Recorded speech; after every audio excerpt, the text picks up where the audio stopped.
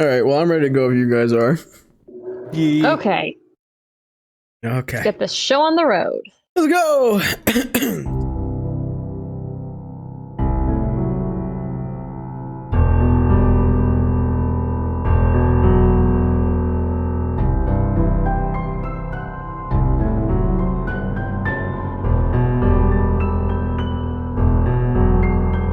So, where we left off, you guys had finished your combat with Maxill Zent in the Silk Robe.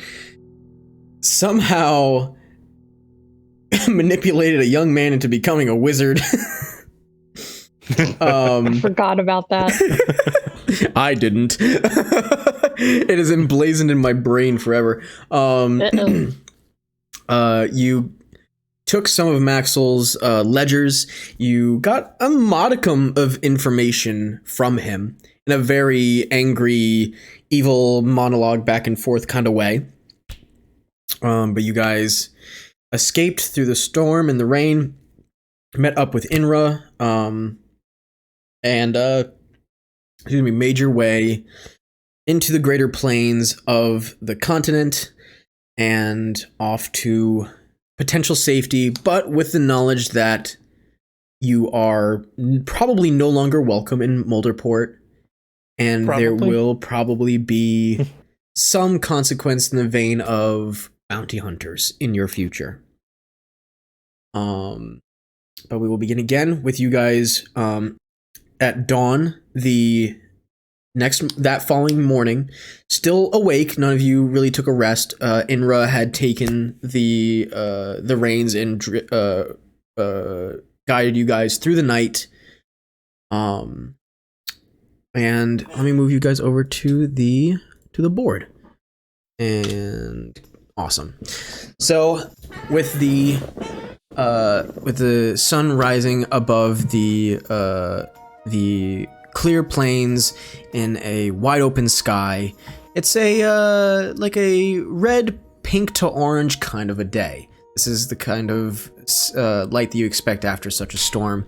And even though that you guys did ride through the night, looking behind you, you can still see the storm in the distance, though moving away from you. Those who, I don't think any of you slept really, or maybe just took like a short rest. I think I tried to Rabbit sleep because I was almost out of spell slots. Okay. Yeah, the magic users did. Okay.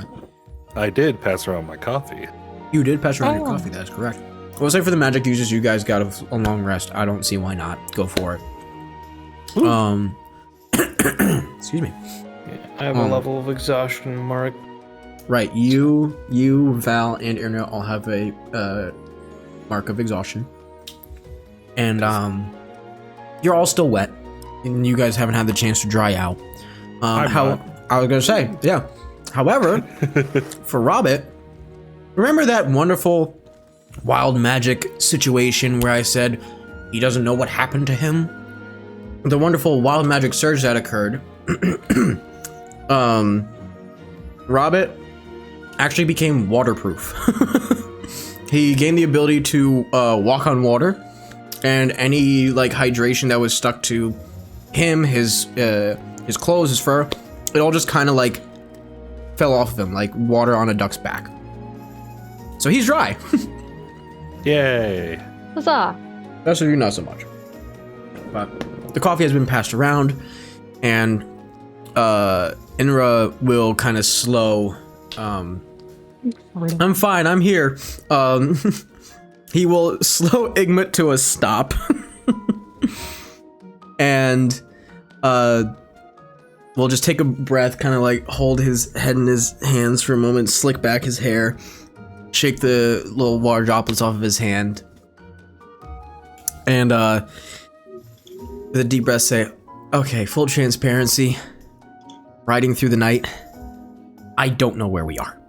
You guys just start to hear, like in the silence, just birds chirping as the morning is beginning, and the wind blowing, and the realization hits of like, oh, you guys are lost.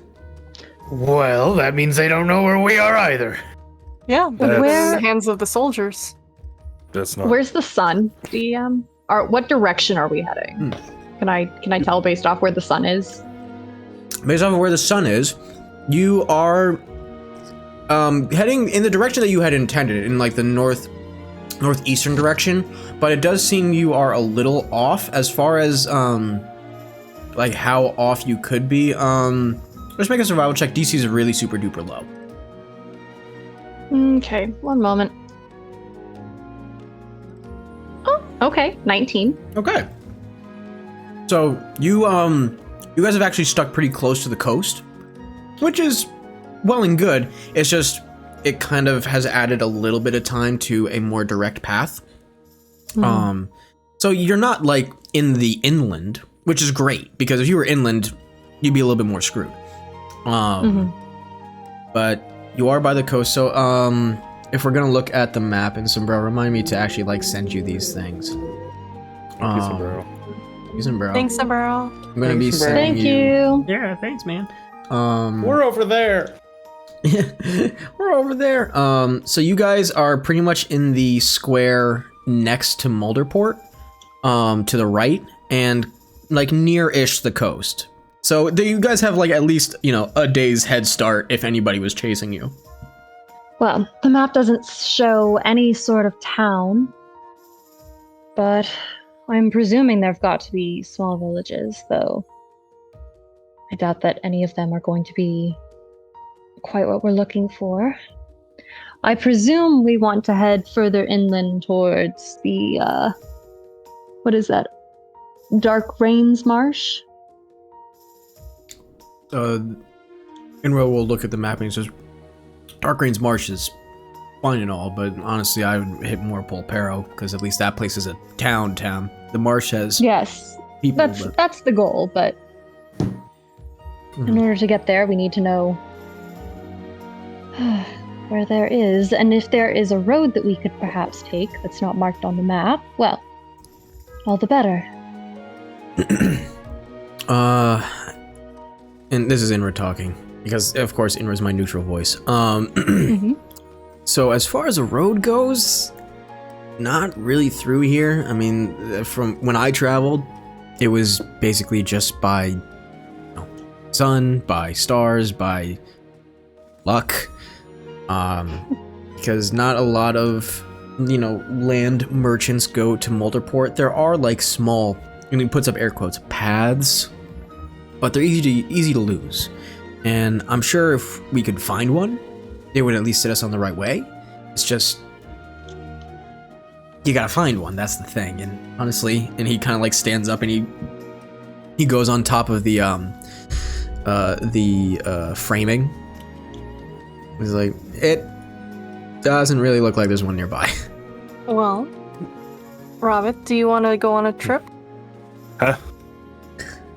We're going on one now. Yes. Would you like to take a trip on Hema? Sure. Eyes of light. Would you kindly take Robert up to the skies and see if you can find some path? Robert will guide you. Trust Robert. Jaw opens up, tongue goes to the side. puts head underneath Robert right between his legs and just slides him onto the back. Robert, give some of your pocket bacon. Do I have that back? Oh yeah. Yeah. Oh, okay. I'll just tear off a piece and throw it in front of Hema so she can snap at it. Yeah, and like you kind of like toss it a little too far, so she lurches forward with you on her back and catches it, and then just immediately goes into a fly. Oh shit! Oh shit! Good luck, Robert. Whee! Well, and if we just head northeast, we're going to hit a road. It's kind of hard to miss. That's true. At least a road that's on this map. Agreed. I think that might be our best bet. Nora points up. I do know that road pretty well, at least the southern stretch, because that's the one that I took before coming down, so I'm not unfamiliar. Of course. Of course. Out of curiosity, how did you get here? Well, and he'll kind of like just drag his finger across the map. And the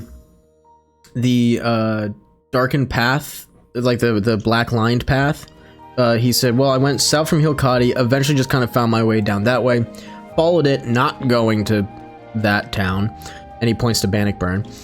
Followed it down, thought about Polperro, but then thought no. And then I just kind of went down to Mulder Port, because I'd come across some merchants that were saying some good things and that there were opportunities and things to do, and I don't know, for a moment I thought maybe I could also make some money or find some more information regarding him, and points to Igmit. But, you know, that sadly didn't work out. Unfortunate. But for the group in the sky, I will have Hema and Robert make perception checks. Or survival. I'll even say survival. Whichever one's higher. Who gives a shit? Okay. Yeah, Theodore's just kind of putting a thing over his face to try and pass out for a minute. Right on. Womp womp, got a 10. Womp womp. By the way, I'm really happy I found this Toblerone hanging around in my apartment. 17. Yo, hell yeah, Toblerone. 7. No, sorry, wait. 7. Just 7. Here's 7. Not 7. Toblerone should sponsor us. Please, God, Toblerone, I fucking love your stuff. You and Lipton Toblerone tea. is great. For God's sake, fucking sponsor me. But for the two of you, like, it's a little bit harder for you to keep your eyes on the ground, both of you, because it is actually a very windy day. This is just like the remnants of the storm that passed through, and it's not cold. It's actually kind of like a bit of a warm front that's followed it, but it is kind of, it's blowing Hema around because she's not used to flying this high up with somebody on her back. So she's trying to make sure that you're stable, and while also looking down at the ground, and you also trying to like keep your eyes open beyond just a squint. You guys do not see a path.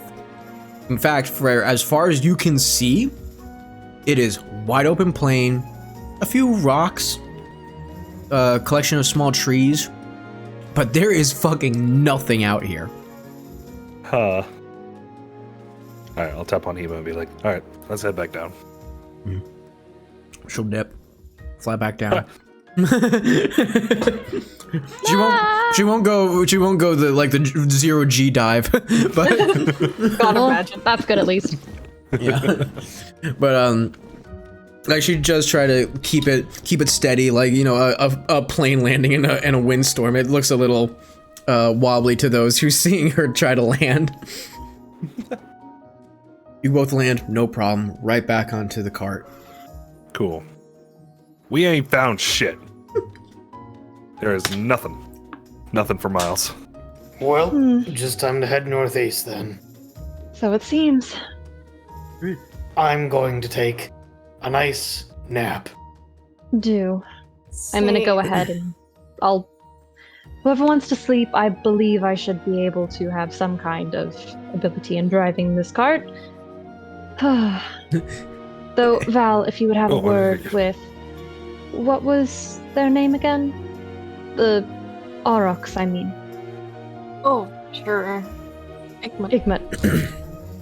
If you'd have a word with Igmit, that might make things a bit easier. I know that he also probably needs some sleep, but I'd prefer to try and continue through the day and sleep at night, get as much space between us and them as possible.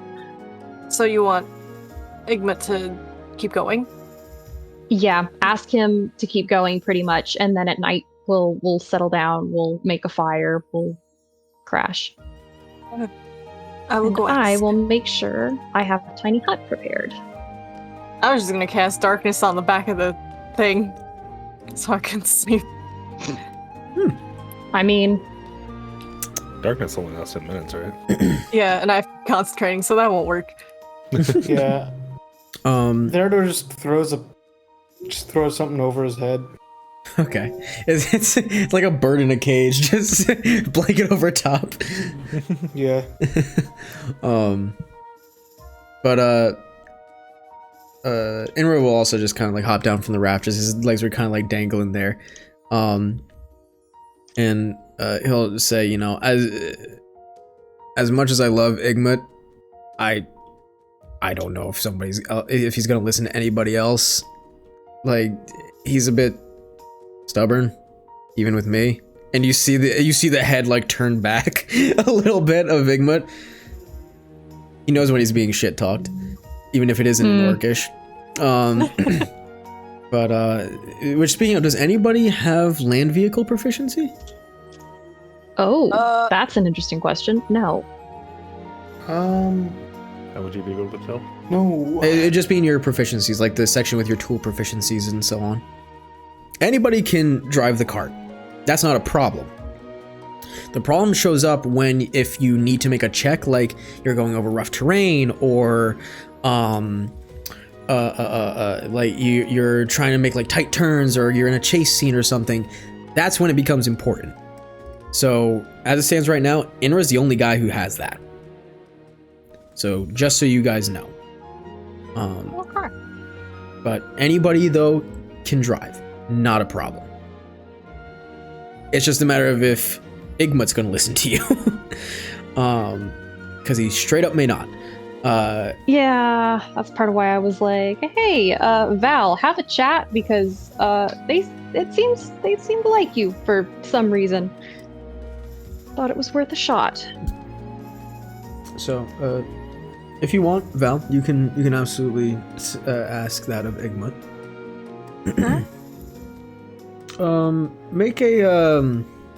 Make a shepherding check for this. Okey-dokey. For anybody else, it would have been persuasion, but for you, shepherding. 20. 20. Well, Fucking hell. Igmut's stubborn, but he's not that stubborn. You ask him to continue on during the day, and he actually, he looks back towards Inra, who's he's kind of just resting his head on the side of the frame and looking beyond towards the way ahead. And Igmut keeps his eye on him, and he has a goat eye with the rectangular pupil. Mm-hmm. It's really big, and you kind of see the eye get wider as he looks at Inra, and looks to you and just gives a snort, and without Inra's command, just keeps going. And Inra's like, okay, whoa, hey, okay. Kind of has to catch the reins. Warning, Igmut, warning, he says in Orcish. Igmut drops a turd. Great. Awesome. And Igmut just continues on. Inra will stay awake for the rest of the day. He'll suffer through it, but he'll survive. So if anybody else wants to get the rest, you can. But otherwise, That'll this be a time for a rest. Yeah, this is where we will begin. Days of travel and random encounters. Oh boy. So I do this probably fairly differently than some DMs, but what I'm going to have you do first and foremost is I usually do the days of travel potentially in quarters. Or actually, for this case, I'll say half. Why not? So I would need 2 survival checks, or in the case of Val, region navigation, to successfully stay on the path, or stay at least on your path, because there's nothing for you guys to follow. So before anything, I'm going to have you do that first. Okay. Whoever wishes to do it. Bitch. I guess I can try. I mean, I already used my good survival roll, so... No, the same person can do it both times. You can have a registered, trailblazer. That's totally okay. Oh, okay. Okay, just then I will be... If you're going to assist, I am going to try and stick with the rule of you need to be proficient in it for this. Yeah, understandable. So if anybody is proficient in survival, you can absolutely give Val advantage, even though it is regional navigation. Doesn't matter. You're helping out. I am proficient. I give assistance. Okay, you give Okay. the assistance. So, roll region navigation. Yep, roll it twice. Okay. 11 and 19. 11 and 19. So I'm just going to tell you straight up now, the 11 is not going to be enough to keep you guys on track. So there will be an added day of travel. The DC was 12. But the 19, not a problem. we'll say like for the first half, it is just you getting used to this land. It seems familiar to you, but very much not.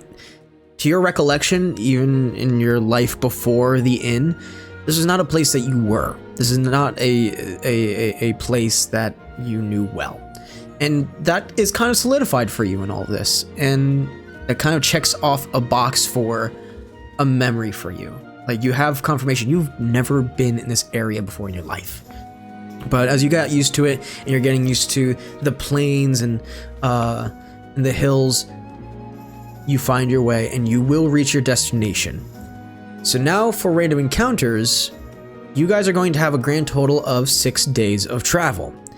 Ooh. So the way that I have it work is we all roll a die that the total that could be rolled is closest to the day's travel. So it'll be a D6. And if there are any matching numbers, so like let's just say there's 2 2s, right? Like Jay and Spire, you both roll a 2. That means that on the second day there will be a random encounter. And if we roll, like, let's say 3 2s, that means there are going to be 2 random encounters on the second day. Oh, God. So we only roll once, but there could be the opportunity where none of us get a matching number. And then all that is included is downtime. So with the days that are not random encounters, I will let you guys have the downtime opportunity. So for that, you can do fucking anything. If you want to like do crafting, or you want to work on getting a proficiency in a skill or in a weapon or something along those lines, you can do it. You have that opportunity, and I will tell you, like, based on what you want to do, how long it will take you to succeed. And there may be checks involved and what have you, but that's what downtime activities are for. And honestly, I find that aspect severely underused in most games, because it actually gives you guys a chance to grow your characters beyond just you go from plot point to side quest to plot point. It's just you have time in between, and it also gets rid of the muck of, okay, gang, you have 6 days before you get to the next plot point. Yeah. Have fun with 3 sessions of random encounters in this wide open plains area. I can condense it into this, and it also just gives you guys an opportunity to be creative. So, and if you want suggestions as to what you can do, I actually have a little list that I can just kind of spew shit off for you. But for now, let's just get the D6 rolls in, and let's see what random encounters you guys have, if any. Okay. There's mine. Okay. 4. Nice. 3. Okay, 3. Sam, don't Come on, fuck 2. this up. Come on, 2. And Come on, remember, two. Come on, I'm 2. rolling too. Oh, okay. Well, guess what? I rolled a 3 as well. Oh, Are you God. fucking kidding me? I'm not damn it. kidding you. 2 Is encounters it on the always third going to day. be combat? No, Actually, no. So Okay. my random encounters are not always combat. I do not believe that random encounters should always be combat. Thank heavens. I actually made my own list by level, by area and environment and what have you, because the ones that are provided are mostly combat and I hate it. So Okay, overachiever. But we appreciate it, though. it's I can't stand like just constant random encounter combats. It's just not the thing. I don't like it. It's not realistic. No. Yeah. It's definitely not. But so all in all, congrats, you will only have 1 day where some things happen. So for the first 2 days of travel, and this will be just the overall for any other time that we do this is what it's going to be like. Where I'm just going to describe what happens up until the days of the encounters and the days after. And I'll just say, okay, break up your time of what your downtime is going to be. So for you guys, the first 2 days, you'll tell me what you want to do, and then the final 3, you fill in the gap again. and I'll go through the exposition as before. So, for today, this will be technically your first day of travel. For your first day of travel, it's a little bit warmer. It is windy, but it definitely seems abnormal for this time of the year, as you guys are in fall, but definitely not unheard of to have a warmer day. And it's probably one of the nicer ones that you guys have, or have had in a while.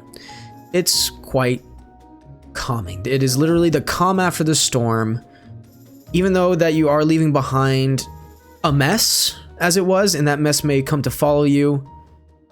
This is the most open, the most free that you guys have felt. You are on the open road going towards your destiny, as it was.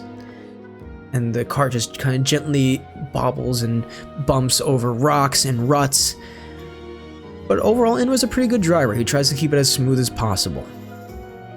And it gives you guys all an opportunity to breathe, relax, and for some of you, sleep. So Theodore, I'll say that you're taking your long rest here before the night is approaching. So I'll say that you don't get to do anything on your first day of downtime. Okay. But for everybody else, we'll just say, you know what, in general, what would everybody like to do with the downtime available to you? If you don't have an idea, I can throw suggestions at you. So I still get 1 day of downtime to... You'll get 4 technically. Yeah, I mean before the before the encounters, yes. Okay. I'll go last since I have the least amount at the moment. The 2-day game. I would like to copy down, review and copy down as much from the book that I stole off of that dude as possible. From Maxill?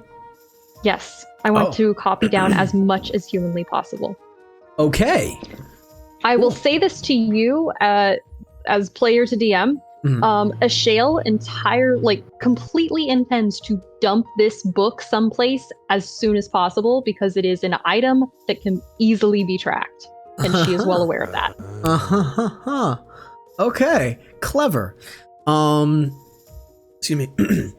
So, we'll say over a 2-day period, if that's going to be like the only thing that you're working on, you can copy down basically all of it. You know, you might get a little bit of eye strain and you'll get a migraine here or there from just, you know, riding in the back of the car essentially and writing down everything in there. But I will say, make an intelligence check. Just straight intelligence? Just a straight intelligence check. Oh shit, Ooh. 22. Man, when it comes to Big this brain. journal, yeah, big brain. Ashale is not in the vicinity of fucking around. Yeah, no not with kidding. this journal. No. You're looking at every single number. You're looking at every single name. You're looking at where things come from. And the way that it's kind of divvied out is by date and by occupation. So, like it says, okay, from food we made this much money. From lodging we made this much money. From just like entertainment tips that, you know, is split 50-50. This is how much money we got. And this is how much that was just quote unquote found, you know, like, oh, somebody dropped a coin purse, gets its ours. You know, they don't keep things in the lost and found too often. As it seems. Everything seems to be relatively on the up and up, but the grander thing is that you're looking at these numbers over the course of these 2 days, and they seem awfully low, considering that, you know, honestly, the most expensive thing that they charge is the entrance fee.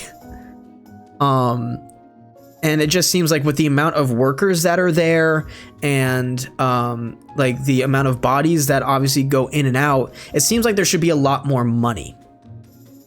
And that's what you picked up on before when you noticed that like the numbers just look a little thin. and putting two and two together, if Maxill and whoever else he was working with was, doing this, like this sex worker ring or what have you, the numbers aren't there because obviously there's no labeling that says that there is. Like there's no proof that anybody who works as a dancer or as a sex worker or anything, it's just the numbers aren't there, the labeling's not there, and in fact, the names of the people that you would recognize that are like considered to be entertainment, their numbers are. Oh wait, let me back it up a little bit. Like you do find Lillian Ekro in there, and she does make the same amount as these other dancers. However, what you do pick up later in the journal is that like it shows like what money is taking out for lodging, right?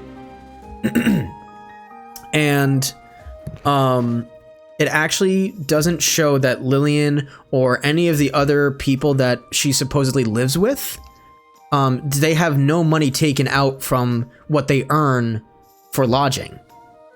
So there seems to be just this this disconnect somewhere as to where money is going, where it's come from, and who's holding on to it. Because even with all this money, Maxill should have a decent penny, quote unquote, like that should be somewhere, but doesn't even say where it is. Interesting. So he was unfortunately clever enough to cover his tracks in this. I should have expected that. Or that we had more time to go through his rooms and actually determine what he had. But, well, we were rather pressed for time. All right. Well, I'm just going to copy, like, all of this down as much as humanly possible. Okay. Sounds good. And you will be able, I'll say after the 2 days, to get literally everything. Okay.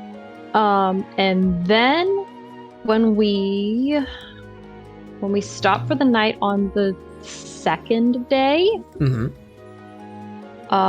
is there any kind of like tree that I might be able to find? Anything that's like really noticeable that I might be able to find? Oh, I take that back. Never mind. I'm gonna wait. Okay. Sounds good. I want to be able to find this shit again because a copy is only so good. Sometimes you need the original. I see. Okay.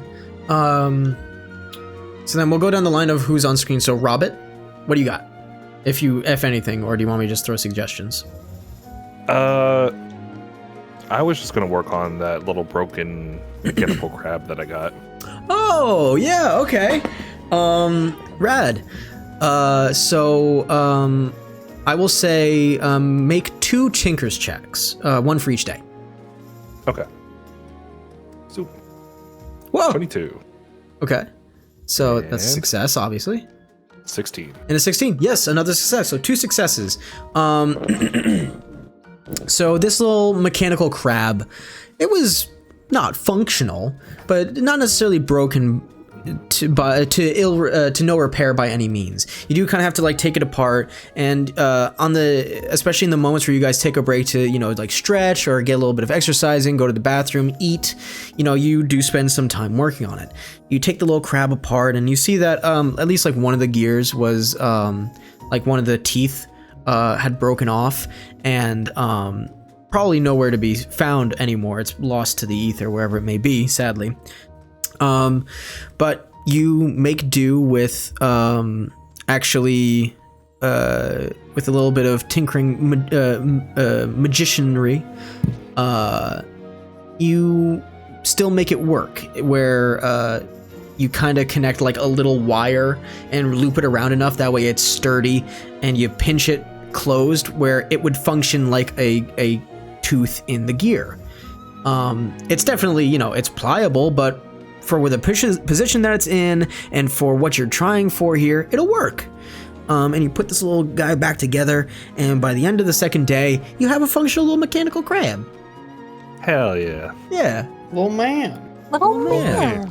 man. I will say that this thing we'll give it maybe a stat, like a minimal little stat, because we'll say this is like a clockwork little crab, so you'll have to wind it up and it'll function, it'll move forward, you know. And we'll say like at the once you like, it goes through like a planned mechanic. So you turn it 3 times, it like walks forward and then stops, the little claw goes out and it pinches, retracts, moves forward a little bit more, and then the other claw goes out, pinches and retracts, and then that's just the end of its work. That's the end of its mechanism. That's all it does. Hell yeah. Yeah. Love it. Adorable. A fun little toy. Cool. Anything else that you think you could squeeze into these first 2 days? I was gonna look at that little box that I got that like showed up in my pocket from the robot. Oh, right. But if that's not enough to squeeze in these first 2 days, I understand. Definitely not enough to squeeze in. Not right now. Excuse me. Probably should have started with that one. It's okay. So Val, you got 2 days. Yes. What do you want? I would like to clean up and polish up my sword, and also just like clean up Hema, and just like play with her, make sure she's doing good. Yeah. You take care of your equipment. You repair a few things. You know, just really easy. You know, field repairs. It's probably, you know, I think, and as you're like repairing your equipment, like all the non-magical stuff, and you're looking around, especially at Therador, the armor that you guys have, you could definitely stand to fucking replace at this point, or really have a smith look at it and have repaired, because it's not like at its last legs. It's just, it's been through a lot, and in due time, you guys may have to have this stuff repaired. So there's just something that clicks in your head. But you also clean up Hema, and you kind of like, you take it's like a molting lizard. Like you take some old scales off to make room for the new ones coming in, because she's growing, she's getting bigger. Like the leather in her wings is getting a lot thicker and firmer, and you just do some standard care for her, and she's just loving it, you know. Okay. Is there anything else? Not really, no. Okay. So Therador. Yes. So, first day, sleep. Yeah. Second day, I pull out that little metal box again. So does anyone know how to open like a lock without a key? Would tell you my stats, but I am trying to get to my page. I'll rub my hands together and use the beginning of my firebolt spell to create a little bit of fire there. It's like, I got one way. Well, put that, I don't know put that what's away. in here, Put that away. so I'd rather not break the box. Apparently, I have a crowbar. Yeah, I do too. I also wait. Do I? I think I have a pry bar. That was out of character. That was not a shell. But I don't. That would have been really funny. I don't know if I technically am just carrying around a crowbar or not. Yeah, if it was in your starter pack, yeah, you just have like a little mini crowbar. Huh. All right. No, yep, so do I. I don't know yet. Yeah, I don't know. I don't know what's in here. So, like, I don't want to break it open, you know? Understandable. Unfortunately, I don't think I've got any sort of ability to pick locks. Though I've never tried. I got Tinker's tools. I can try. With Tinker's tools, I'll say that you can make an attempt. It's just the DC is higher because it's not necessarily meant to undo locks, but I say with Tinker's tools, you could definitely make the attempt. I mean, if you want to. Yes, please. I'll just hold out my hands. Okay. Gimme. Yep. All right, give me a Tinker's check. Whoop. 24. Whoa! God dang. You guys are fucking rolling hot. We're not when it matters most, though. I can finally look at my character sheet. You take this little metal box and you shake it around. There's definitely something metallic inside. It doesn't sound like it takes up a lot of space, especially with like your ears and you putting it like you kind of like wrap your ear around it and give it a good shake like next to your head, trying to really get a listen. It doesn't sound like whatever's inside takes up a lot of space. But you put it in your lap, you kind of hold it as you're seeing crisscross applesauce. You hold it between your thighs, your tongue out. You're giving it all your might, and you guys like hear a lot of mechanisms moving. And you mess around with it, and I'm actually gonna have you roll for memory, Robert. Oh. So D100. Zoop. 79. Nice. Okay, so that is that's full. That's a full memory. Oh, wow. As you're messing with this and hitting every single mechanism, like this is not just a simple lock at all. And when you finally get something to change, you feel like you have the lock undone, and you all hear a loud click. And it slowly just like starts to sound like clockwork. And you're starting to hear things like actually maneuver and change. And Robert, as you're looking into the lock itself is changing. And this is so familiar to you. You've seen mechanisms like this before. This is a safe. This is essentially a safe. Like a very small safe disguised as something so small and innocuous. You've seen this in your tinkering life. Huh. This is a type of tinkering mechanism where it does require one key, but it has 3 locks at minimum, and each time the key has to be put in, turned, pulled out, let the lock reset, put in, turned, pull out, and same thing over and over again. It works as much as a deterrent as well as an anti-thieving safe. You didn't necessarily work with things like this. You didn't necessarily create things like this, but you've worked with them before. You know that. Some place that has these types of safes, you've been there. I've definitely seen these kind of safes before. That's Very tricky.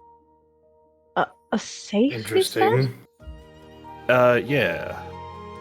It's a safe that they disguise as a small box. So it seems like nothing important, but you usually use these to hold important things. I'll like lean in and let my ear flop on top of it so I can hear it better while I'm still working at it. Yeah. Huh. Good to know. Who the hell knew I had a box like that? Theodore, you certainly didn't.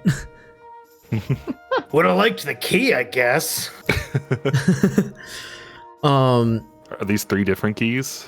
Or you had to like open it 3 times with the same key? You had to open it 3 times with the same key, but it was usually like you would either have to turn it a specific way, like it was okay, like 2 clicks to the left, 1 click to the right, pull it back out, let the lock reset, then one like you turn it to like a 10 o'clock position fully, so like 5 clicks, pull it back out. So it was like you needed to remember the combination as well as have the key. What? It's a tricky, fickle motherfucker. And the DC was 24 by the by. Holy shit. Damn. Fuck. Meets beats. Mm-hmm. That was our decision. 1 second, I must respond to a text message. What's in this dumb little box? I'm sure there's no trauma behind it. Oh god. No, never. Trauma in a box? Trauma in a box. That's unheard of. So I'll say because this is at the end, roundabout of the second day before the random encounters, we'll put the box on hold for now. Okay. Fuck. All right. So let us roll for these random encounters. So I need to roll first a d4 2 times. Okay. Okay. Actually, where's a coin? I have a coin. Okay, gang. Heads or tails? Tails. Tails. Tails. Ooh. Else. Okay, tails Sure. it is. Awesome, and that's what it rolled. So fun. Okay. I don't like it when the DM says the fun word. Rocks fall, everyone lives. Everyone. Rewind. Okay. Surprise! Zombies. Necromantic uprising. Roll a d20. Okay. Like that one.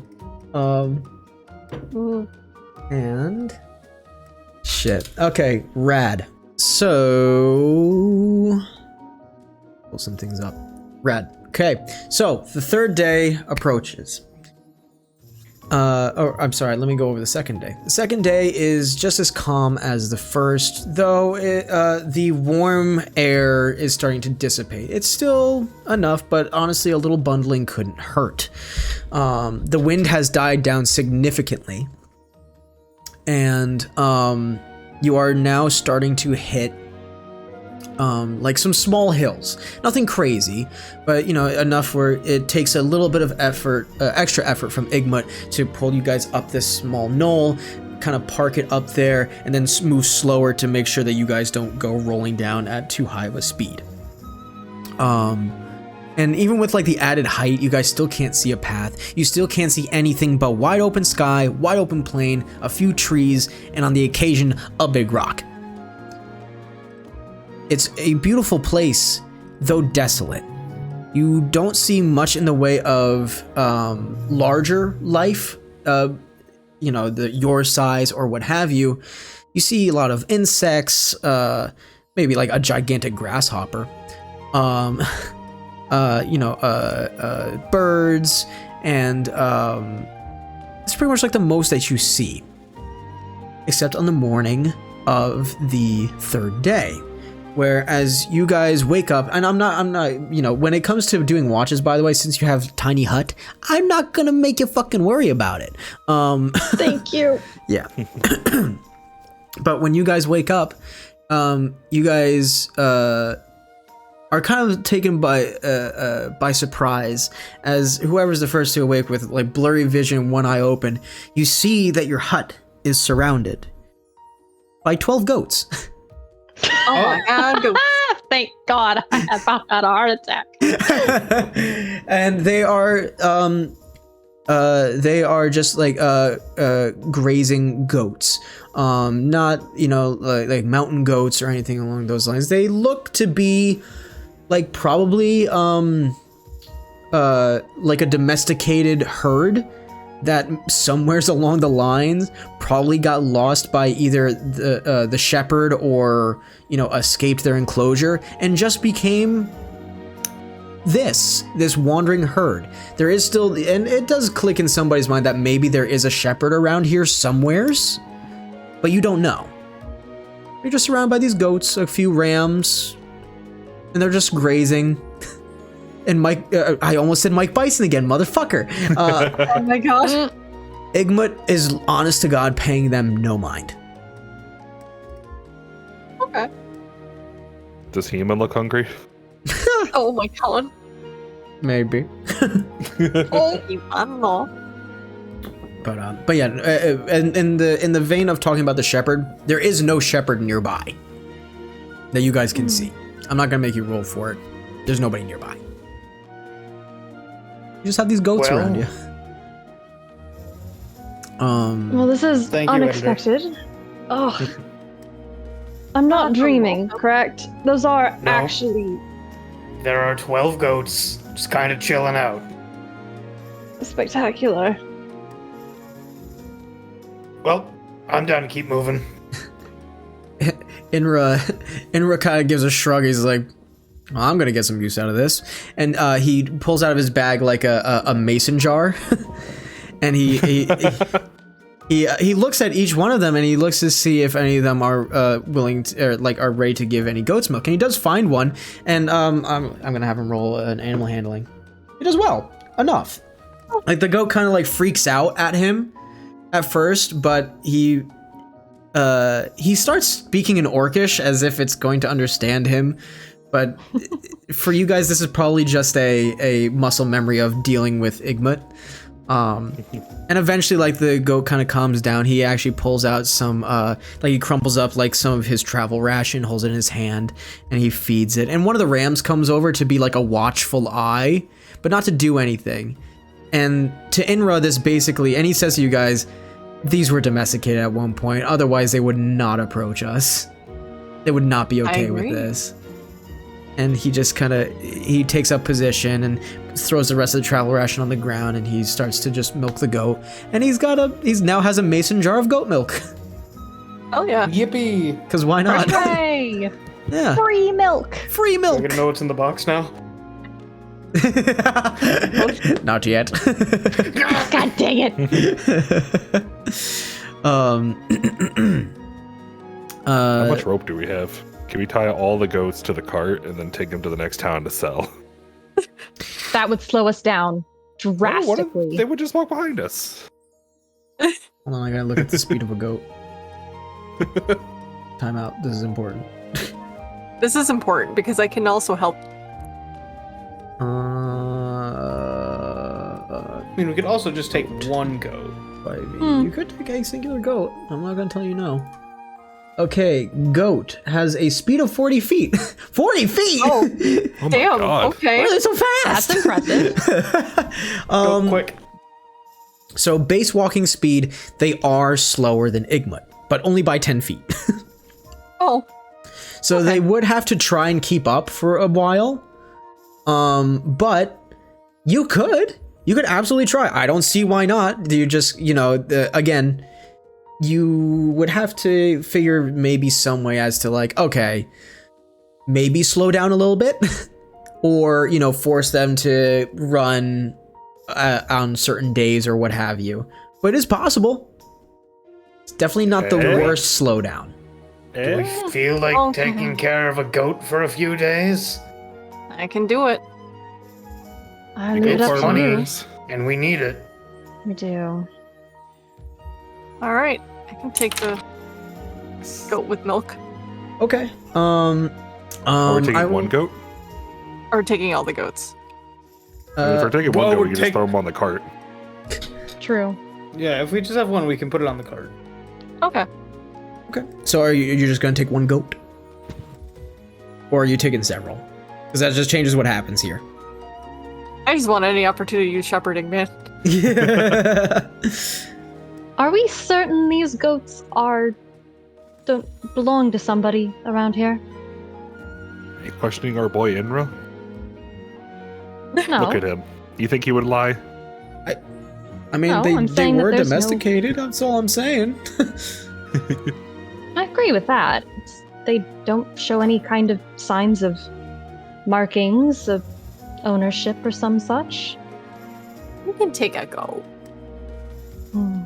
He's just a goat. All right. Yay, goat.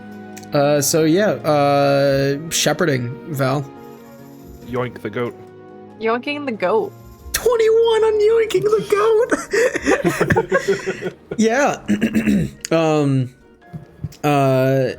Like you take a length of rope, make just a little leash or a lead, excuse me, and you put it around the goat's head.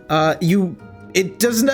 You have this way about it, where it's like you approach from the side, where it can still keep an eye on you, but like you show it the lead, it smells it, it tries to eat at one point, you just kind of boop its snoot and it lets go. You do this a couple times, and then with each time you bring it closer and closer over its head, take it off, put it back on, and so on until it's fully around it and it's comfortable. you lead it to the cart, and the ram that was actually watching it as Inra was milking it, that ram follows because obviously this one is, it's his. Oh. So Hello, Ram. Ours now, dickhead. I will say you can take the ram too, because it does want to follow where its mate goes. Clearly. I'm saying that because of the 21. Well, I can't separate it. So, we're getting a ram. Okay.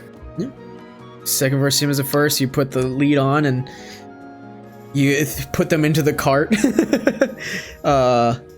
And like the cart doesn't show up, but there is like the hay bedding on there that's made it comfortable for you guys. And as soon as you put them up there, they stop marching on your bedding. Well, that's fair. Amber just shrugs and chuckles.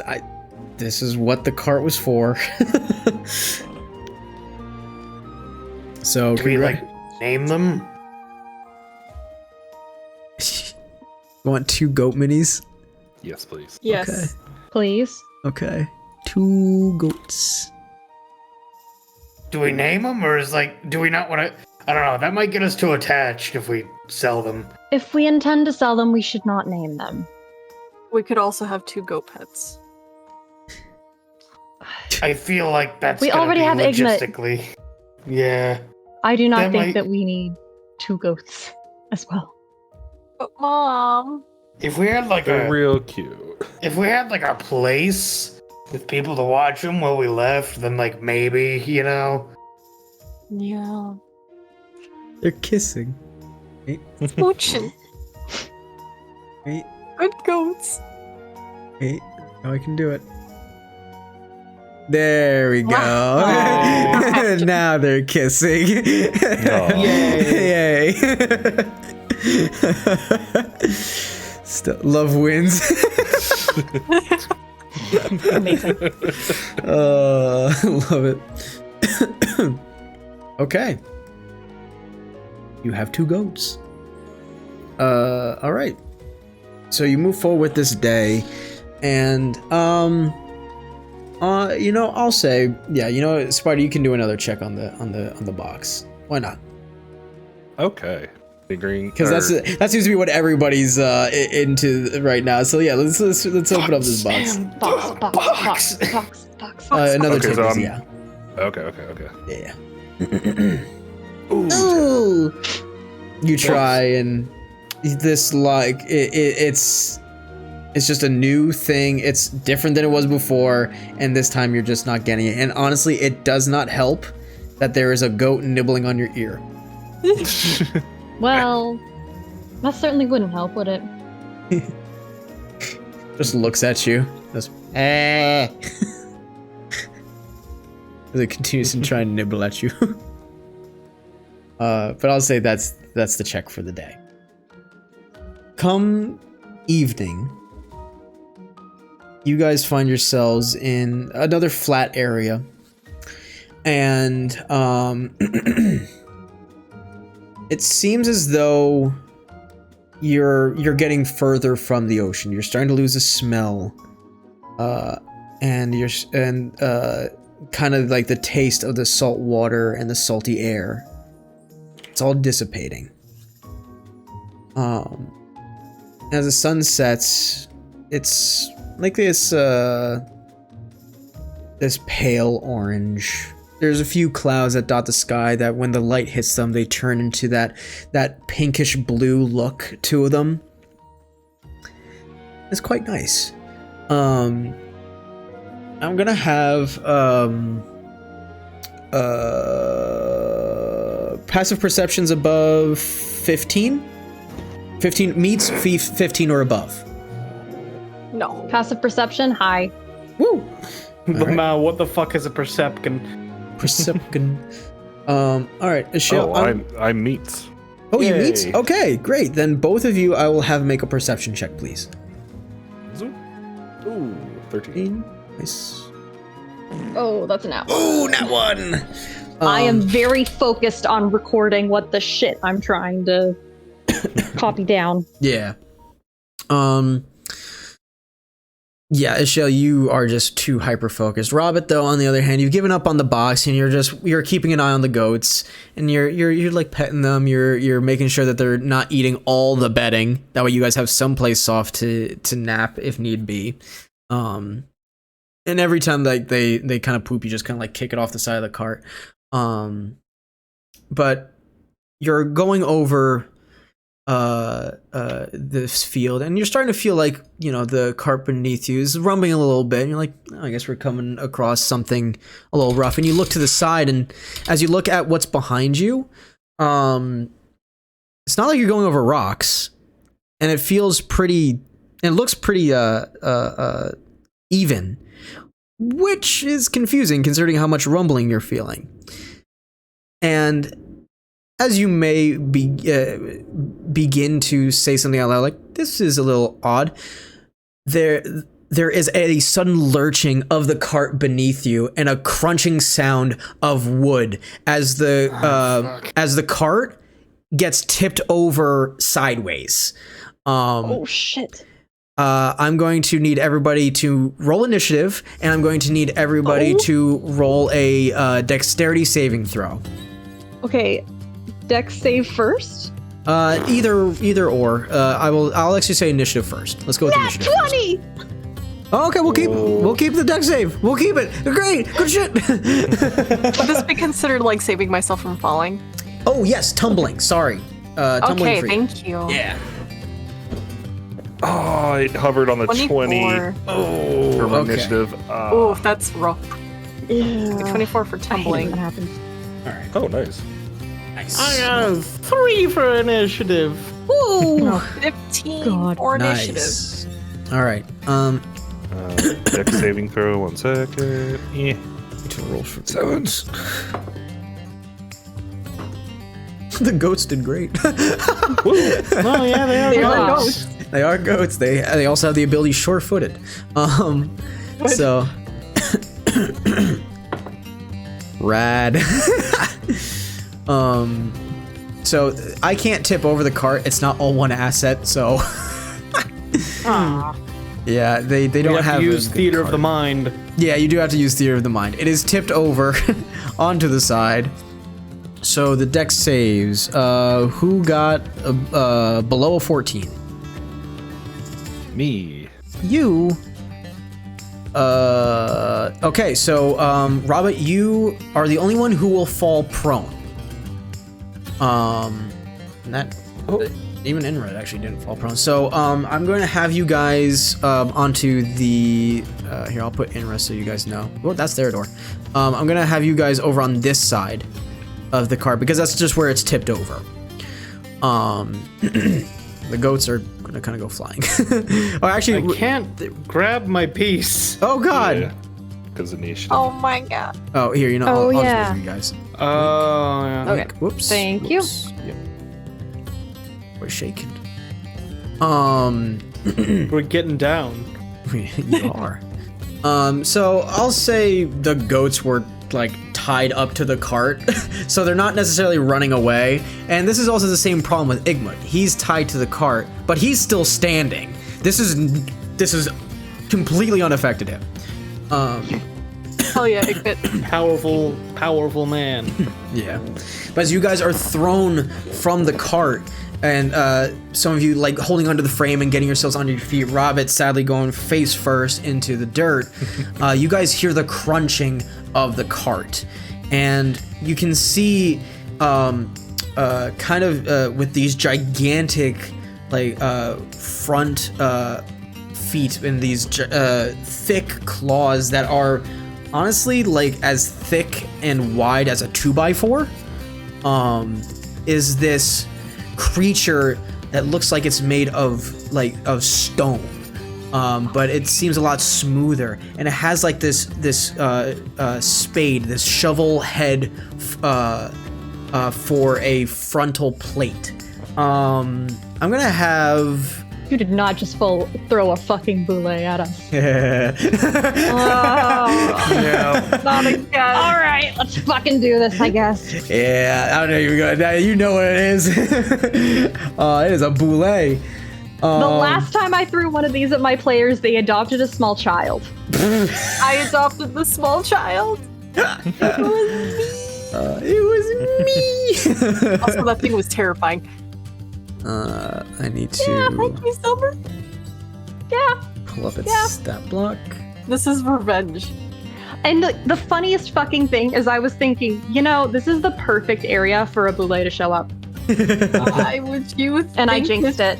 You I thought didn't say it into anything. I existence? thought it was fine. It's never Oh fine. god, I don't have the right dice for this. Hold on. No, Oh, these are It's my not fair gonna door killing roll the dice. I swear to God. I will. What? I will appear. Hold I'll on. leave the call. It's not those dice. You'll understand. Oh boy. Good.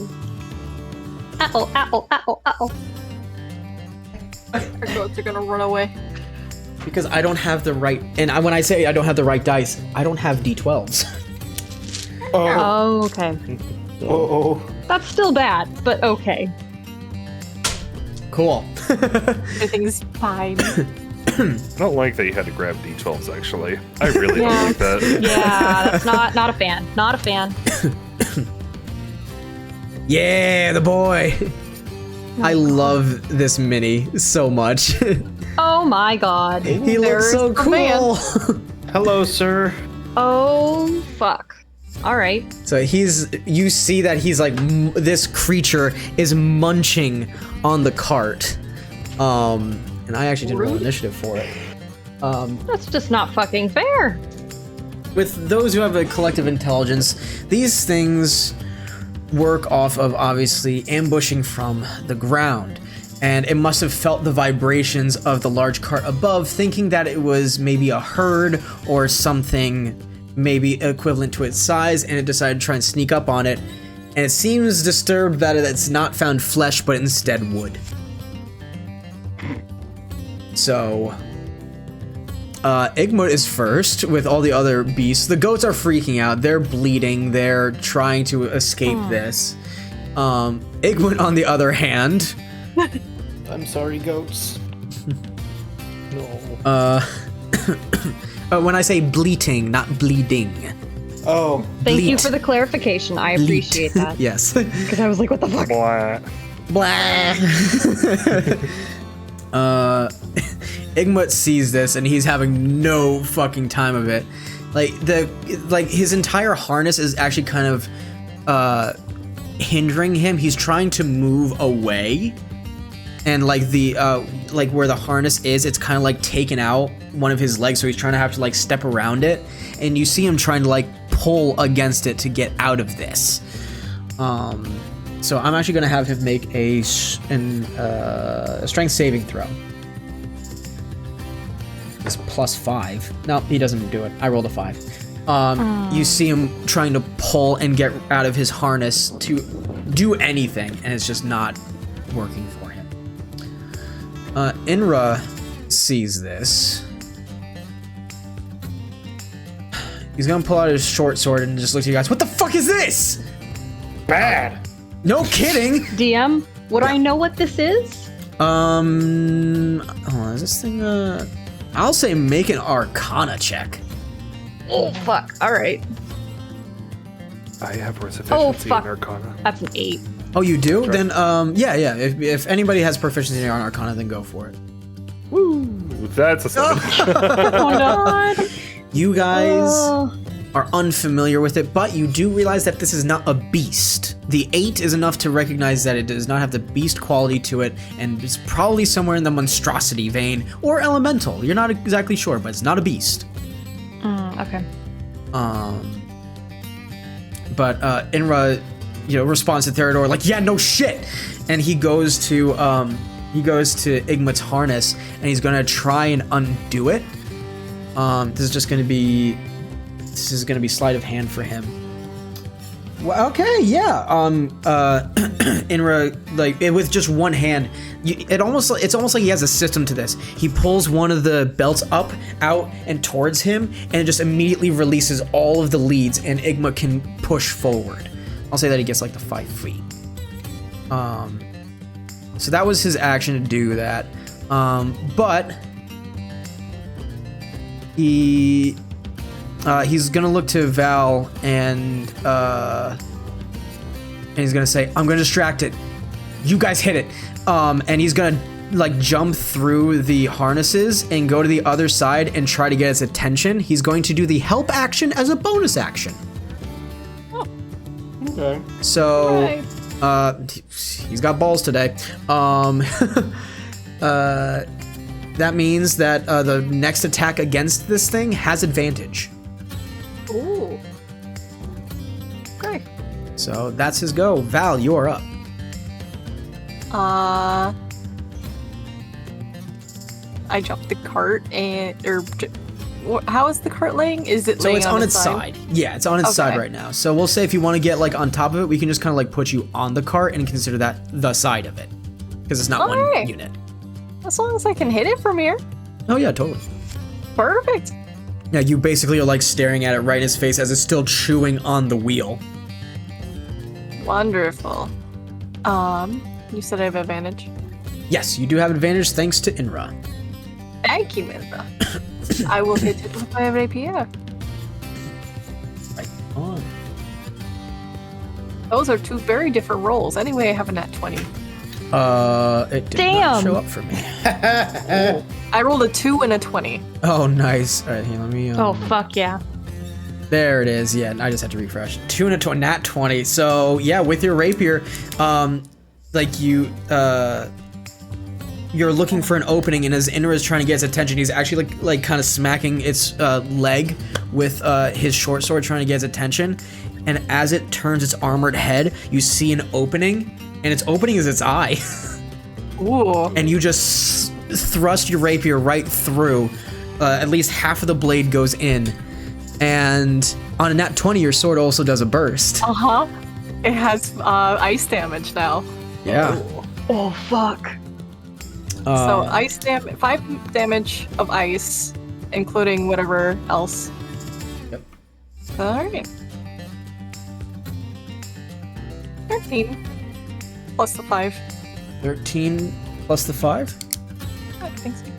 Okay, hold on. It's not not updating for some reason on the roll. Can you update your or just refresh your page for me if you don't mind? Yeah. Thank you. Cool. Yeah. Okay. May have been angry since Oh yeah. the D&D shut down for a thing. Did it update now?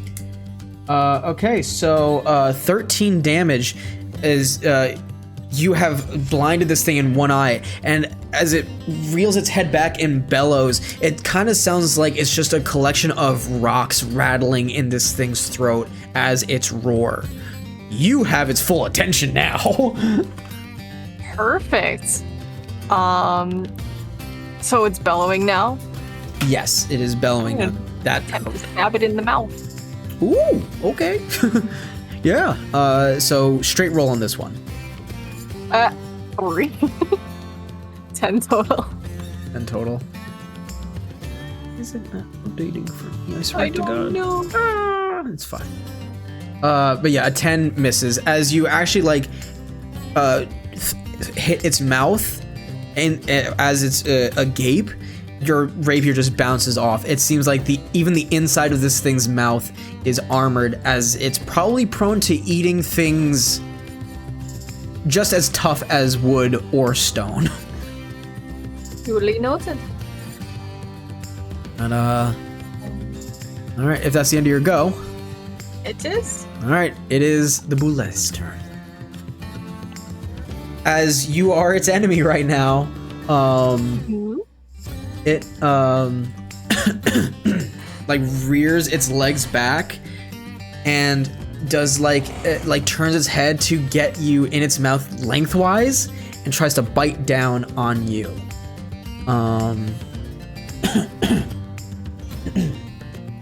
Whoop, there goes the dice. Uh-oh. I have to re-roll that. That's a natural 19. Neat. Plus Ouch, a lot. owie. Okay. Well, And you... plus how much? Plus how much? Plus 7. For a Okay. grand total of... What is that? 16? 26? Okay. Okay. Oh boy. Oh, that's scary! Again? What was that? What was it again? It was- 26? yeah, 26 to hit. Okay.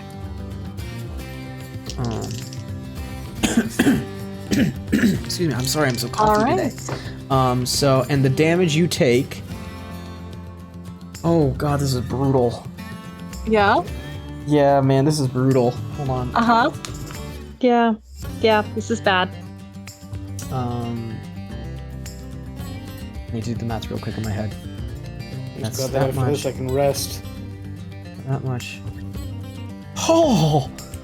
Oh! Yeah. Yeah. Take 35 points of damage. Oh my Alrighty. god. I use Hellish Rebuke. Good. It needs to succeed a dexterity saving throw. A natural 6. Okay, it takes 8 points of damage. 8 points of damage. Okay. Okay. Okay.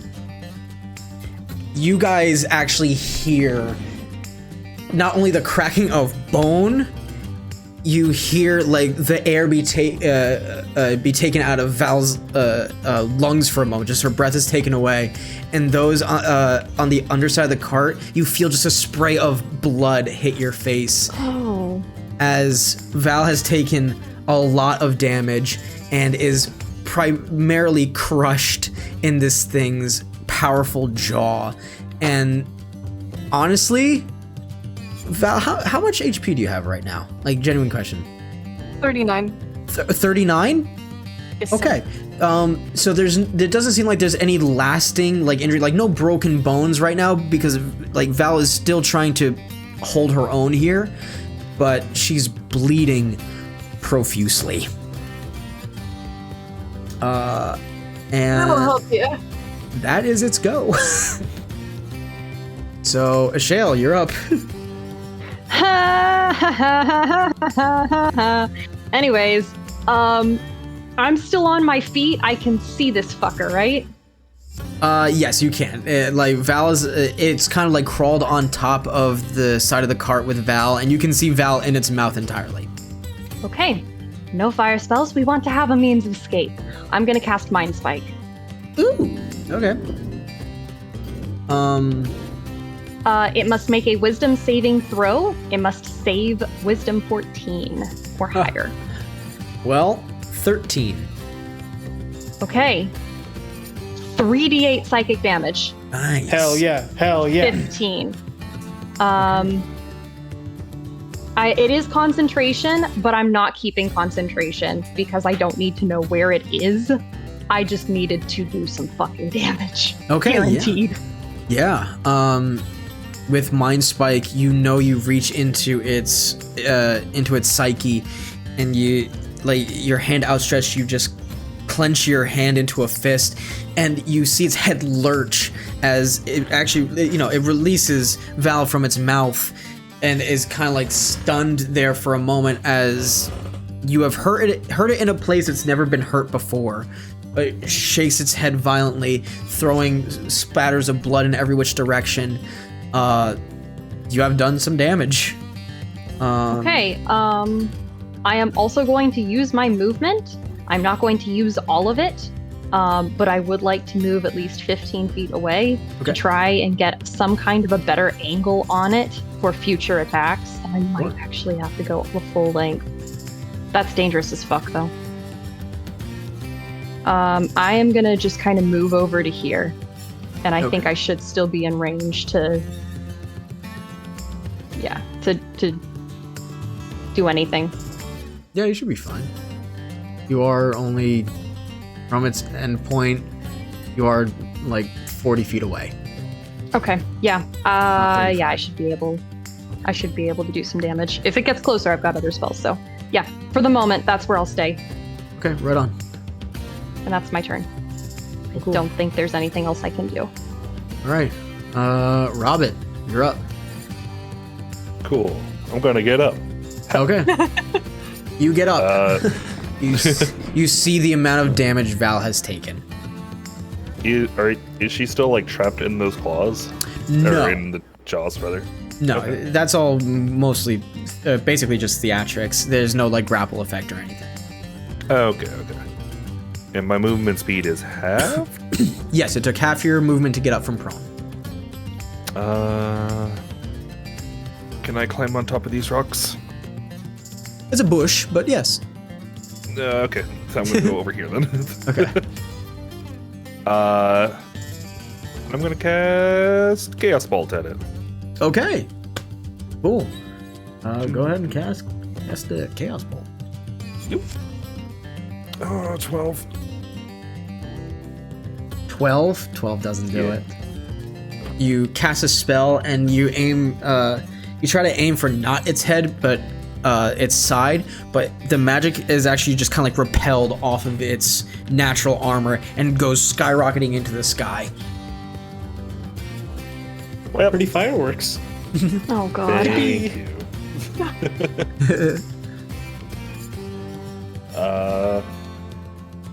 Yeah, now that ends my turn. I got nothing. Okay. Theodore.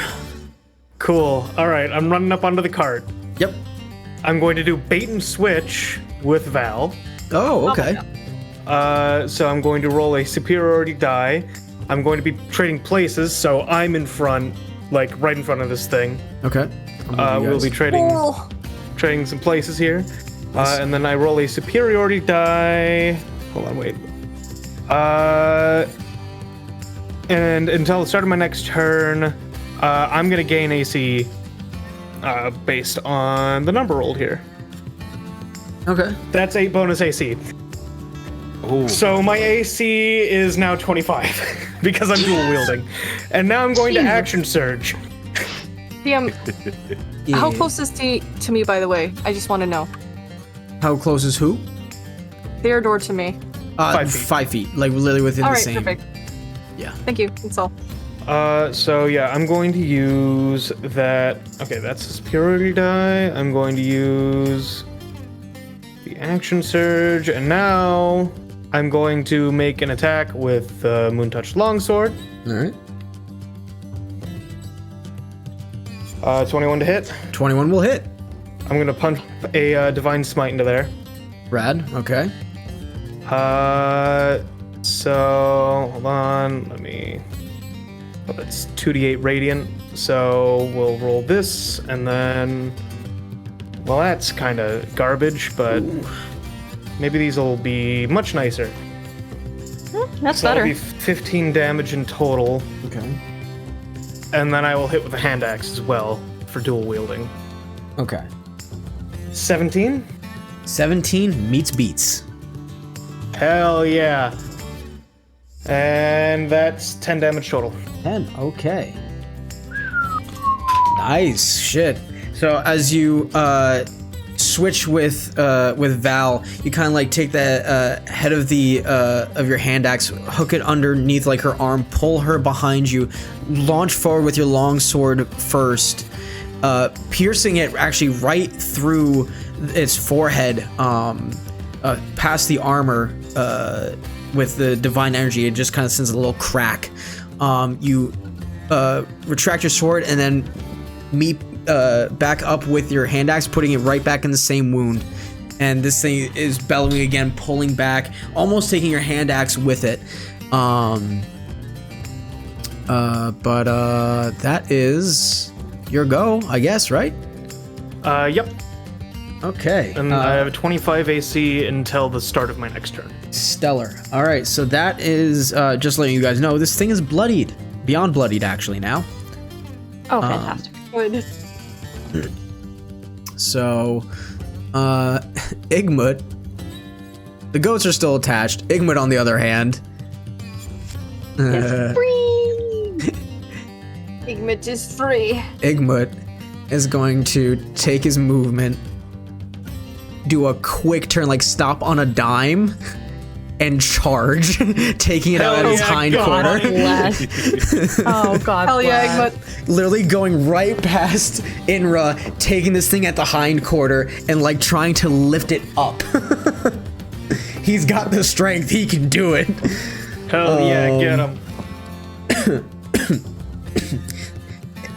Igmit has the same plus to hit as this fucking bullet. I just want to let you know.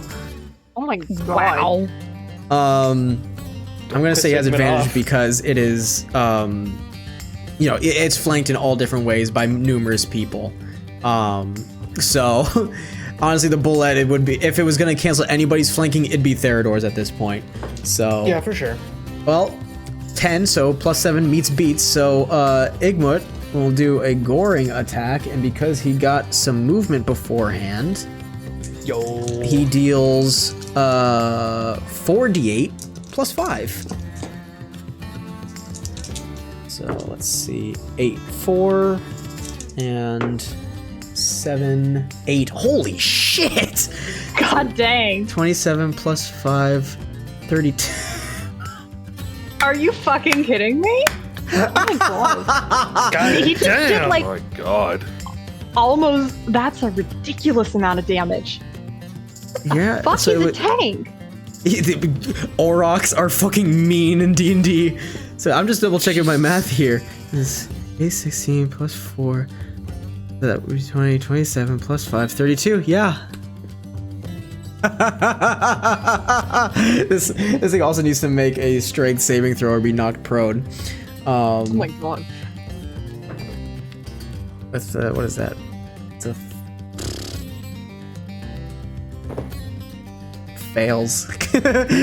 Oh my I rolled a gosh. 5. It only has a +4 strength. I want to make it known. Fucking Igmit has a bigger strength than this thing.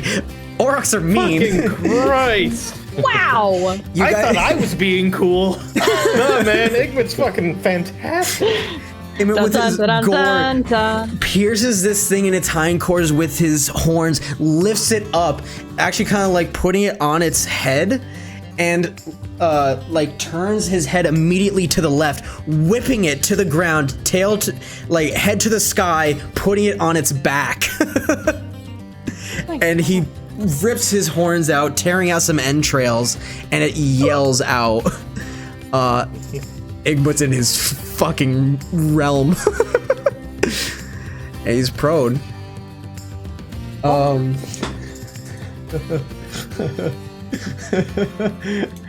Oh wait, you know what? I'm sorry.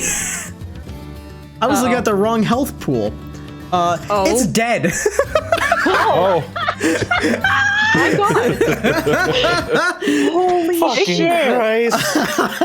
I was like, because I'm doing the math on paper. I was looking at the math that I did to calculate Val's damage, which was 35. So I thought it still had 3 HP left, but no, it had 28.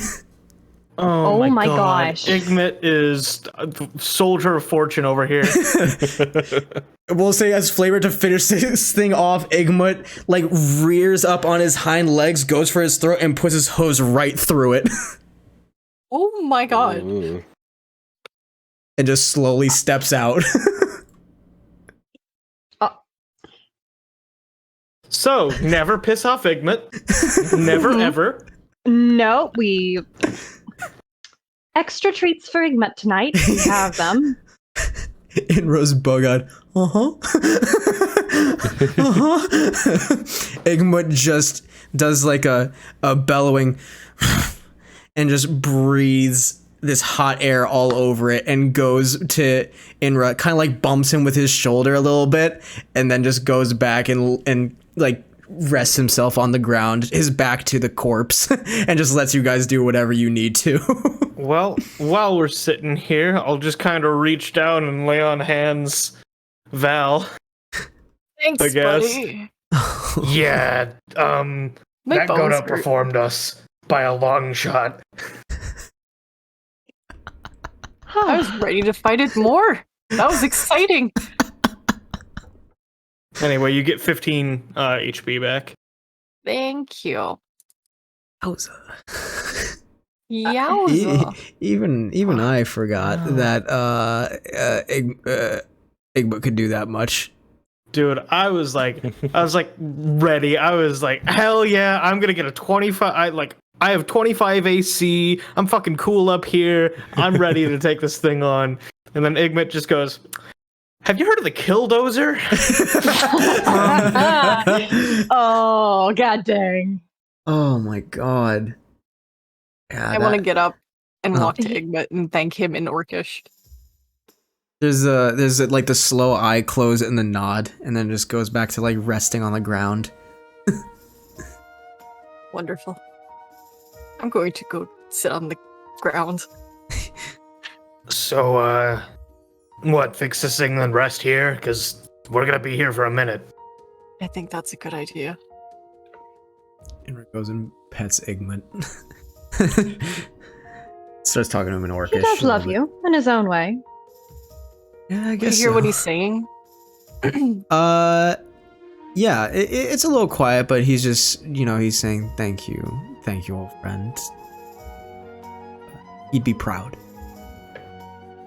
Is what he says to him. Okay. And then comes back to you guys. Make sure that everybody's okay. Everyone's just like, we all good? Nobody else besides Val? We're all right? Yeah, I'm fine. I tried to help Fine Val as too, much as I could. honestly. Okay. I watched that thing try and eat half of you in one bite. Are you sure you're fine? I've seen Theodore go through worse. Yeah, hey, remember But that we're time not- my chest was basically deli meat? We're Again, not talking. he's been through worse. Shale is pinching the bridge for nose. We're not talking about Theodore. We're talking about you. Are you Oh, alright? I see how it is. We Yes. know you regularly go through meat grinders. Val, to my knowledge, has not done so. While we've traveled together, at least. that was Fine, terrifying I'm and gonna- enthralling because I honestly haven't been hurt this entire time as much as any of you have. And I would rather it take a chomp out of me than any of you any day. I mean, I was ready. I And then know you Eggman kind of were. saved the day. So, like, He really did, didn't he? good Eggman. Just insanely good Theodore's at gonna battle walk- that one. Oh, sorry. No, that was all. Theodore's gonna walk over to the boule. Mhm. He's gonna see if he can't pry like one of the plates off of it. Okay. I was actually gonna ask, DM, would I happen to know any uses for boule parts, like armor or things like that? Oh, absolutely armor.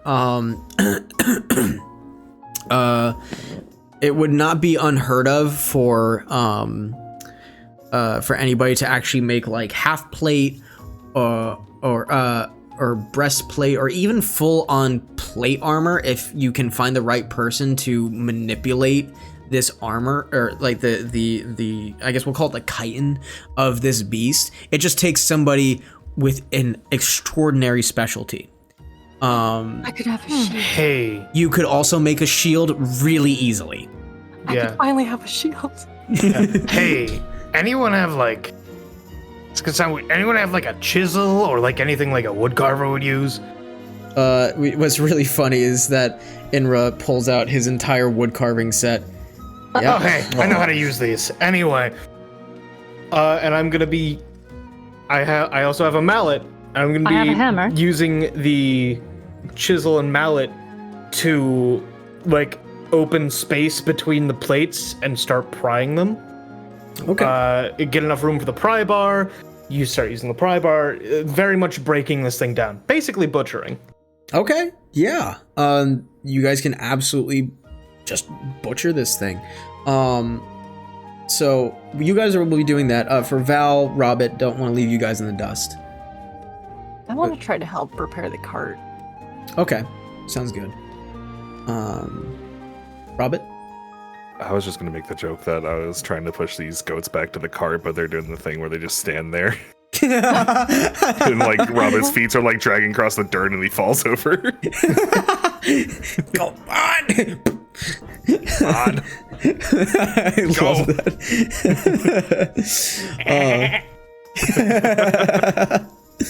Well, you'll be doing that for the time being then. I love that.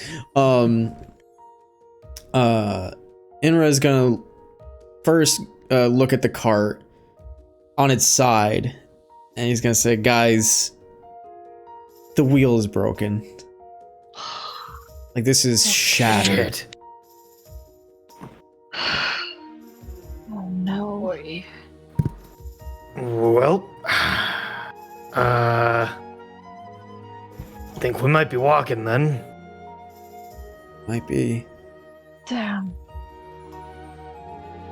I don't know what I can do. I don't know if I don't even think I could repair this.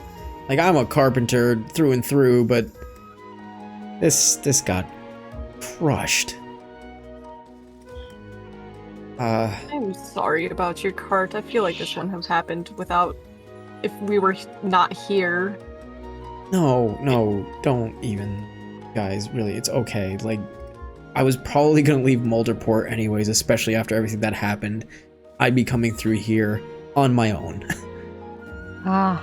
So, Well, at least you'd have Igmit. You'd be in yeah, good hands. I would. The guy is definitely built for combat. He's seen his fair share, that's for sure. At least from what I'm told. Oof. Well, I mean, there's magic spells to fix things, but I don't know any. Yeah. Any magic user happen to know any sort of spell to mend broken things? Nope. Just yell from the distance. Yeah, I'm really good at breaking things. I'm not so good at fixing them. Sorry. It's alright. I already used the spare wheel on my way to Mulder Port, so Well, I'm sure shit. of luck. Well, I mean, I can try with my tinker's abilities, maybe. More for mechanical stuff, but you'd have to get really what is- creative. what is mechanics but just a bunch of wheels? Well then, Honestly, with both you and Inra looking at this, like, this wheel is beyond repair. If you were to really do anything, you'd have to make a new one. That's literally your only option here. I'm gonna find the most round plate that's on this thing. oh god. That's really funny. Okay. You know what? That's really funny. Oh no. So before you get the chance to do that, I will say for the people who are basically butchering this, I'm going to have you guys do survival checks. Okay. Who's proficient in it, first of all? Out of the three I'm that we're proficient working in survival. on. Okay. I am not. You are not? No. No. Okay. So I will have... There's... I'm proficient in the tools I'm using? That helps. Oh, so what? So you're using wood carvers? Or carpenters? Yes. Wood carvers, specifically. Which is more like, I'm using more the chisel, I guess, to then make way for a pry bar. Okay. I will say, because you're using a different skill, you... Val, I will say that either you can give an advantage to Ashale or to Therodor. Because there's two different checks happening and you're basically just a helping hand here. Obviously you're not proficient in it, but this isn't like a quick in the moment kind of thing. This is, you know, you guys can take your time. So you can be helpful. Probably help out Ashale. She's got it better at it than I am. I'm better at survival. I don't know that I have no proficiencies in any tools. Well, just pick which one has advantage and I'm going to have both of you roll. Okay, I have advantage in survival. Or proficiency, sorry, not advantage. So Yeah, I'm you're gonna better roll off. that. I'll help Shell. Okay, so then yes, you roll with advantage. Theodore, you roll a straight tools check roll using tools check, okay. Yeah, using we'll say we'll say strength. Fuck it, we'll give you strength on this one. Hell yeah, baby. Well, Oh.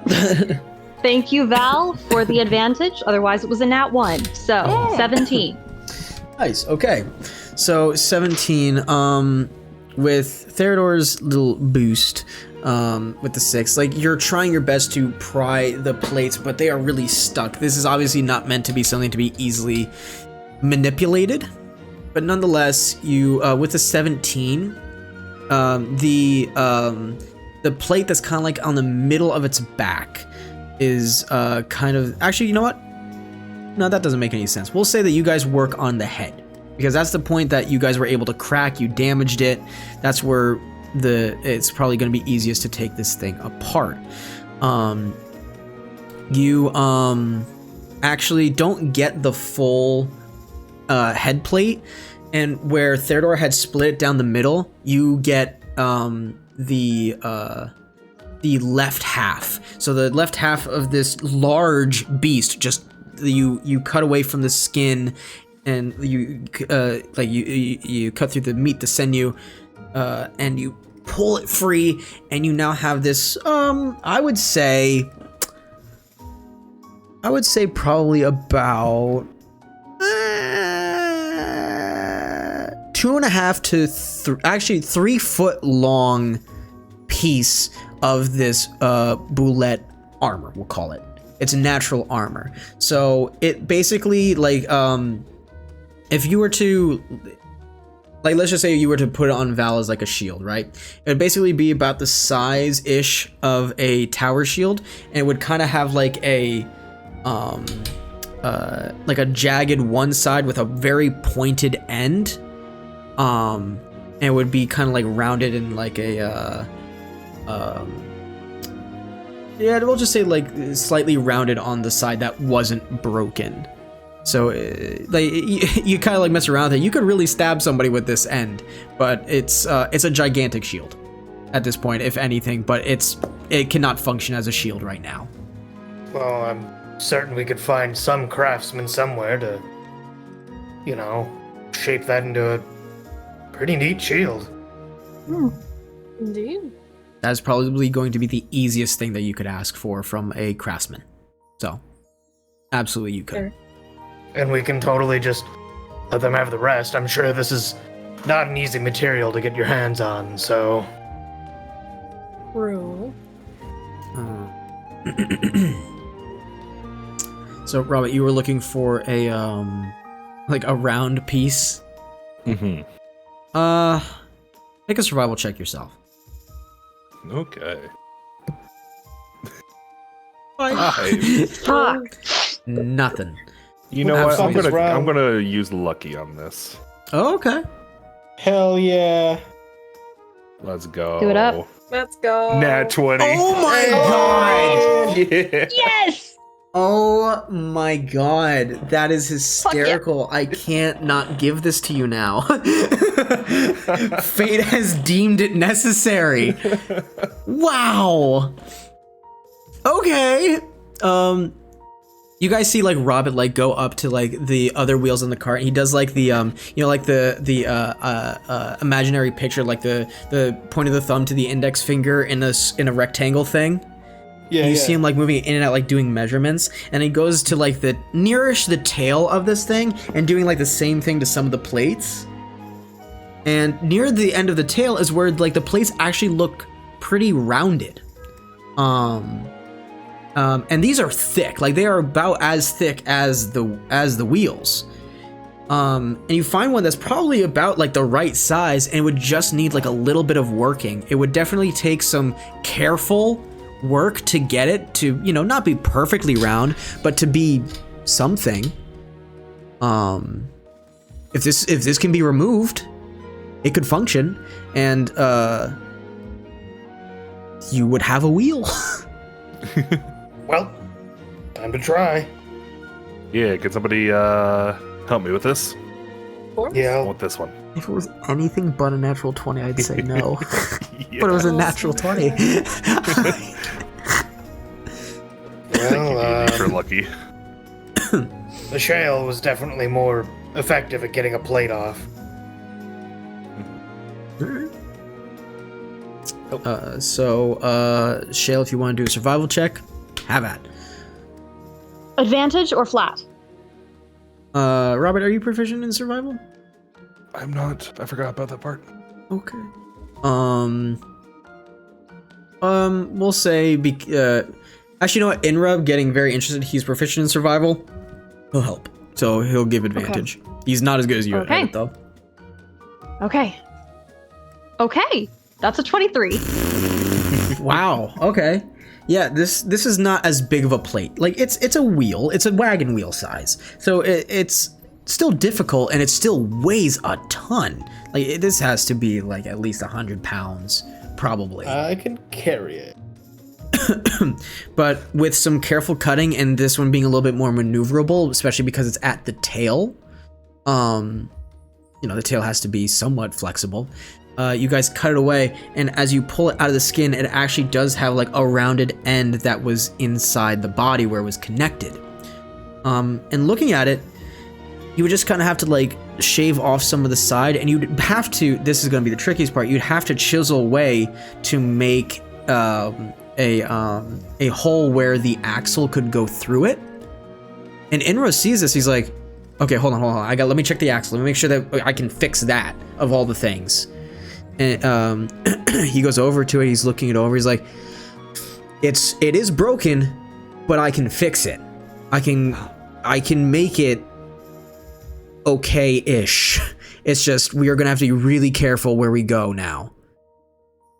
Well, it's temporary until we can find some place where we can actually get a proper wheel, isn't it? Yeah, and Polperro is definitely the place to fucking do it. Here, and he actually shows you guys, like, just the axle itself, like, it didn't get crushed, it kind of just got split open, and, like, a chunk of it got sent to the side. So, and we're just like, I can clamp this, it will work, it's just gonna be really scary. We can deal with scary. Mm-hmm. Yeah, I can deal with scary. And he just immediately starts getting to work. He takes out the rest of his tools that you're not using, and he just starts going. I'm actually gonna have him roll a check, but the DC's low because he knows what he's doing. He rolled a natural 19, so he's fine. So for you guys, like you take the measurement, like Robert, like you take the measurement of like how wide the axle is, how wide you'd have to make the this hole for it to work, and all the work that needs to be done. I can say that with Tinker's and the wood carver's tools, one of you can work on getting it round enough, and the other can work on, which honestly is the more important part, getting the hole the right size to fit on the cart. So pick who has the more important thing. I feel like those Tinker tools are probably more suited to getting that round hole. Okay. Where I can probably get the wheel round. Sounds good to me. Okay. So, strength check with tools again? Yes, strength for you, because this, you knowing your own strength, getting it nice and smooth as best as you can. For Robert, because this is a little bit more calculated, I'm going to say dexterity. Okay. I got a Tinker's 13. Tools is Dex. Do I do that? Yeah, that's fine. Okay. Oh, I'm gonna use Lucky again. Okay.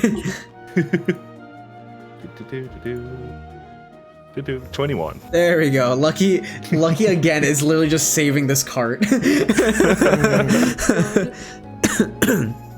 get it rounded enough, the DC was 12. Okay. So it will function as a wheel. It's definitely not perfect, but it'll work. And you guys see Robert like does the measurements, takes like a little pencil, gets the circle down right. And there's a moment where Robert, you see like it kind of cracks in a place you don't want it. You look to see if anybody else is looking. You just kind of like slap it back in place and chills it at another area. And it takes you guys, I'll say, like into the night to get this thing as it should be, because this is some heavy like stone plating that you're working with here. It's definitely not, when I say stone, it's stone like. I'm sorry, I should specify. It's definitely not like you're chiseling away at rock. It's something adjacent. It's an amalgamation of things. But through hours of toil, a little bit of sweat, and maybe some blood or two, as like you might like smack your hand with a hammer or something and get a blood blister or what have you. The wheel is complete, and by that time Inra will be done with the axle, and you all have a little bit of sweat on your brow, but Theodore, you you strongman walk it over to the cart. You slap it on. The cart's still on its side, mind you. You slap it onto the axle. Inra puts us like a little python into the axle so the wheel stays. And you all look at it, kind of proud. Inra holds his hand up for a high five from all of you. Yep. Hell yeah. Yeah. Received. Received high five. And he says, and the moment of truth. And he goes over to the cart and he's like, I can't do this by myself. Well, all Would right. help him. I mean, Go on, strongman. Should I make a athletics check or strength saving throw?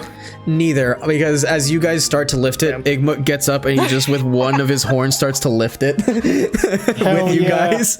Nothing Oh to my Igmit. gosh. And Inra's holding onto the frame like, oh, okay, I guess I'm going with it. And he ends up on top of it and it slams on its side. The axle that was broken does stay put. You guys hear like a little bit of cracking in the wood, but and Inra kind of like squints one eye, but you look at it and this'll work. Congratulations, gang. You don't have to walk. Hell yeah. That was good job, guys. Add an inspiration to the pool, the group pool. Hey. That was good. That was clever. Because y'all could have easily just walked away. And also 2 lucky points were used, so. Yeah. But good shit, gang. Genuinely good shit. So let's get everybody back into position here. Oh. Good Igma, really. Yeah. That works. Yeah. Yeah. We would have been fucked if not for Igmit. Like, okay, we would have been fine, but I'm pretty sure that it would have munched on Theodore. All right. So begin again. With you guys past the 3rd day, going on through the 4th to the last 6th. So with this 3 days of downtime, we'll go from left to right again at the bottom of the screen. So Ashale, you are up first. What do you wish to do with these 3 days? Oh God. Again, I can give you suggestions if you wish. Yeah, that would actually be nice. I've got pretty much no clue. Okay, so we'll just go down the line here. You can forage, you can craft, you can try to gain a proficiency in a skill, or in the same vein, I do allow you guys to attempt to learn expertise in a skill as well. All these will take extraordinary time, like specifically expertise. Like that takes a while, but you can get the ball rolling for that. And I have a system of how many days or like how many hours in game you need to put into it. I can't find the chart easily right now, but if you want to do that, I can on the side find that out and then tell you next time. But you can do proficiency, expertise in a skill, in a weapon, in not necessarily in, well, I mean you could in armor too, but for what you're doing right here, that'd be a little difficult.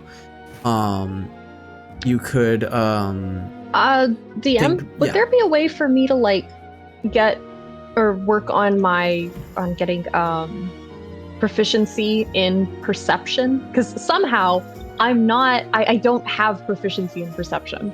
Really? Oh. I don't. Well, all right then. I don't know how I managed to end up with a 16 passive perception and not be proficient. All right. Then oh, that's because you have the observant feat, that's why. Yeah. But yeah, you can totally work on that. Okay. So how would you go about it? Like, I can kind of like weave a theatrical how-to here, if you so wish. But if you have anything in mind, you can speak it up. I think the biggest thing would just be like trying to study her surroundings, like almost meditation, just listening to the things that are happening around her, trying to identify each one, pick apart, all of the sounds that she's hearing and discern, okay, this is Therodor. That sound was Val shifting, Robert's doing something with his tinker's tools, things like that. Like she's trying to pick out, trying to train herself essentially to listen better and also see better, but that's more of just like watching her surroundings pretty much. I see. Okay. So, just for the future as well, so everybody knows, if you're trying to do a proficiency, like learn a proficiency, depending on how you go about doing it, it will dictate like what check I make you do, because you will have to make successful checks as well as put in the time.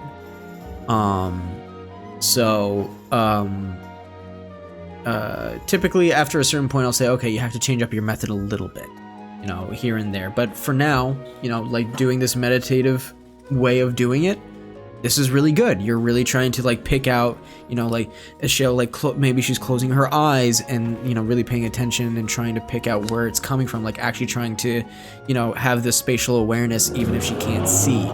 Ooh, boom. Hello, motorcycle man. Fucking hell, man. So I will say, you know what? Because you're being very meditative about this, do wisdom checks. For depending on like how many days you want to work on this, you can just do the 1 day, 2 day, 3 day, what have you. And if you do 3 days, 3 rolls, etc., etc. Okay. I mean, I don't really. How long would it take on average to pick up proficiency? It would take... Depend on the rolls, I know, but... Yeah, depending on the rolls, from my understanding, it basically takes like 2 weeks in-game. Okay, well, then I'm gonna get started and just focus on that for 3 days straight. Okay. Okay, So, that is an 11. Okay, so that it will be a fail. The DC, when you first start off, it's going to be a lot easier, and then as you get closer, the DC increases. But so far, to start you off, DC is 12. Okay. Yeah. Oh, that's gonna fail too. That's a 10. Oh. That's a 18. Okay. Okay. So at least I succeeded on 1. God. Yeah, you succeeded on 1. So with the final day, it takes you some time. There's a lot of sounds, a lot of distractions. There's a lot of, you try and pinpoint, like, like, okay, I think based off of the sound, the cart just ran over a rock, and then you open your eye and you see that it ran over a log. It's like, fuck. You try to pay attention to the goat, and you're like, okay, I think I just heard a goat like stomp the cart, and you open your eye and you see the goats are laying down, but it's Robert kicking in his sleep. Sounds about right. So you're getting used to it, and by the 3rd day you're like, okay, at least I know the exact spatial awareness of this cart. We're getting somewhere. Yeah, you're getting somewhere. So 1 success to add to the tally. Out of the 14 that's necessary. I'll definitely say to gain a proficiency, we'll just say the 2 weeks to gain a proficiency in game. I don't see why not, because you guys aren't going to always have this downtime available to you. So okay, 1 to the 14, so 13 to go. So I'll say, unless you had something smaller that you wanted to do in this downtime, I'll say that fills it for now. I cannot think of anything else. Okay, sounds good. Robert. Theodor's box. Theodor's box. Okay, Theodor's box. Make because this is a little bit smaller, so I'll let you be able to squeeze in more because of this, depending on how you roll. But make another Tinker's check. Minute. Hey, wait a minute. The campaign's called Puzzle Box. This is a puzzle box. Oh! Uh-oh. Natural 20. Natural 20. Fuck. Are you fucking kidding? No way. That's Who not. are you? No. Who the fuck are you? Oh, Who What's wrong with are man? you? what the fuck, man? I swear to God. This is okay. You guys see Robert sit down and again crisscross applesauce, holding the box between his thighs, and he's just working at this thing. You're like starting to get really good at this, where like you're holding like 3 tools in one hand between each finger. You're manipulating all that you can. You're like a little spider like robot, just maneuvering things around. And you guys are hearing hundreds of like little clicks, turns, and even like a ding at one point, which is really weird. I like to believe this is happening while Michelle is trying to like study or like get better at proficiency, so she's just like hearing all these weird things and she's like, I can't pinpoint any of this. Maybe that's why she got 10. Yeah, honestly, maybe on the first day, yeah.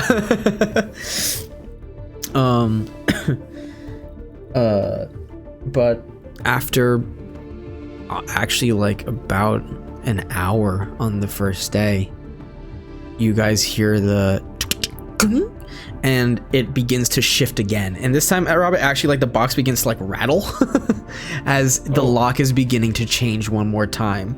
You kind of have to like hold on to it and your arms are shaking with it. Like, is this normal? And it sets. There's at least one more lock, but while it was setting, I'm gonna say with the natural 20, you really like you listen to the sounds, you try to look into the keyhole, and you're seeing like what mechanisms have moved and which ones haven't. So it's almost like you're kind of learning the blueprint of it. The next check for it will be a little easier because of the natural 20. Okay. Here we go again. Okay, here we go again. Whew. 6. Oh, Ooh, womp. I'm going to use lucky. I mean, yeah, hey, it reset, so you can use it. Oh yeah, it did. Shit. Yeah. I forgot to do my long rest. Yeah. Oh, Yeah, do your long rest, people. Absolutely, do your long rest. Yippee. Did my long rest. We're good. Yeah, use lucky. Flat Mod 20. 20. Okay. Oh, you have a +5. Okay.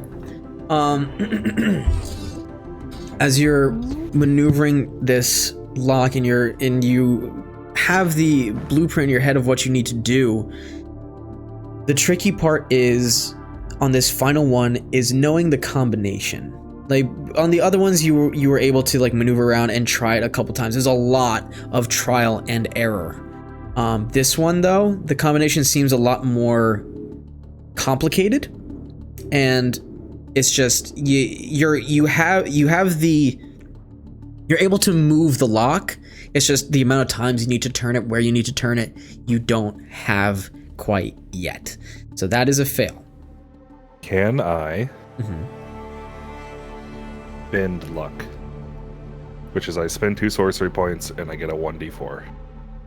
Yes. Yes, you may. Motherfucker. Holy shit. This motherfucker, reroll upon reroll Lucky. upon addition upon everything. Uh-huh. God He has damn. two. Listen, fucker's got 2 rabbit's feet. True. True. I'm twice as lucky as most. Yeah, add the d4. Let's see what happens. Oh. That is just not enough. Can I take an inspiration? Or is that stupid at this No, point? that's what you can. That's what they're there for. Yeah. Do it! Fuck it. This is not a. Come on. This is I what gotta it's see here what's in for. this fucking box. Yeah, I'm so curious. A box with no key? What does it hold? Alright. 1 more d4? Was that? No, because you guys are 6th level. It's a d6. Oh. Because the inspiration die upgrades to the die closest to your current level. Oh. Yeah, that way it scales with you guys. Mm-hmm. Zoop. 5. 26. Success. Yes! That was the original DC, mind you. If you had not gotten the first natural 20, it would have been impossible for you to get the final lock unless you got another natural 20. Oh my god. Holy shit. Fucking hell. You guys have the right man doing this fucking thing. Yeah. God. Artificer that can bend luck. Yeah, makes sense. Sorcerer that can bend luck. Well, yeah. He's not even the type of person you'd expect to get into this kind of thing. We'll say the night of the 5th day. You spend the last waking moments of your time working on this box. This is like your personal vendetta now. Val, Theodore, Shale, Inra, we'll say that they're all asleep. Even Igmut, but you're awake right now. For once, you're the one not asleep. You're playing with this lock. You're getting, okay, 3 turns to the left, 4 turns to the right. Meet it back in the middle. Wait. 1 click to the left, maybe? And finally, it releases. And you hear the release. And you quickly pull out your tools. And you just watch this entire box. Actually, like the outer casing begins to shift. Like 2 little square indents push inward. You hear clicking. It's almost like they're being dragged along a rail. And those, we'll say a shell, you actually you would wake up to the sound of this little grinding metal and all the clicks, turns, and finally, What's happening? as the safe clicks open, the lid just kind of pops really quick. There's a gentle sound of a music box playing. Theodore? Mm-hmm. You would wake up. Hear the sound of the same song of the music box that you received in the inn. Oh. Interesting. Pull out the little music box. Mm-hmm. And just, Theodore kind of checking himself, making sure he remembers right. Cranks a little bit. You crank it a little bit. And it's almost like, as you begin to crank it, it plays in tandem with the box, both at the same time. And the only difference is that when yours takes a pause, when it reaches its end, the safe does not. It just keeps playing and repeating without stopping. Okay. Well, do you mind if I take a look at that? Yes, please, and I'll just hold it out to him. Yeah, I take it. And, I guess it's time to look inside? And I need to pull up notes because I was not expecting this today. Oh no. The DM had to pull out notes? Fuck. Holy shit. Oh god. This is something I was not expecting for a very long time. Oh shit. Oh, We just good jumped job, 5 Robert. chapters ahead. Yes. Oh fuck. Speedrun So- strats. Listen, high rolls and a natural 20 in there. How could I say no? Okay. I found it. Oh fuck. Why am I scared? I've been so excited and now I'm like, oh, Yeah, fuck. Oh, I'm shit. scared Oh, of the God. box. Okay. What's in the box? You slowly lift the lid of this box. You see inside is a set of rings. Two rings. One is a simple silver band. The other one is gold with an inlaid ruby in it. And attached to the lid on the inside is a note. And you just take your thumb and slowly slide between the 2 pieces of paper and pull down the bottom half. It is written in scratched print But it reads, "To the two boys that I have treated as my sons, I wish for you to one day find happiness like I had known. Though those days are gone, I still yearn for it. I yearn to see it in both of you. When I had found you, we were both alone, with nothing but each other. I know I may not have been the kindest, the most loving guardian that you could have had, but I want you to know that I never stopped caring. That I always did look at you with love. And I wish for both of you to share that same love, but stronger, with someone who means something to you. Doesn't matter who they are, where they've come from, what they look like. Just that they mean something to you. These rings were mine. I want you to give one of them, each of you, to the person you wish to marry. You may choose which one you want, amongst yourselves, but please share.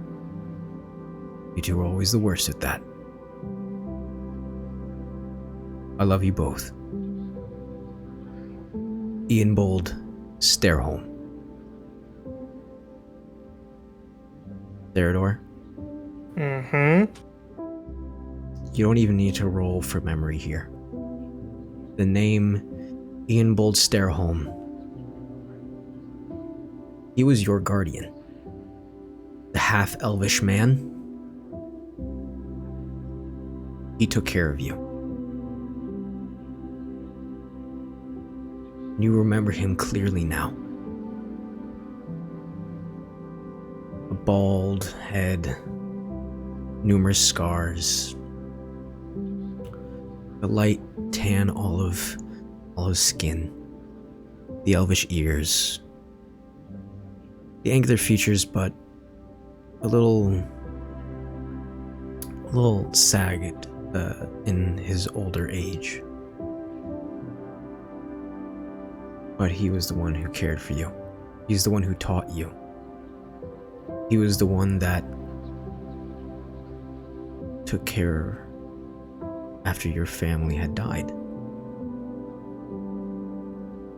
The rings in here are for you.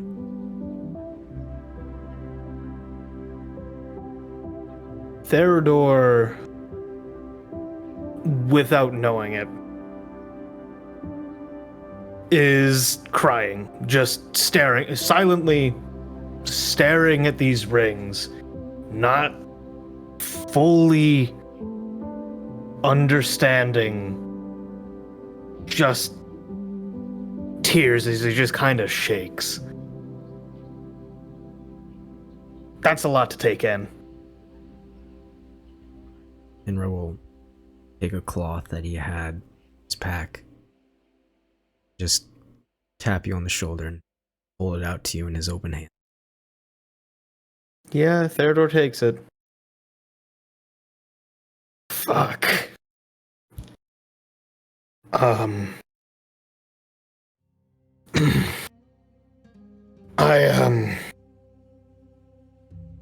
Thank you, Robert. Of course. Are you alright?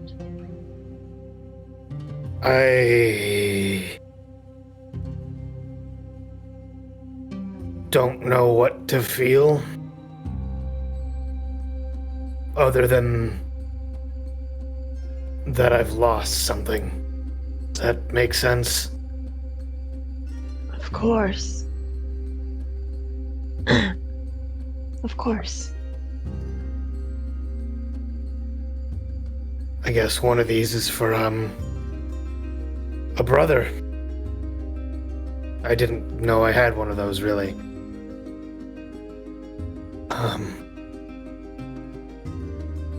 Theodore's gonna take the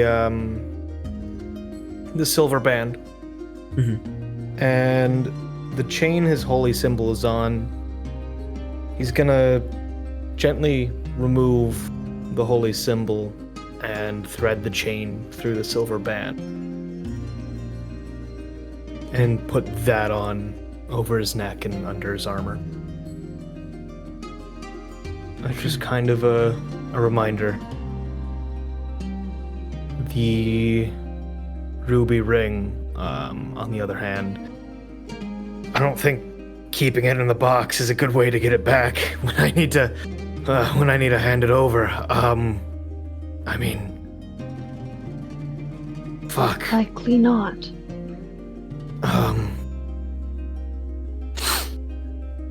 I don't even know where I'd put this thing. Theodore's gonna kind of dry up his tears just on his arm instead of the handkerchief, and he's gonna fold the handkerchief over the ruby ring.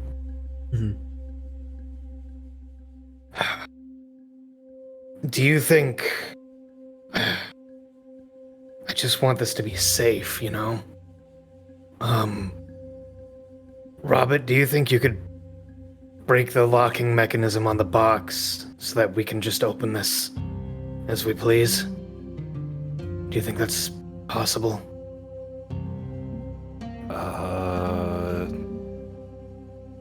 I don't see why not. DM? Sure, you can. So, you have spent a lot of time with this. And honestly, just jamming, like, where those two little square pegs had entered, keeping them from coming back out would probably do the trick. It's something that could be easily repaired if need be, but it'll do. I will do that up and then close the box and hand it to Theodore. Okay. Sounds good. And the folded handkerchief with the ring will sit in there. And as you close the box, and it will click, the music stops. You are all left in the silence of the night with new knowledge and new emotions. So,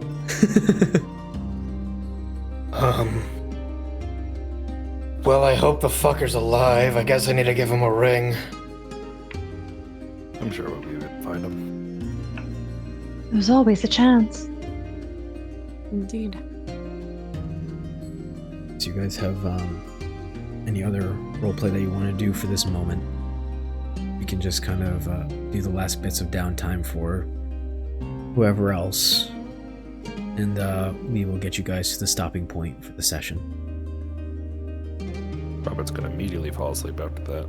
Okay. Awesome.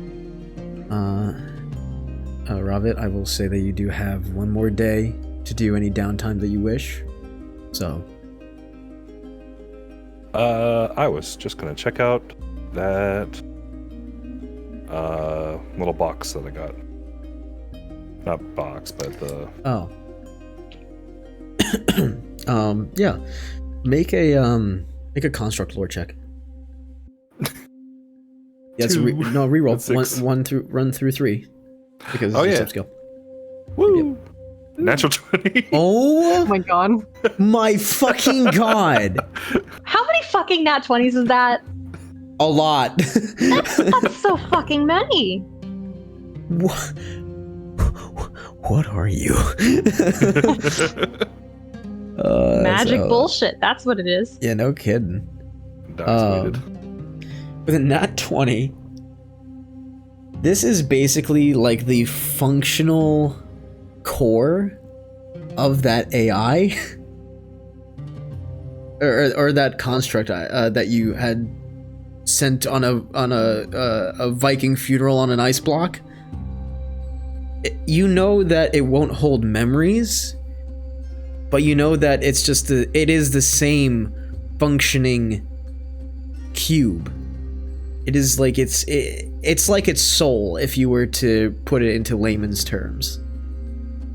So if you were to make a suitable construct, you could essentially transplant that that being into a new suit, essentially. Okay. Huh. I'll have to ponder on this some more. Okay.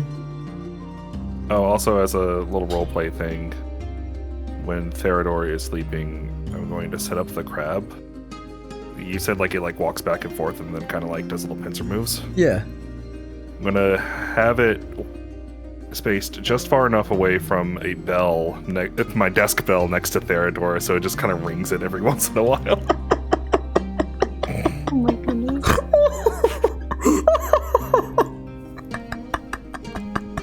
Oh, that's amazing. I forgot you had that bell. Just ding.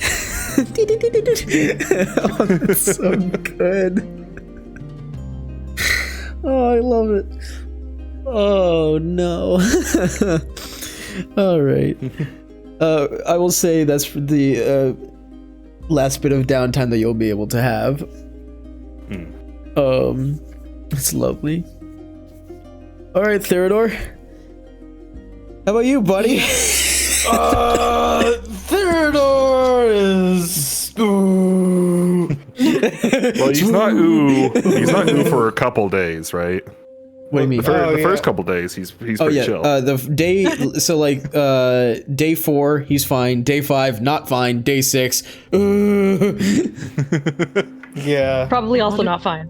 yeah, probably also not fine. So we'll say you have like 1 day of fine if you want to role play that out. Sure, he was gonna take care of his weapons and make sure that they stayed all good. Okay, yeah. And honestly, you notice the same thing as Val did, especially after being chomped on by a boulette. You both could use some armor repair, honestly. Yeah. All right. And that was it? Nothing else came to mind? I feel like otherwise he was just kind of taking off, not really doing anything particular. He was just taking the time to relax. Okay. And then, hey, how about emotional fucking destruction? All right. Sounds And good. you're fucked. And Val, you have 3 days. What do you wish? I was going to look over the damage done to my armor and my body. Okay. And just like take note of that. And one of the days or maybe 2 days, I wanted to essentially fly on Hema and get used to how that feels. Okay. Yeah. You guys can just do some basic flying, and of course she struggles to carry you. But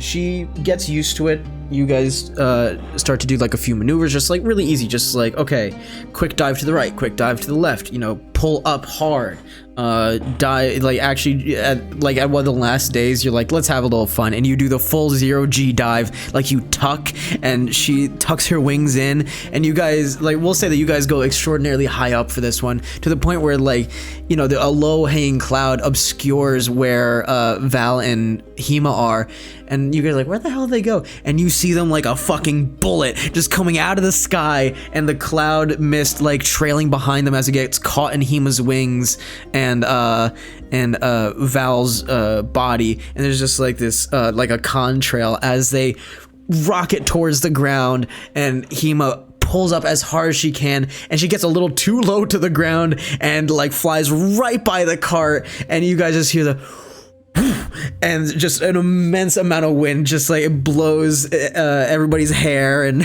like Robert, your ears kind of go flapping a little bit. Whoa! But yeah, you guys get some good maneuverability down. You get a little synergy with flying now. Hell yeah. Because I know she has like difficulty like carrying larger people, like people that aren't Robert. But it sounds like with flying, it's like less of an issue. Mm-hmm. Based on the notes. Right. So yeah. Good shit. Okay. Mm-hmm. I do have one little thing that I just remembered that I wanted to talk to Val about. Uh-huh. I wanted to pull her aside one night. I need to entrust you with something. Of course. In case something should happen to me. I unfortunately don't have a recipient. And I'm gonna pull the six-sided top out of my pocket, and show it to her. Should something happen to me, this is tied to someone very important to me.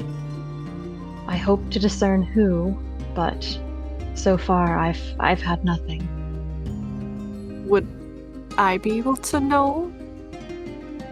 Would I have any idea? Are you asking DM or are I'm you asking you?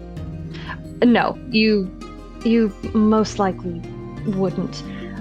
But should something happen to me, would you please do your best to return this to the person that it belongs to? Of course. I can absolutely try. Excellent. That's all I can ask. I just wanted to make sure that someone was aware of it, in case the worst were to pass. Though, I'm feeling better about our chances now. Of course, nothing bad will happen. I'll make sure. Especially with Igmut on our side. I was not expecting that to be quite the tank, but there he was. Igmut at the very least seems very strong-willed. I'm glad to have him on our side. Agreed. Well, sorry for pulling you aside. I'll let you get back to what you were doing, but I just wanted to make sure that you were aware. So, thank you. I appreciate it. Thank you for entrusting me with such, I assume, sensitive information. Before I rejoin everyone, I do want to spin the top just to see what it comes up. Okay. Are you spinning it in front of everybody or just kind of like for yourself? For myself. Or in front of me. I probably would wait until Val has walked away to spin it. Okay. Just for myself. I don't necessarily want everyone to know or whatever. Okay. As you tuck away just to spin the top, you give it one good spin, and it spins, and it spins, and it doesn't stop. And you look at it for a good 30 seconds, and it refuses to stop. This is different.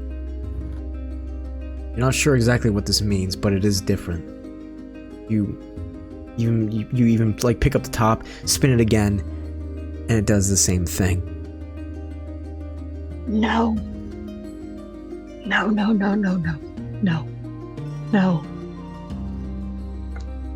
It'll keep spinning. It's not the sixth side. I'm gonna grab it and just hold it hard enough that it cuts into my hand. Ooh. And then I'm just gonna close my eyes for a moment, not praying or anything, just focusing on it. And then I'm not gonna spin it, I'm just gonna put it back in my pocket. Okay. Put it back in your pocket. Tuck it away. Take your deep breath. And you guys continue on for your final day. As you finally found the trail leading to Polperro, you guys will arrive at dusk to a palisade-surrounded village. You can see that in the Dark Rains marsh, there are smokestacks, and you can hear people talking in different languages that are just tucked away beyond the tree line. But you can also see and smell the smoke in cooking food from within this palisade wall. Inra pulls up the cart to the wall and says, "Okay, so this is just basically the town center here behind these walls. Everybody else just kind of lives nearby. They stay within the marsh. So what we have to do is we have to light a pyre to let them know that there's somebody outside, a traveler in particular, and we'll be let in. So give me 1 second, and I'll take care of it." Nira hops out, goes to light the pyre, and you guys look at this marsh, and you can see that it's just full of these like lush trees with these long vine-like branches that just droop down to the ground, basically making what looks like a cloak just in a clear divide from the plains to the marshlands. You also see some taller trees that are a little snaggled and possibly dead, as marshland tends to overdo it to trees and larger vegetation. And you do start to get the smell of, you know, like the wet earth, the mud, maybe some rot in there as well. But overall not completely unpleasant, as it's mostly masked by the smell of the food and the smoke, and probably some herbs in there as well for those who have the higher passive perception. There are no signs of faces of people who are like peering out of the thick marshland to look at who's there. They honestly don't really, if there is anybody nearby, they probably just don't care enough to see exactly who you are. You don't come with threat, therefore you're just another traveler. And I'm actually going to move you guys over so you can see place in all its glory. Yo. Ooh. Oh shit. Welcome to Polperro. Yo, this is fucking cool as hell. That is super cool. Mm-hmm. And as Inra lights the pyre, and you guys hear some commands being yelled from within the walls, you hear the movement of a log as the palisade gate opens for you. You are let inside. Yippee. And with that, we will end session here.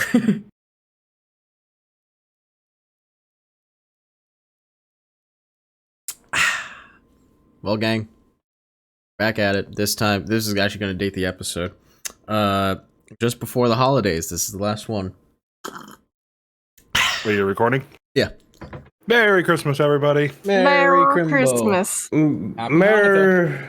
I hope this is like May or April or something at this Oh point. god, I hope so too. Merry Happy Crisis. Merry Christmas. Christmas. Sombrero, can we get Santa hats on like everybody's heads like for the rest of the episode? Oh You god. have to track them. I'm sorry. Yeah, you gotta track them for every little bouncy talk thing we do. Oh, so you guys don't bounce. I'm the only one who bounces. Oh, yeah. Perfect. Can you also do that thing like they do in Chowder whenever it moves, like the background, like the texture stays, but then Oh. the hat just moves around. It like has that mask. You know the thing from Chowder, so bro, you've seen so much Chowder. Chowder's great. You know, actually, Sombrero, can you just put an episode of Chowder in the corner? Yeah. Don't do that. That will get Bro, us in can you actually trouble. put every episode of Chowder in the corner? Don't do that Every either. episode at one time. Okay. God damn it. Actually, can you draw Chowder in MS Paint and then just put him in the corner? Yeah, Oh my God, just please. Okay. That I require. Thank you, Sombrero. Thank you. Bro. This is gonna be a good episode. I think it'll be a great episode. So the quick recap is that you guys had left Mulder Port and the last session was you guys just making your way to your next destination, your point B. You guys made it through the desolate, wide open plains between Mulder Port and Polperro. Got a little turned around, a little slowed down, had to deal with not a heck of a lot. You brought some goats with you that you found in the wild, and you had to deal with a boulette. So, good job. But we ended the session with you guys getting to the gates of Polperro, the doors swinging open for you, and you all being at the precipice of this swamp community.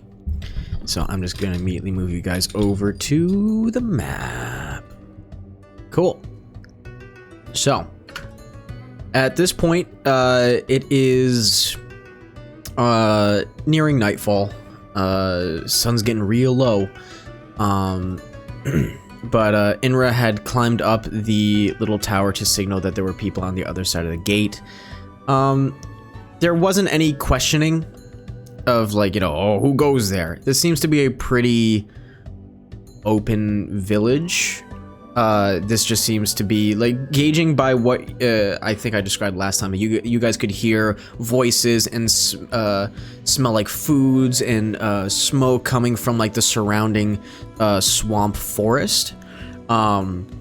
So it just seems like where you guys are going into, this is like the community center, and this is like the safe house as it was for the rest of the town. So this isn't, a completely fortified, walled-off town. This is just kind of like the welcome center. Okay.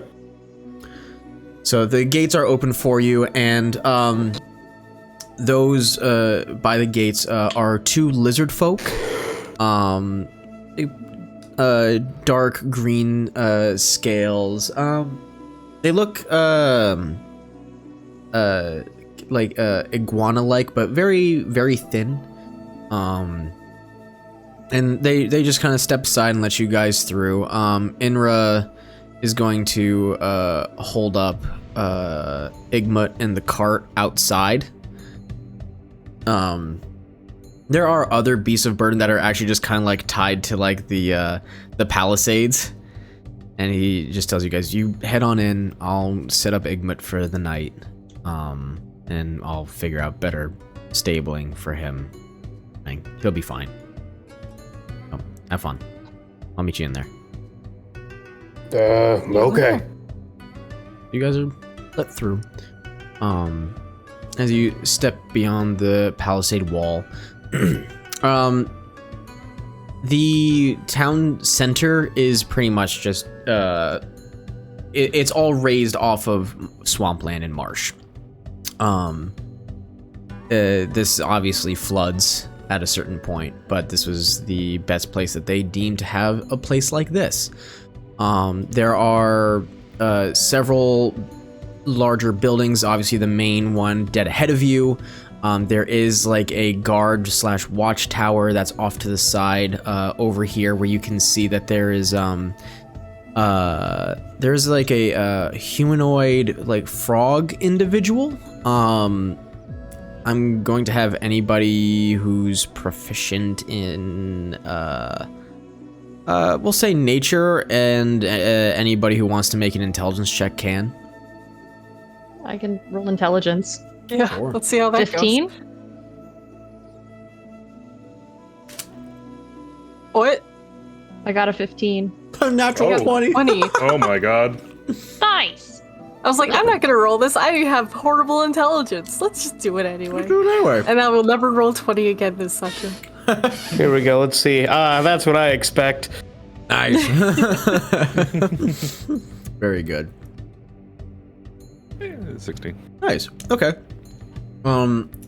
So for Shale Robert, you guys recognize this race of individuals. They're fairly rare outside of any swamp area. But not unheard of. There have definitely been a few sailors of this kind. They're known as bullywogs. Some people look at them in the same vein as they do like goblins and orcs, but others have a much better ethical compass, as we shall put it, and don't just lump them in as like a savage people of the swamps. They're but the Bullywogs are very atypical to be found outside of an area like this. So it's very interesting to actually see them. From what you guys recall, you don't remember meeting any of them in your lives, but you've definitely heard of them. Do they croak? Yes, they do.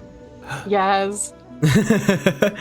For Val, though, on the other hand, you seeing these people, you do recognize, you recognize their Bullywogs, you recognize their rarity to the outside world.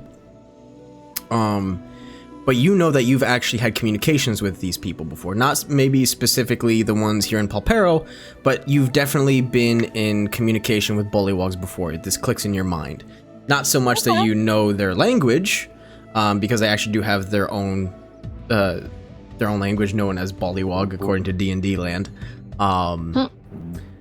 But you are familiar with them. Okay. So like customs probably, and just a general way of like interacting with them. Yes. Yes, Okay. absolutely. Theodor's just over here like, frog. Yeah. Right, you see the guard tower. You see off to the left is a dwelling. You're not necessarily sure if it's like a private residence or maybe that's just like a gathering area. You can see as you get on the I guess what you would call this, like the boardwalk as it was, or the, I don't know what you'd call this, but like the bridge. You can see the building on the far left over this way seems to be like a storage area. You can see that there's like hay and sacks of what you can assume is food or something like. And you can see, like, just peering over the centermost building, this giant tree that looks dead, but at the same time has some life growing out of it. But as you approach this larger area, you see it's a tavern. It is it's really interesting for what they're doing with it here. The pillars that are holding up the roof are actually just barrels stacked on top of one another. That they've fastened together, but it's still just barrels acting as pillars. They have built an inlaid fire pit that a lizard folk and another Bullywog are huddling around. They look armed, and like they're probably just guards off duty right now. But there's no music playing. There doesn't seem to be really any entertainment. But there are two individuals. One looks human, half elf, elvish, adjacent. You can't tell from where you are, and another one is half orc. They seem to be talking to a little blue kobold who's hiding behind the counter of the bar. And by hiding, I mean they just can barely see over it. But I leave it to you guys and what you wish to do. Well, I guess we can try to find somewhere to sleep. I don't know, it's kind of late. We're That getting would be there. Wonderful. Mm-hmm. I am tired. Did we sleep on the cart? Yeah. We definitely did. Yeah, you guys have been Oh, sleeping. yeah, that's true. But I mean, it is Not in getting bed. to nightfall. Hey, Theodore, What? do you think those lily pads can hold you up?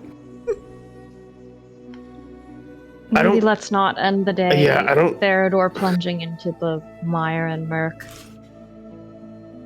I bet you 10 silver they won't.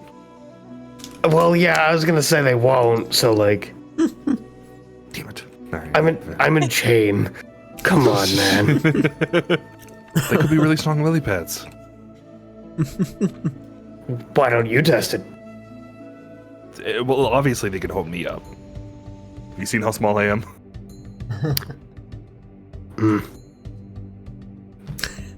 Good luck.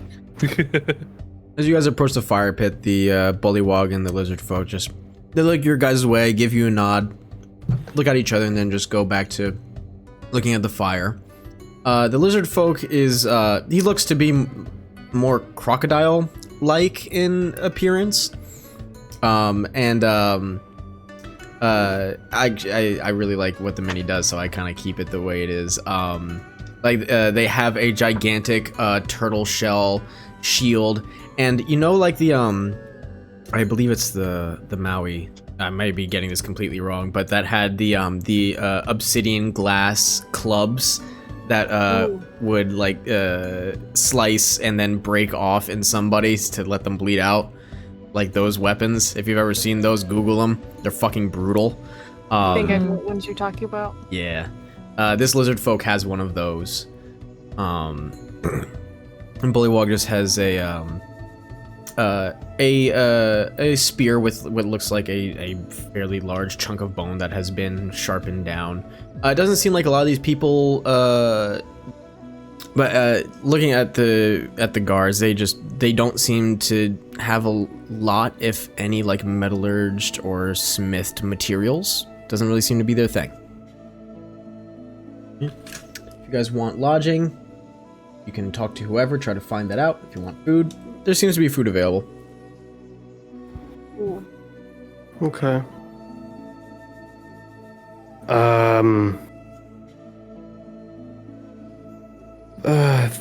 Thero's just kind of tired. Like he's just kind of lazily following the group at this point. Okay.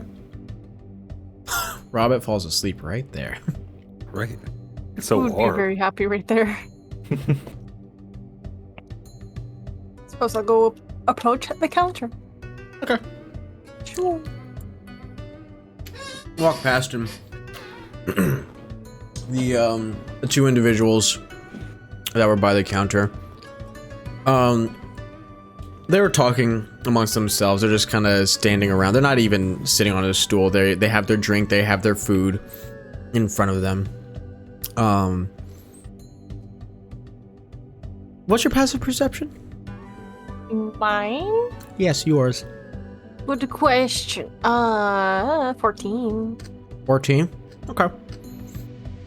As you just give a quick glance over these individuals, they are very clearly not from around here. They have, one of them has this, like shiny gold breastplate and the white cape.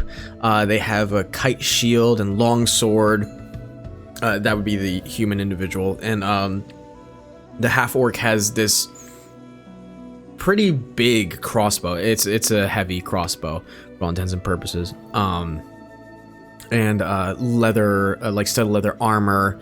But what catches your eye is an insignia that they both wear pretty proudly, and prominently on their chest area. It looks as though like it's a heraldry, where in the middle it has a crossbow like sitting upwards, so crossbow bolt pointed towards the sky, and two swords that kind of they lean against the inner sides of the heraldry with their swords with the swords pointed down.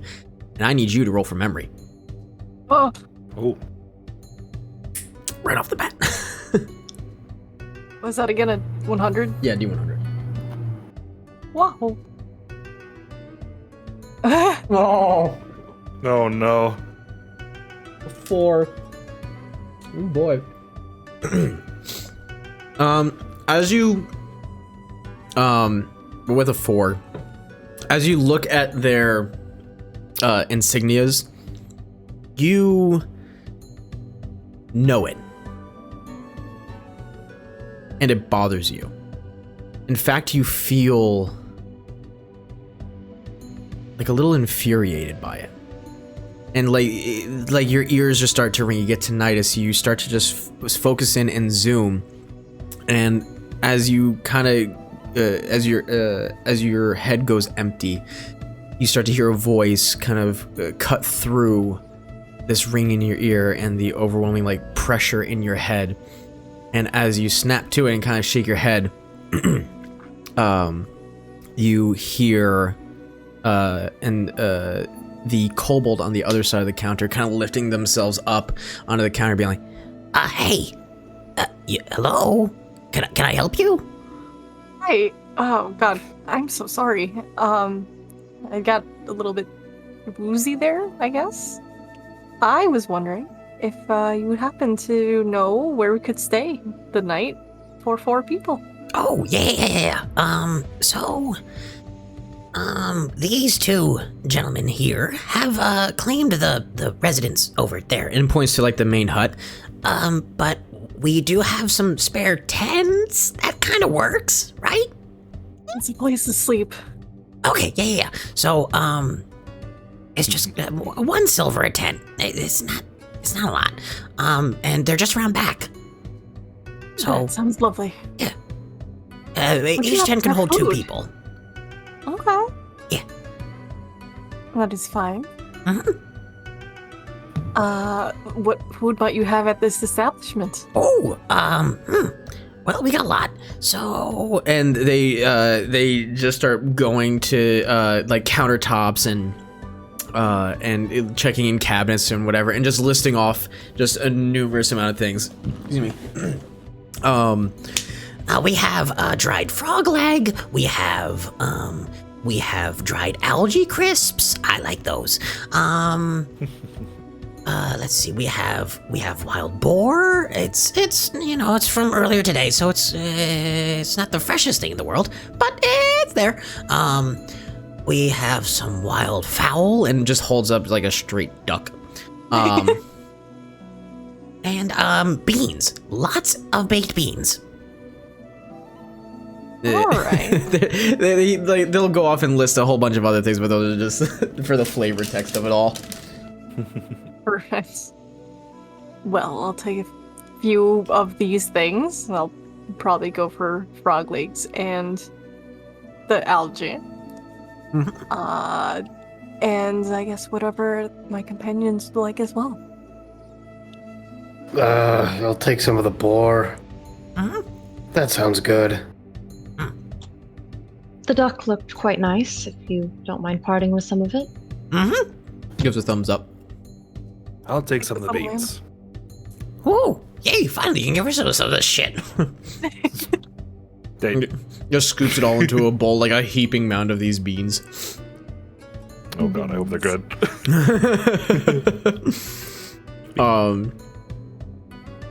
And they'll hand out all the food to you guys. All in all, it's going to cost 3 gold for everything. Okay. I'll take it. 3 gold. Yep. I'll pay for it. It's on me, boys. Thank you. My My girl. Thanks. Big appreciates. Oh, I should have given a little description of this little kobold fella. They are not as their mini describes. They have like a dark brown scale color to them. They look. They kind of have like a little rounded face, like very like smushed snout. And they just kind of wear like common clothes. Nothing special to them. No armor. No nothing. What's your name? My name is Dime. Dime? Yeah, Dime. Like the... Wait, I can't. Yeah, dime like the coin. Yeah, American currency doesn't exist in this world. Does not exist in this world. He predates the dime. Oh God. They named it after him. Well, it's good to meet you. Pleasure. Who are you? My name is Robert. Pleasure. And like kind of shimmies himself all onto the counter to extend a hand. I will also do the same. Brethren, And shimmies back down. I love this little man. Right? I try. I'm gonna take my beans and eat them. Yeah. Yeah, the most expensive thing that you guys grabbed was the boar. Forget. Because it's not wild boar, it's giant boar. Oh. Ooh. Yeah. Theodore hungry. Theodore hungry. So you literally like you get a whole fucking leg. Hell yeah. And it is Yeah. literally like the size, almost the size of Robert. Like Robert, you could use this as a great club if you were so inclined. Oh God. Oh. Okay. I'm very nervous watching Theodore eat it. I'm just gonna roll a con check for how much I get down. Yeah. Oh my God. Picked dry. Holy shit. Theodore has the biggest food baby going. Oh. But Theodore just eats it all. Clean, dry bone. And the bone itself is actually like quite formidable. Like I would allow this to be used as a club weapon. There you go. I'm not sure how you demolished all that, but I think I'm feeling quite queasy just watching that. He's a good Was it one. good at least? Yeah, it was Eating actually that. pretty. It was pretty all right. I think I was really hungry. We You want haven't some of my had beans? like solid food in a while. True. How are your beans? They are. How are the beans? They're pretty okay. Like they're like smoky beans, and they're in like they're in a gravy. Ooh. Now I want picked beans. It's pretty all right. It just like as you're looking around and you're thinking to yourself, well, why do they have so many? You realize that there are like 7 trays empty of like the same type of trays that your beans came out of. They just seem to probably make a lot of them, just because it's the easiest thing to make and get rid of. Mm-hmm. And they just don't like waste. Hey, I get it. DM. Hmm. Kobolds usually have an affinity towards dragons, right? Oh yes, absolutely yes. That is. While I'm eating my frog legs, I call Hema over to eat some, and I tell Dime, "Oh, I'd like you to meet someone." Ooh, and like comes running around the other side of the counter. And Aw. I'm gonna grab their mini if I can. Oh, for the love of humanity, little man, come on. There you go. Yep. And you said you can't even grab him. Yeah, he's so small. And like little pitter patters across the wood floor and just like stop short at Hema, and you can see just a glistening in the eyes, and like both hands go to meet the sides of their face. Aw. He was probably having a great time. And just like slowly reaches out a hand to pet the snoot. Her name's Hema. And just like vibrating with excitement. I love this little man. I have never thought I'd meet a dragon knight. This is so cool. Well, now you're meeting a dragon as well. So cool. I respect the hell out of you people. I really do.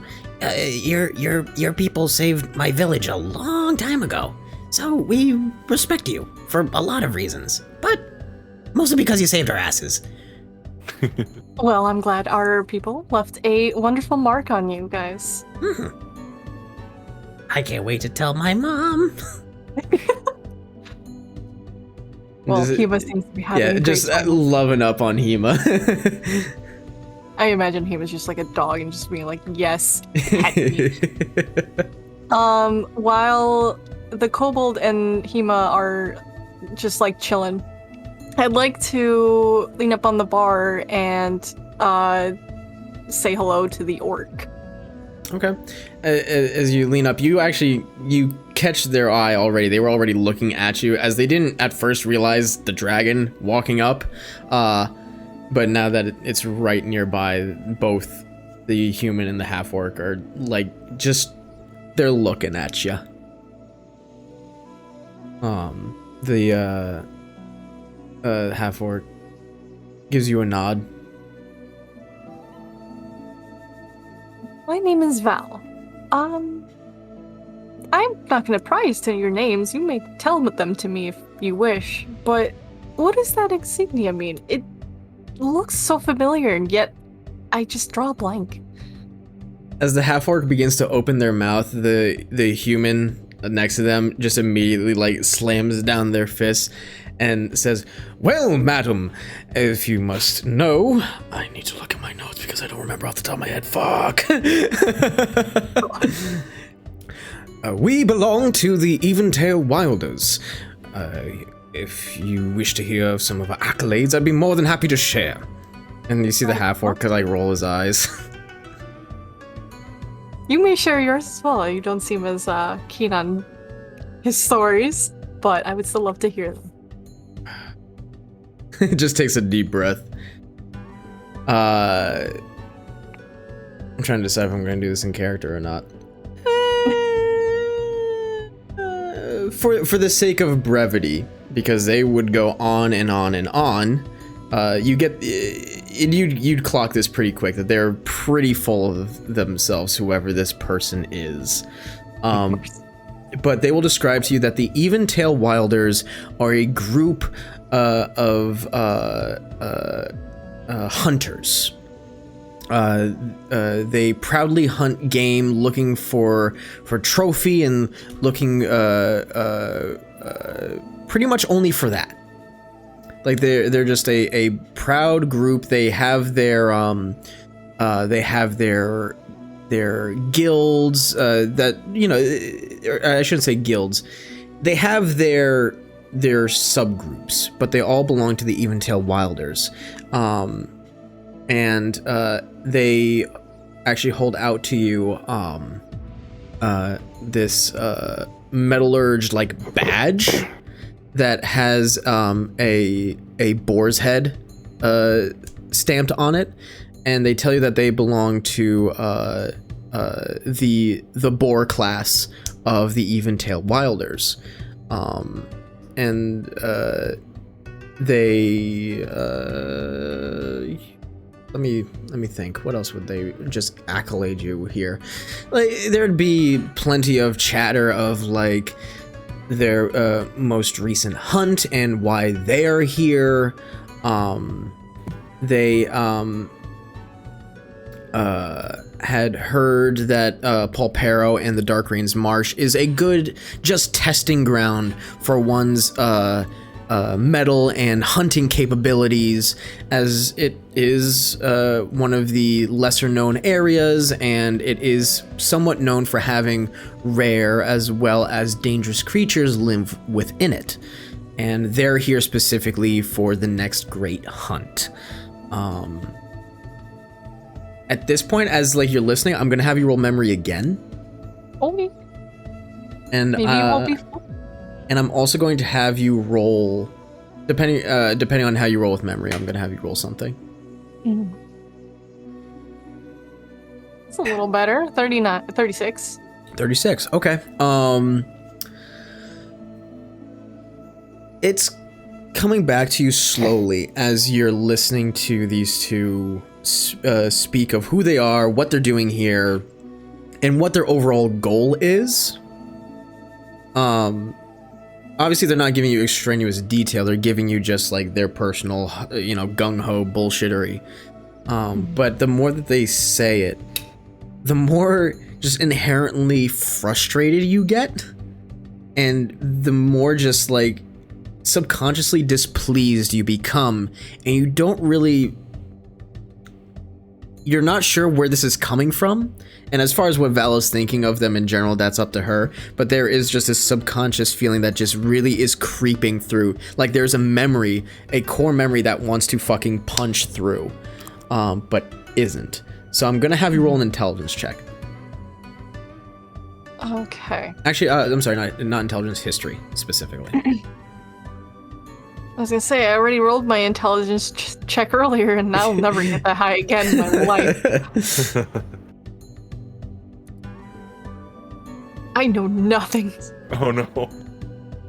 You are just overwhelmed by this feeling, and you're spending more time trying to parse out the how and more of the why and the what rather than the how. And eventually, like, you could just glaze over, and there will be no point where specifically the human will stop talking unless you specifically say, "I'm walking away now." Yeah, I end my conversation at some point after getting frustrated and realizing I am frustrated that I need to retire for the evening and that we've had a long day. I wish them great success on their hunt, and perhaps I will run into them again. Yes, madam, and same to you, and good luck in life, Miss Dragon Knight. You as well, hunters. And I just turn around and see Hema. And I'm having the time of their lives. Yeah. It's slow. Dime can afford to do this. As a just extra little thing, I'm going to give Dime the pipe and tell him just, hey, Hema really likes this. See what happens. Oh. Okay. And he's like, Okay. and like holds out the pipe to Hema, and Hema just like gently grasps it in her lips and begins to blow, and Dime just sits back and like does like a little golf clap. Perfect. Just very happy. I hear violence behind me. What is happening? Robin is attacking Theodore. Oh, that's fine. That sounds about right. Yeah. Whatever. As you guys are eating and Val is having well, not even having a conversation, it's just being talked at, Inro will come up to you guys and snag whatever bits of the food you guys haven't eaten and just have your leftovers. But for the sake of it all, unless you guys have anything specific you want to do, you guys can retire for the evening in the tents back here and begin your day anew after a long rest. Okay. Sounds good to me. Sleepy time. Cool. I'm sure Hema will be happier to be outside where it's colder. You guys head over and you pass by another guard tower and take the loop around the large tree, and it's actually quite beautiful. It's, again, primarily it looks dead, but it does have some life growing out of it. It has some of the vegetation drooping down from its branches, and like for the taller individuals, you guys kind of have to like push it away and out of your face as you walk along, but for Robbit, like your ears just barely graze it. And he's climbing the tree now. Oh, there he goes. Found a jumping puzzle. You guys make it to the tents, and it's just not a lot here. There is hide that is meant to be the cushion for the log flooring, and it's okay-ish. It's just tents. Nothing special to it. But as you guys are settling in, you actually see the building across the way. Seems to have a lot. Oh, hey, I didn't get rid of the turtle. Anyways, he's there. Hello, turtle. There's Turtle. a lot of creatures and like natural products just laying about and dangling amidst that little shack. Like there are these weird and large fish hanging on hooks. There's pretty much like a center torso of some beast laying on some hay, and it's still bleeding. Like it's soaking the hay base But you also see that there are some like bits of paper and scrolls as well, mixed in. But there's nobody in there at the moment. You guys hit the tents and rest for the night. You all gain the long rest, and you will wake up the next morning. It's a little cold come dawn. You're gonna change the atmosphere. Boink. It's a little cold. There is like a gentle fog and a mist that rolls under the boardwalk and over it, and you guys feel like the cold dew has kind of settled on you. Some of you, your metal armor and whatnot definitely has just this little shiny coat. Excuse me. But it's typical for a near mid-fall morning. As you wake up, it's already bustling.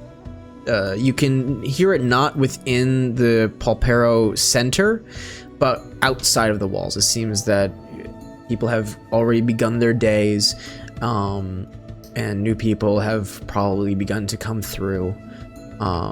And you can see in the shack that you guys had slept next to, there is now a turtle that has taken perch on a chair.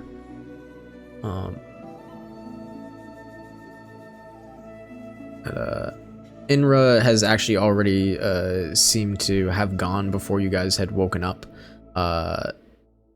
to take care of Igmut. They realize that, well, the tent's not gonna fit him, so he's gonna just sleep on the cart with Igmut, just like old times. Typical. But he's seemingly gone to take care of stabling for Igmut. So leaving you guys to kind of your own devices for now.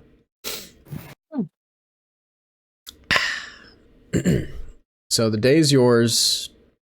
As far as what you guys want to do, speak. Do your thing. I'll sip my coffee. Coffee. All right. You sip your coffee. Coffee. As you guys Robert, you sip your coffee. And you kind of like dangle your legs off of the boardwalk. The two Eventail Wilders actually should have mentioned before. They were in the shack next to you and begin their trek out, and they seem to be heading towards the swamp on the northern side of Polperro Center, and they had paperwork in their hands. Putting two and two together, you guys can assume that that's probably a place of, well, here's a bounty, here's a something, here's a, hey, if you can find this thing, bring it back, we'll give you money, kind of as a situation. There's enough collective intelligence here that you guys could figure that out. Okay. Do as you wish. Can I see what's on their paper? What they're hunting? Make a perception check. Okay. Yeah. Dirty 20. Dirty 20. They seem to have grabbed actually quite the handful. 3 things. You will be able to see 2 of them. They're kind of like on top of each other, but there are these sketched images. One looks like a giant snake.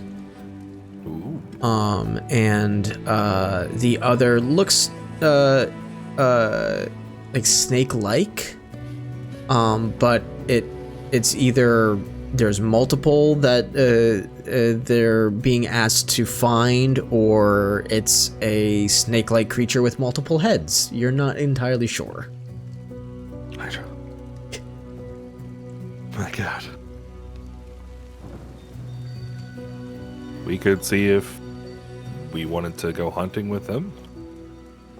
Could be useful to get some money. We do need funds. And we are experienced in fighting. You guys also have the goats, by the way. Gotta remember you have the goats. Oh, we got Yeah.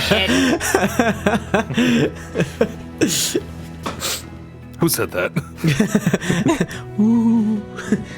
Ooh. It's those crows that we were told to watch for. Oh my god. Yeah.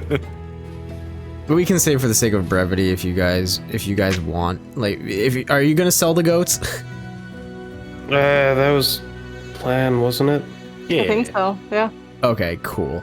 Then easy This would be a to good place to sell it. honestly, yeah, and easy too cheesy. The shack is definitely the place to bring them to, with the turtle guy. Like you could ask around, and Dime could even tell you who's there this morning to just bring it over there. They'll do like a little examination of the goat and give you what they think they're worth. Okay. These are my finest goats. I'll only take a top dollar for them. 1 silver, that's it. Oh god. 1 silver. Nah, that's a joke. You guys will find Inra, who comes back with the goats, remembering that they need to be sold. And you guys heading into the shack, you'll see the turtle standing there, or sitting there. They look like the the soft shell turtles with like the weird like little nose thing? Yes, I love them. I don't remember what they're called. I think they're literally I just don't called either. soft shell turtles or something. I think they literally are. Yeah, I believe so. I think that's it. They will look over the goats and let me use my handy dandy dice. Whoops, poopsies. They'll give you 8 gold for them. Oh.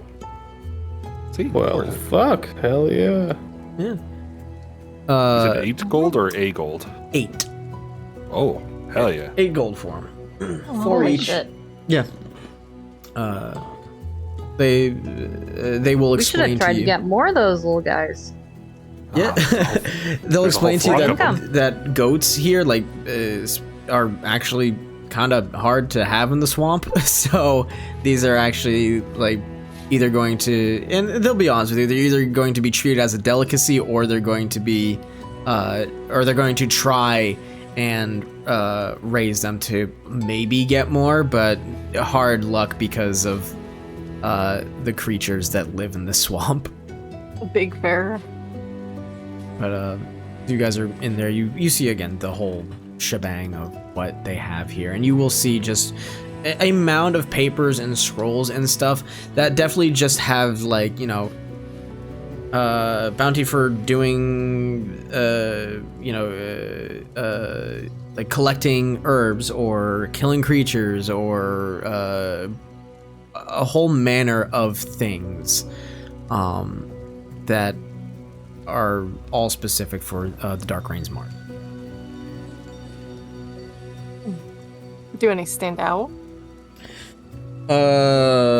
If you want to ask the fun turtle, they will explain to you that there are 2 that are definitely stand out, that are definitely very weird.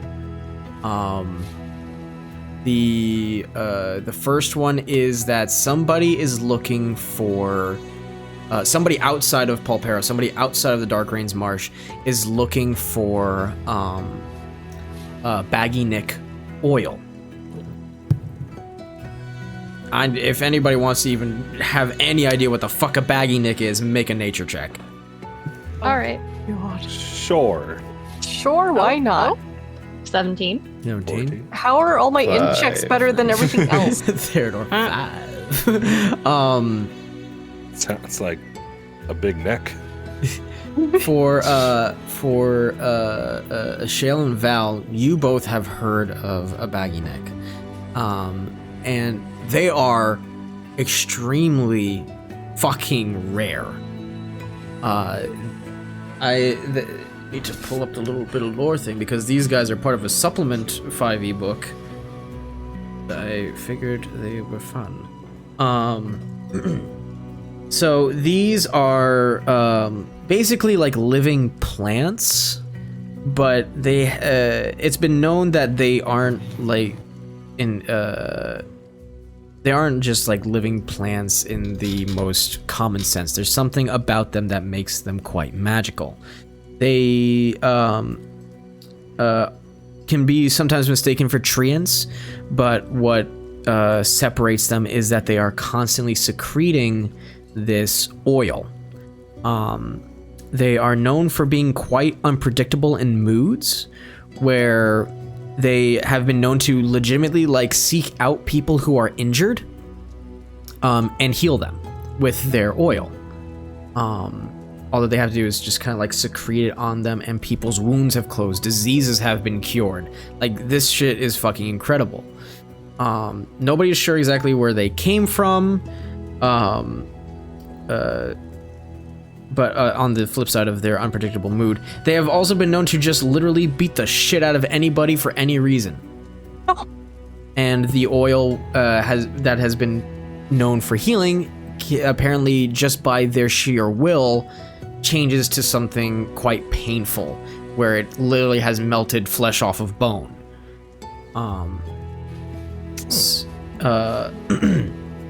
So the bounty is looking for is to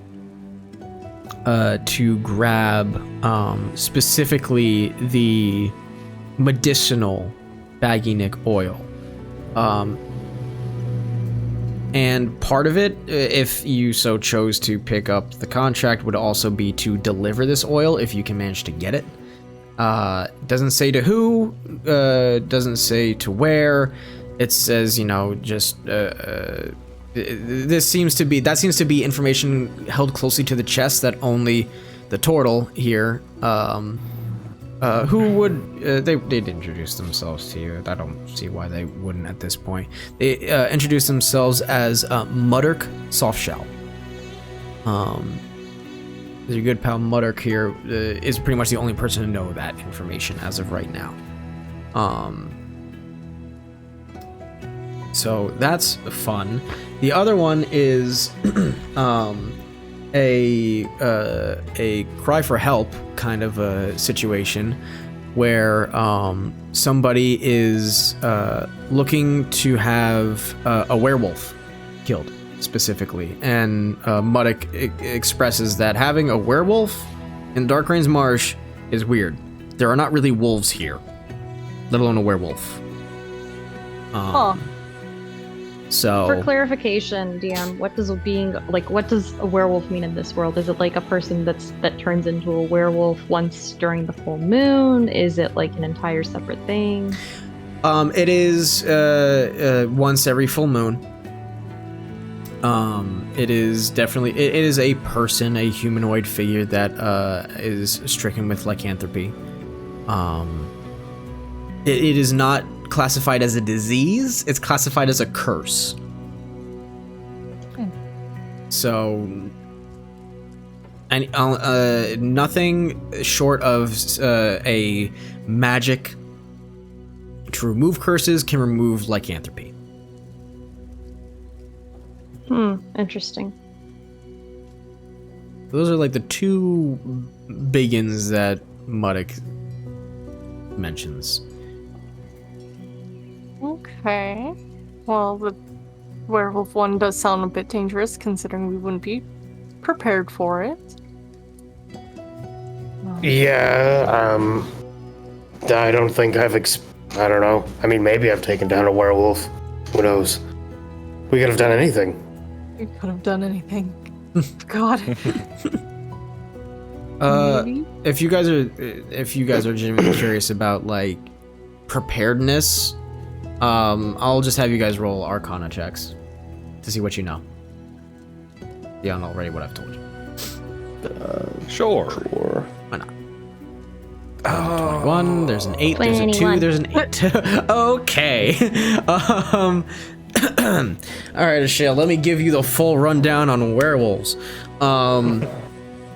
So, you know that typically they are quite immune to anything non-magical, unless it's silvered. So spells work, magic weapons work, of course. So no problem there. The lycanthropy is only spread through their bite, not through their claws. Let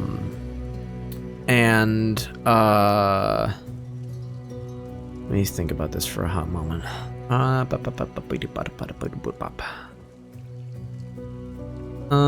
Looking, I guess, around at what you guys have available to you, everybody here has a magic weapon, and most of you can cast spells. So as far as like preparedness and ability to kill, it's possible. That's it. And just to make sure that we're completely clear, the rest of the month, this is just some dude. Yep. We're being asked to go murder some dude. You're being asked to kill a werewolf. If you want to... sorry, go ahead. I'm just like, okay, roughly 26 to 27 days out of every 4 weeks. This is just some random dude. And this person wants us to go murder him for the one day a month he's not. All right, great. So to specify a little bit more, because honestly, I think it's pretty important. You know, I didn't even think about that. Part of the lore of the werewolves is that for those who can't control the lycanthropy, they exude a very specific like personality and characteristics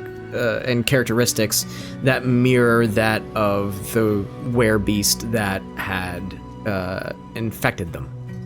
So for werewolves, if it's not under control, they can lean very brutal, very savage, very evil, if we're gonna put it in the alignment chart here. And because you got a 21, same with like were-rats and were-boars. Were-bears lean a little bit more on the good side of things.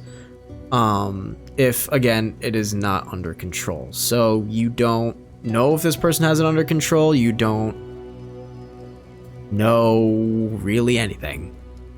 But it is a possibility. Okay, and what? Like, have I noticed what phase of the moon? Yeah. It is currently. It's about to be in the coming. Probably. Hold on, I need to look at. I need to actually look at my map because of travel times mixed in here as well. One moment, please.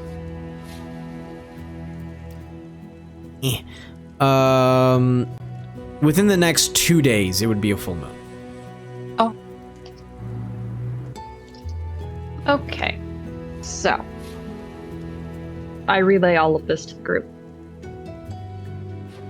Huh. Okay. I mean, that's kind of a problem. You know, if someone's murdering just randomly and then goes on super murder once a month. Yeah. Let me see what I've got in my book of tricks. Damn. I do not have anything that could remove this from them, unfortunately. Though no. I was going to say that would be more of a cleric thing, but I'm relatively certain that wizards can learn it as well. Remove curse, I mean.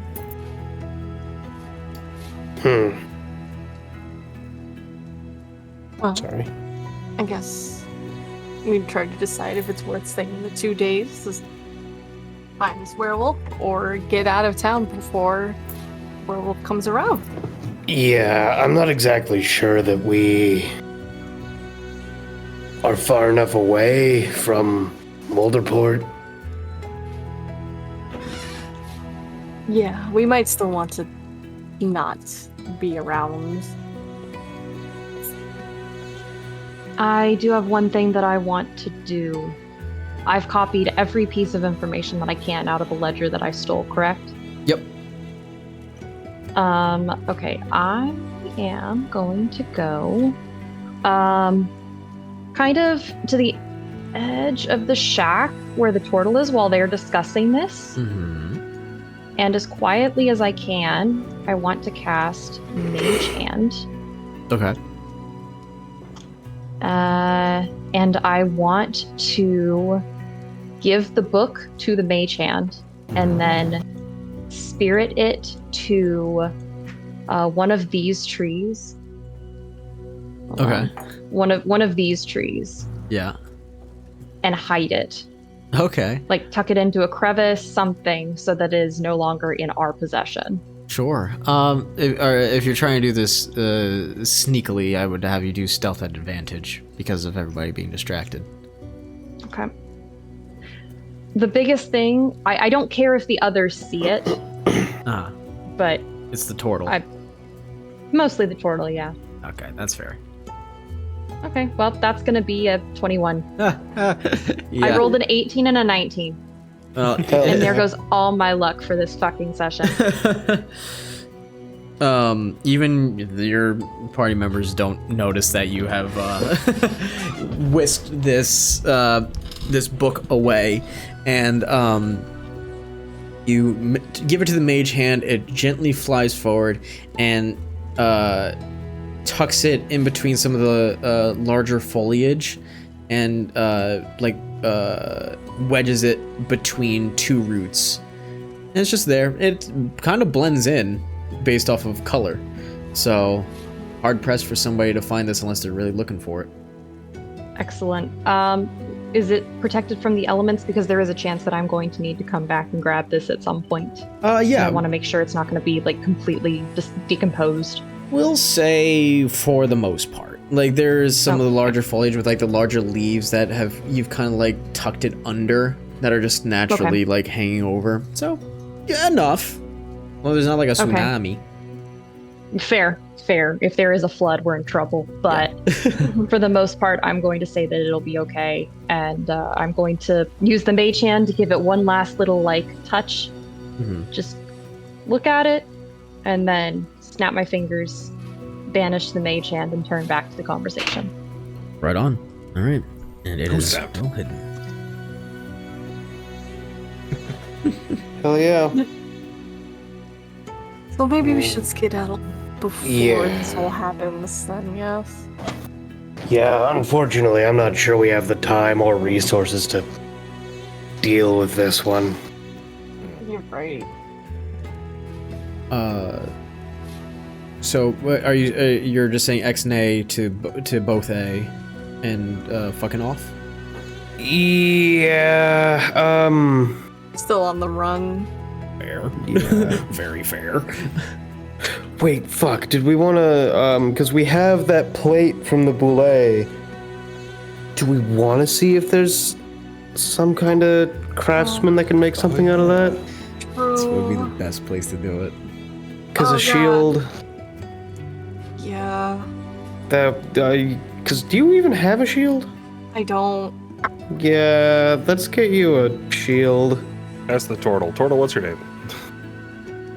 I'll do a voice for them. Excuse me. I was prepared to not do a voice, but their name is Muddock. I did mention that before. Oh. So you're asking them. Yeah. They'll adjust themselves in the seat.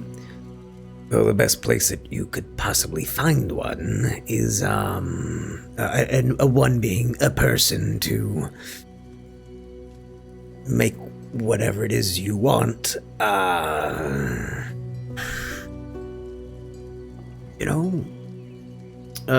actually gonna roll to see, like, because they're a little on the old side.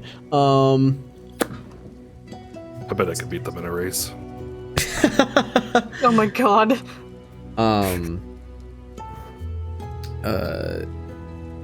You could talk to, Old Lagoon. He's a lizard folk that, is not too far outside of the wall. You could talk to him. Just ask around. People will tell you. Sounds good to me. Mm-hmm. Thank you. Appreciate it. Yeah, no problem.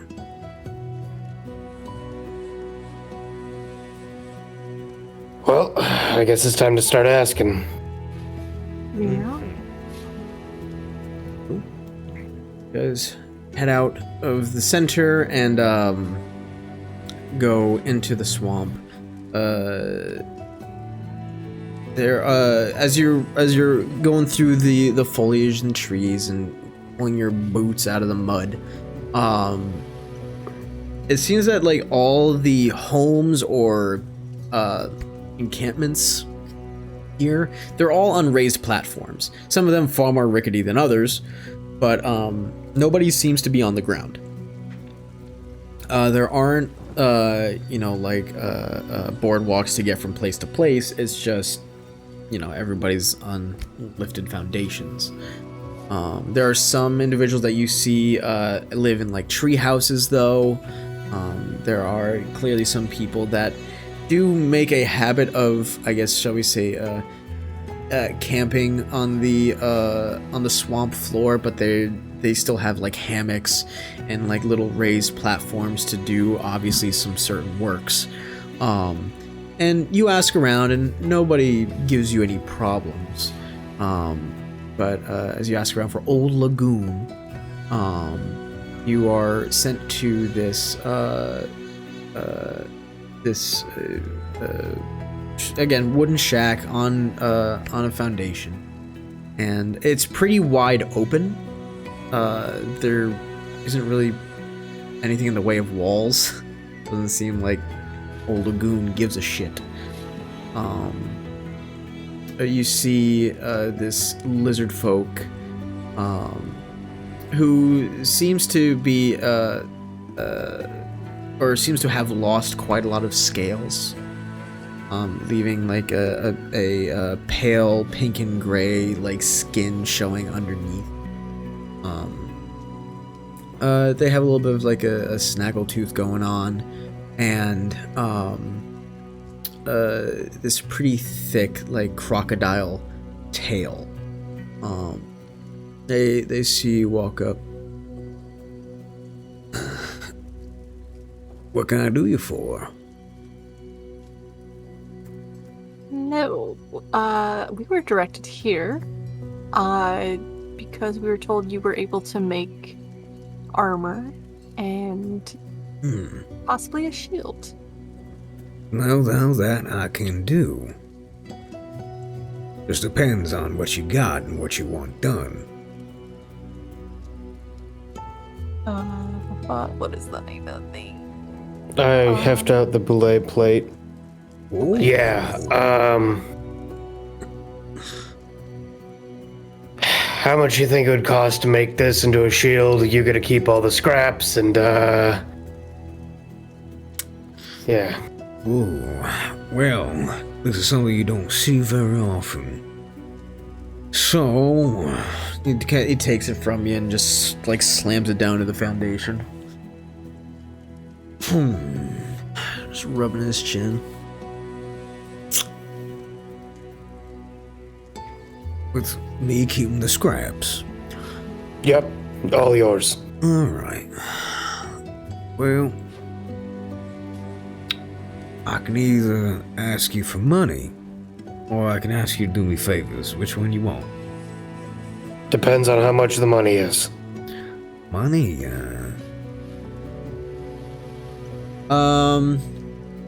which specific shield were you looking for from the fancy dancy shields that I have?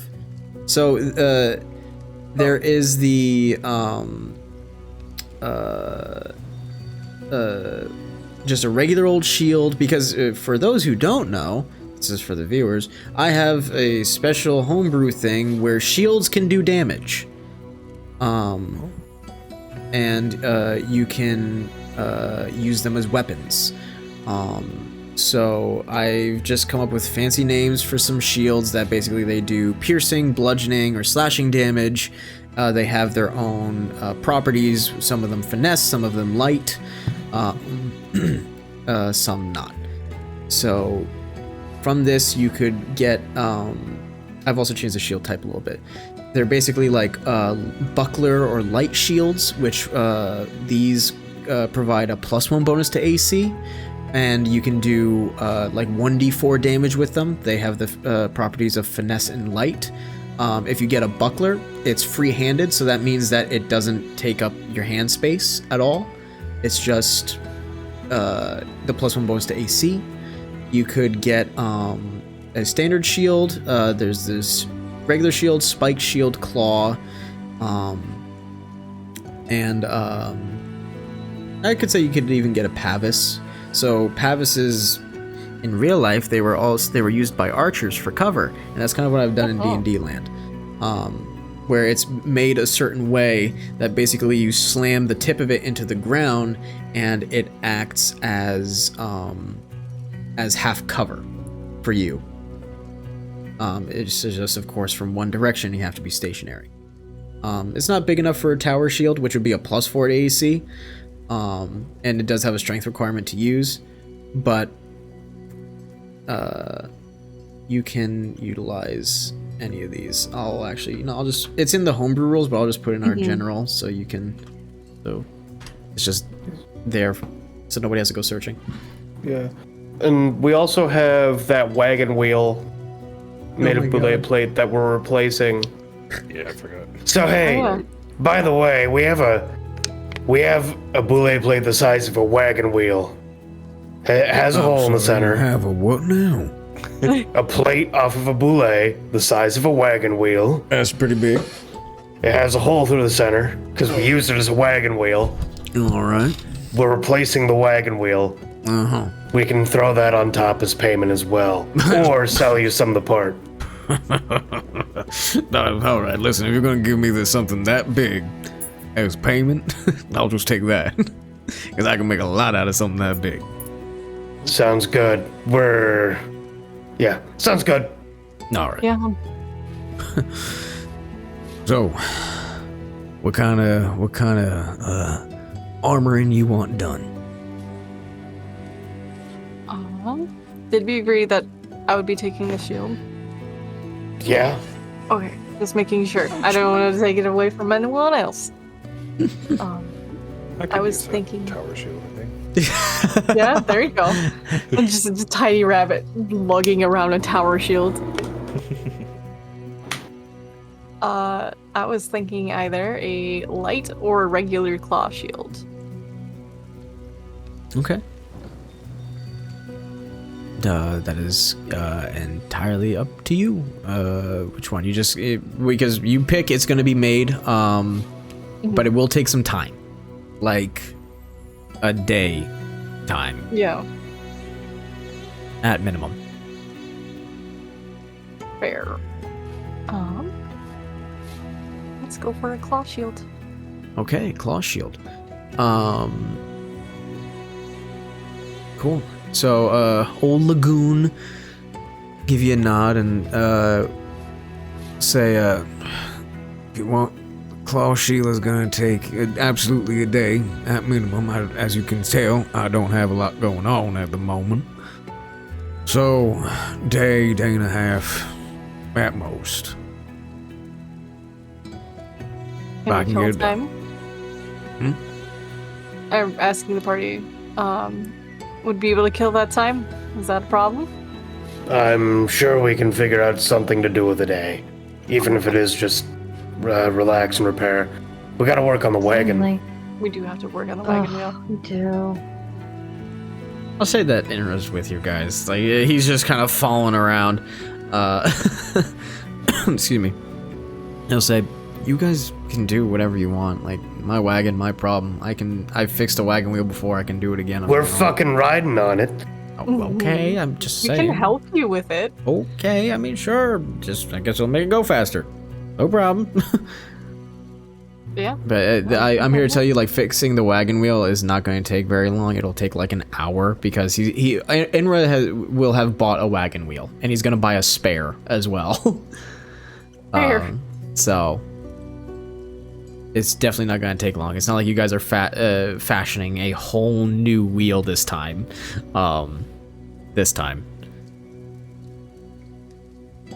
Very fair. So you guys, if you are sticking around for the shield, you will have at least between a day and a half to kill. Okay. Well, in that case, I'm sure we can pick up a small job or two. Yeah, fair. There's got to be something.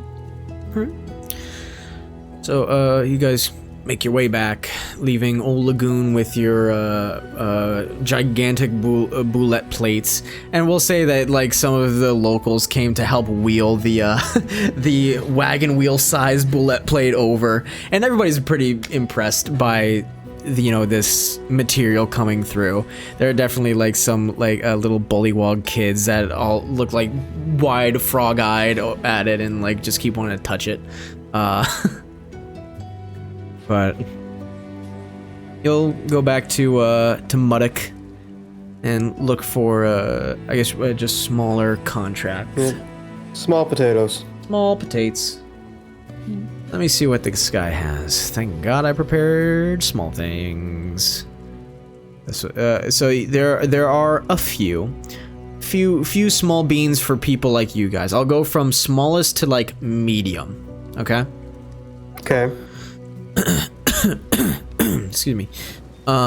So let's see, the smallest one, the really, really small one, is just go around and kill as many like poisonous snakes as you can. They are a fucking bane to this place. They hate them.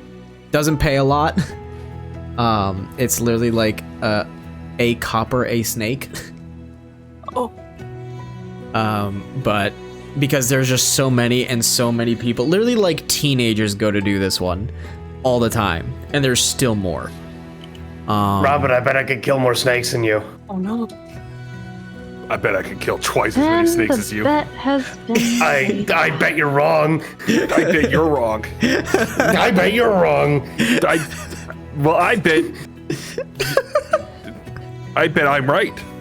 I think we'll be taking this quest then. Thank you to the whatever quest giver or who do we need to talk to. Yeah, the turtle. I'll say that to him. Okay. Yeah. Mudda gets a chuckle from these two arguing like teenagers in front of him. So you guys can take that one. For the other ones, just really off the cuff here. They're looking for people to get rid of a flock of sturges. They go after livestock primarily, and they are mighty bitches. These things are basically like, think of bats, but with like mosquito tendencies. Oh, no thanks. Ooh. And they suck. Well, yeah. So, they also, see, for something that it requires a little bit more like survival hunting around, there's been talk of a shambling mound hanging around. People have been hearing it kind of in the swamp, moving and between the branches and getting stuck in the mud. These are not uncommon sights around Dark Rain's Marsh, but they are pretty dangerous to common individuals. So whenever any stronger or more combat inclined individuals, they like to try and push the shambling mound extermination on them. There has also, and this one's really fun for everybody because nobody wants to take it.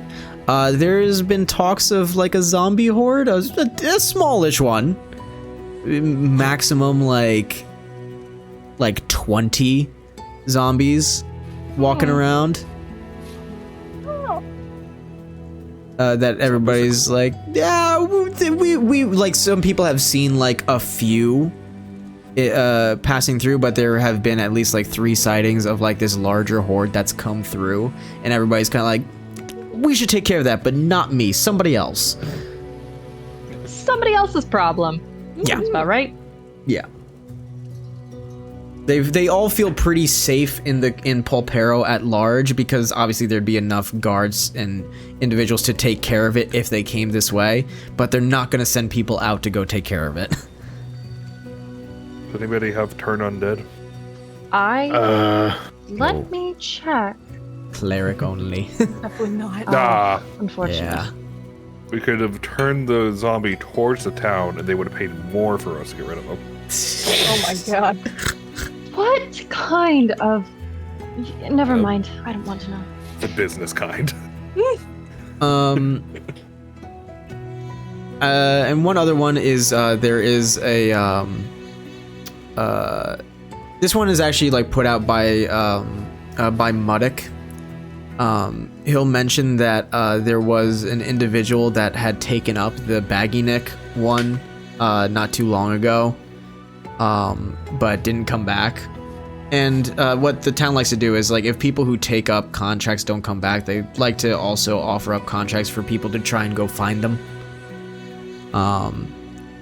Muddick makes the point of saying that the individual that went out seemed pretty bookish and pretty unable to defend themselves, but went out anyways. Oh boy. So he's My favorite. literally made the point of, like, don't think they got very far, if anything. They, for all I know, they're probably a mile out and maybe surviving in a tree. And they've been gone now for like 3 days. Oh, they're fucked. Well, So this is a body recovery. Yeah.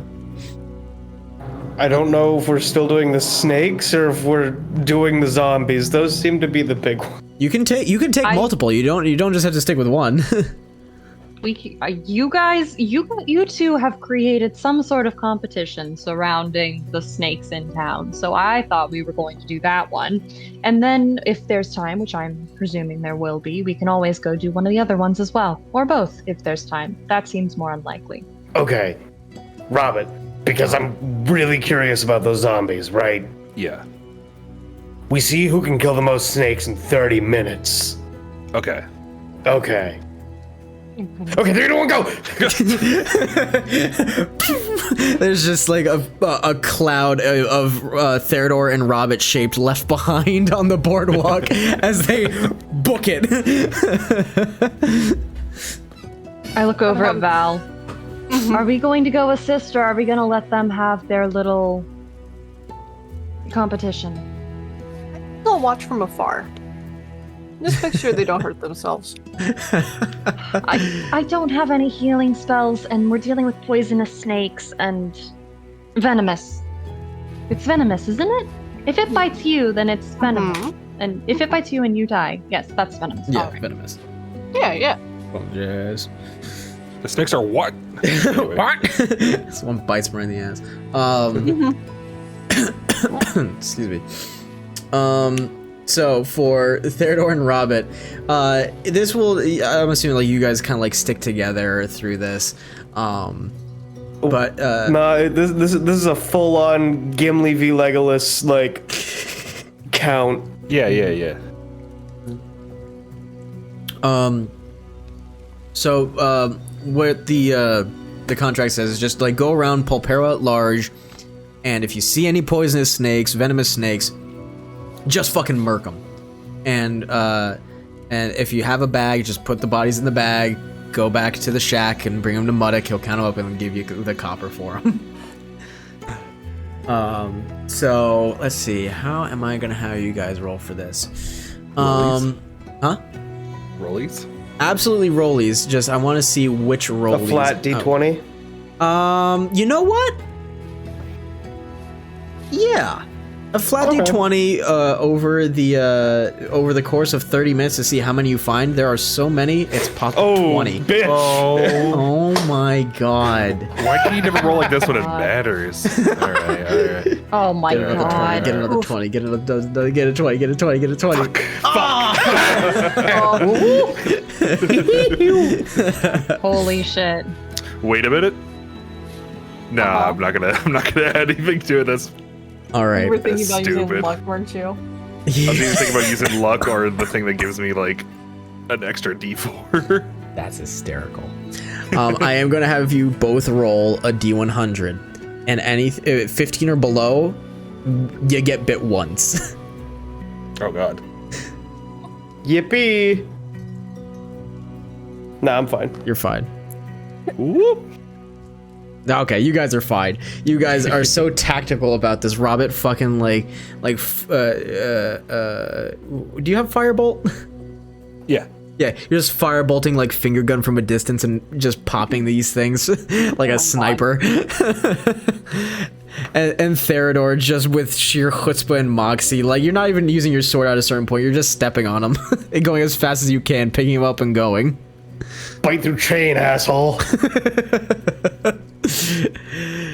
And by the end of the 30 minutes, it's you guys like from separate sides of Polperro just yell time, and you both magically hear each other. As you guys run back to the shack, and Muddick counts them up. It is with a heavy heart, Robert, you see that Theodore has grabbed 2 more than you. No. I told you I'd get more. Good game? Good game. I was looking at my spells to see if I could steal any. Good game.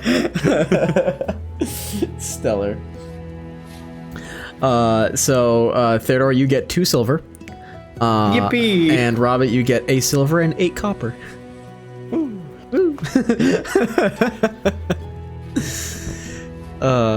Very fun. Cool. So 30 minutes passed. And now it's zombie time? Sure. Question mark? I'm the kill. Hell yeah. Well, we can certainly try. All right. We can at least take a look. Sure. All right. So, you guys are going to be given the information that, they are like the horde has been seen within like a half a day's travel of Polperro. And they seem to kind of like stick around there. They just kind of seem to wander back and forth because I mean there isn't necessarily a shortage of meals here. They're just smaller critters. You know, like zombies don't just go after humanoid flesh. They go after literally anything. So, frogs, snakes, which there are a bountiful amount of, these things go after it. So it's basically, you're looking at like pigs essentially like going up and down a trough, kind of. There's just no area and a lack of food. So, we can have you guys, when you're ready to set out, there will be a survival check, 1 to like make any heads or tails of tracks, and 2 to not get lost, because that is very possible in this swamp, even going just as far as you guys would be. So survival checks? Yeah, 1 person can do it. You can have like the leader, the guide, as it was. Not me. I got it. If I were to have to Not sum it. up my survivability, it would be a +2, whatever that would mean. That's Actually, crazy. survival. I have. If we were to sum up our survival, I would have a +4. So Oh, Yeah. I What was is a thinking nature survive? again. what is live? Okay, well I guess I'm rolling. Everybody say a prayer. Can anyone assist me before I roll? If anybody's proficient, yes. Oh shit. Anyone else proficient in survival? Theodore? No. Theraflor. Okay. Wait, I'm sorry. Inra would probably be here. Well, would he? I don't know. Would you guys allow him to is the real question. Yeah, he's like a. I mean, Yeah. if he thinks he can help, I do not have that much confidence in my skills. Inra is a grown boy. Okay. Then he has proficiency, so he'd give you advantage. All right. Thank If you, it- Inra. Thank you, Inra. Thank Thank you, you, Inra. Holy shit. It was that or a fucking 2.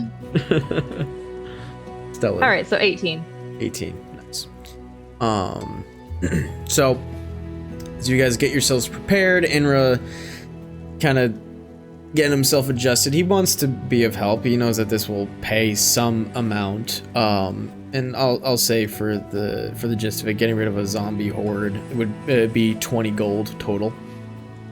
Yeah, that's pretty nice. Yeah, they're basically like, hey, we're thinking there's 20 of them, a gold ahead, because these things suck. Sure. So, as you guys head out into the swamp, there's no paths. Paths do not exist here. You kind of just have to go based off of sound, off of what you can see through this thick bog and vegetation, and just having the general knowledge of your cardinal directions and knowing that, okay, Polperro is that way.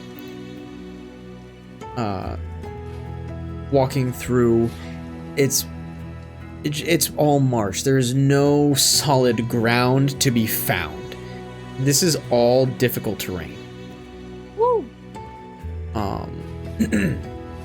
So you guys trek through until early afternoon, searching for footprints. At a certain point, Ashael and Inra will both get a little confused because they will see like the tracks of the people who've come into Polperro Center and out again.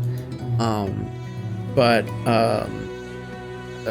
Ashael, what you tell yourself at a certain point is, well, if they're zombies, one, they're probably not walking as well as you guys are, so you're going to be looking for like drag marks, like, you know, the toes are dragging, or, you know, just straight up like sloshing through this muck and mud. And I'll say probably around like 1 o'clock, you guys will, or Ashael, you'll clock that there are the type of footprints that you've been looking for.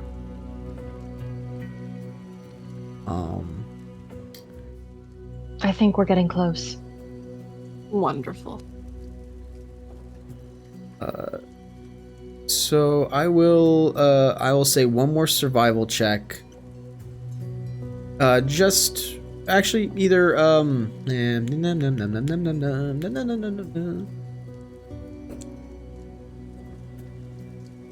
it can either be survival or perception. Then survival it is. Okay. Oh, nat 20! Hey! Nat fucking 20! All right. Hey. Good shit. Yeah, with the nat 20, some old instincts that were kind of buried underneath your lost memories are showing through, and you don't even mean to.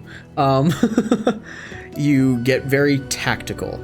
You are moving slow. You're trying to listen for any disturbance in the vegetation. You're listening for growls, guttural noises, or anything. Even screaming, just in case, you know, somebody got caught in whatever this horde could be. Or wherever this horde could be. I'm sorry, excuse me. As a sidebar, I would like to hold an action. Okay.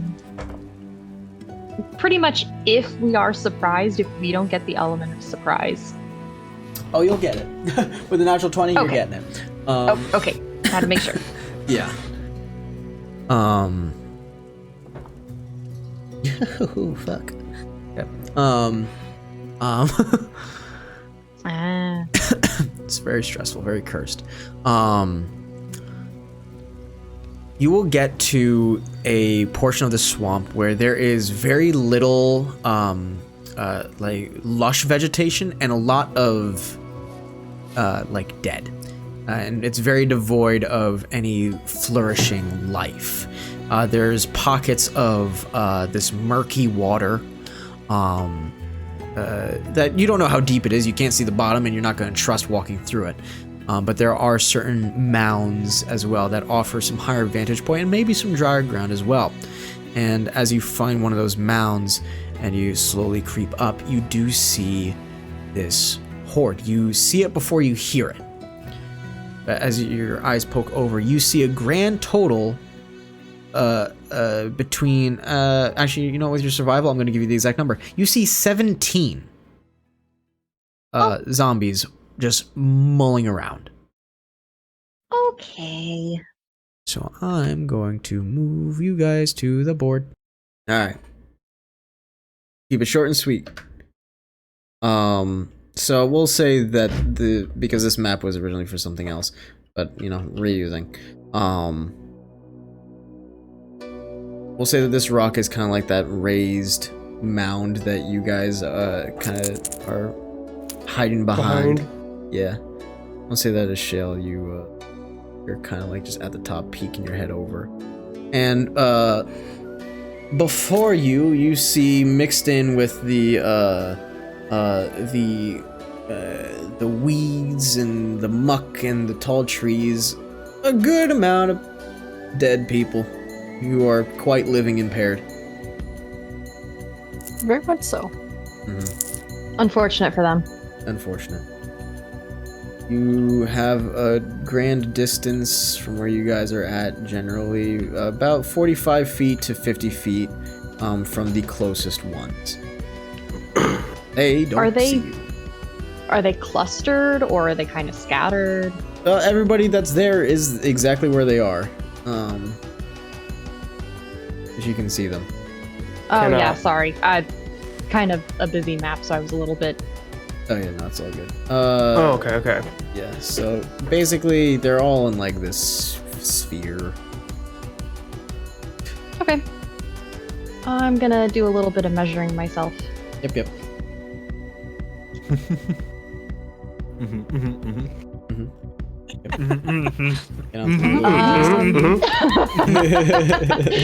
Hold on.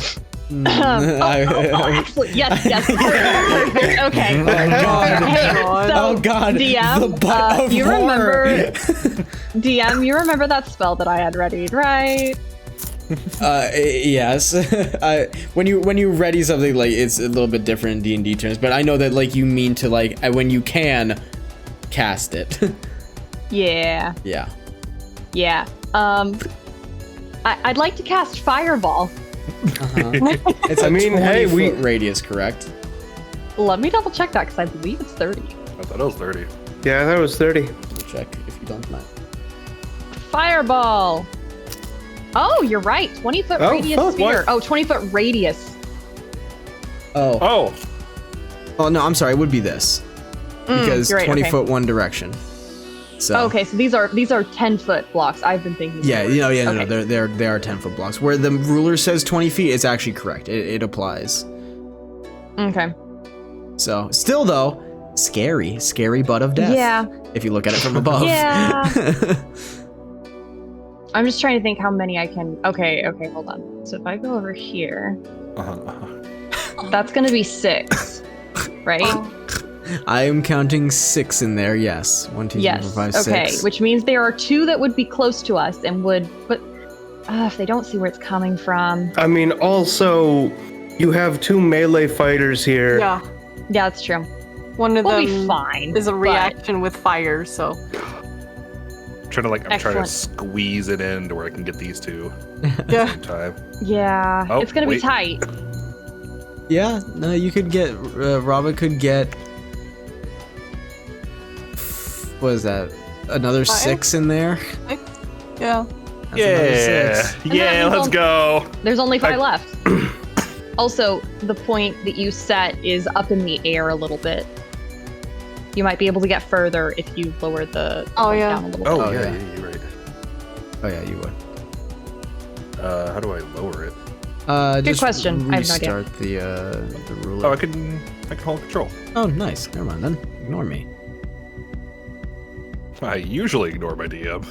Oh, bitch. There we go. Easy. All right, I'll say that for the sake of it, We got the drop on them. I'll say that this one's out of it because that's like barely in there. But I'll say Which the one?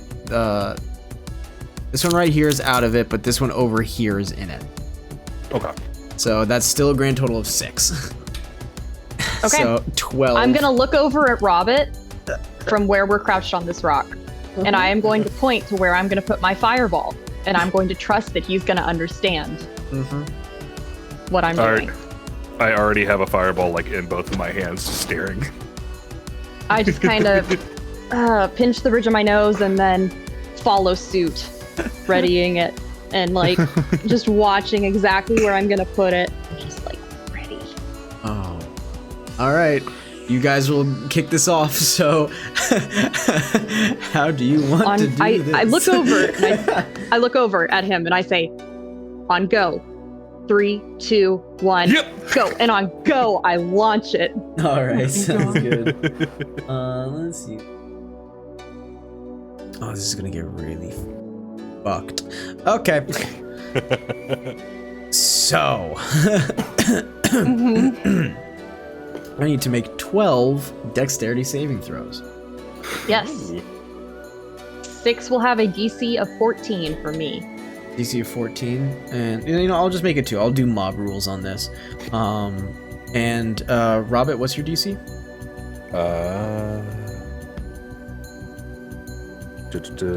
16. Whoa. Ooh.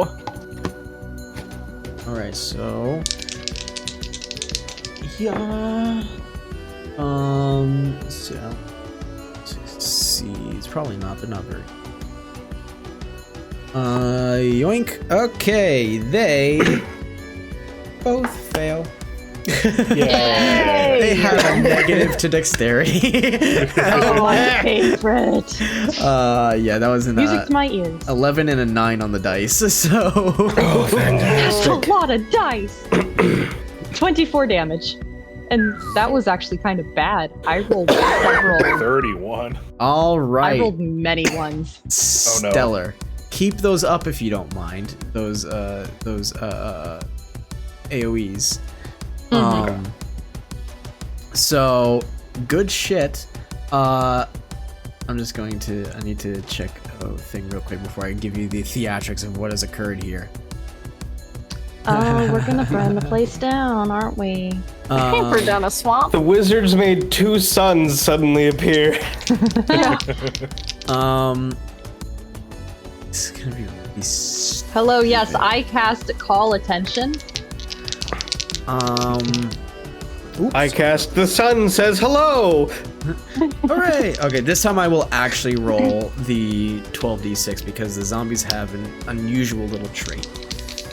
Yeah, I know exactly what's going on here. Okay.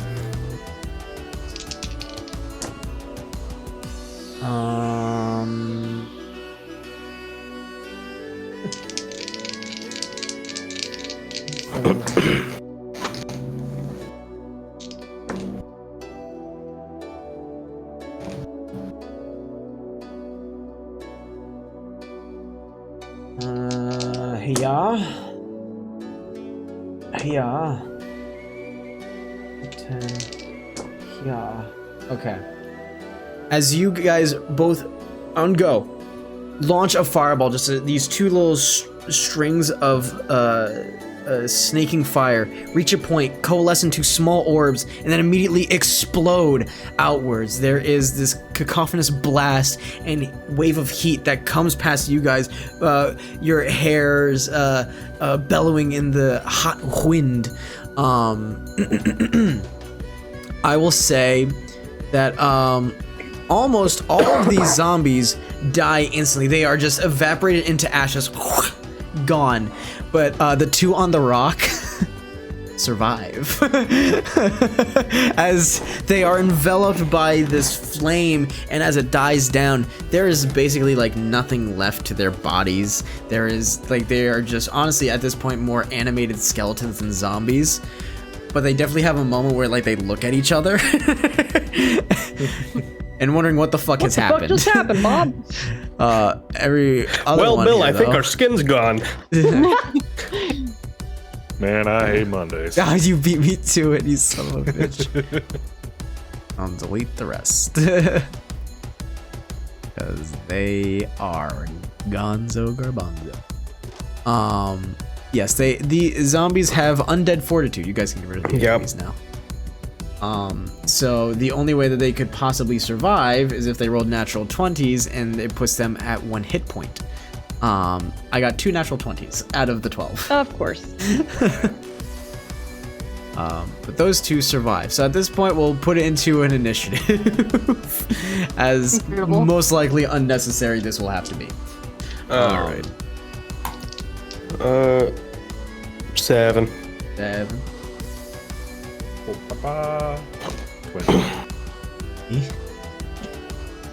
23. 13. Theodore's just gonna kind of kick back, I guess. Jesus.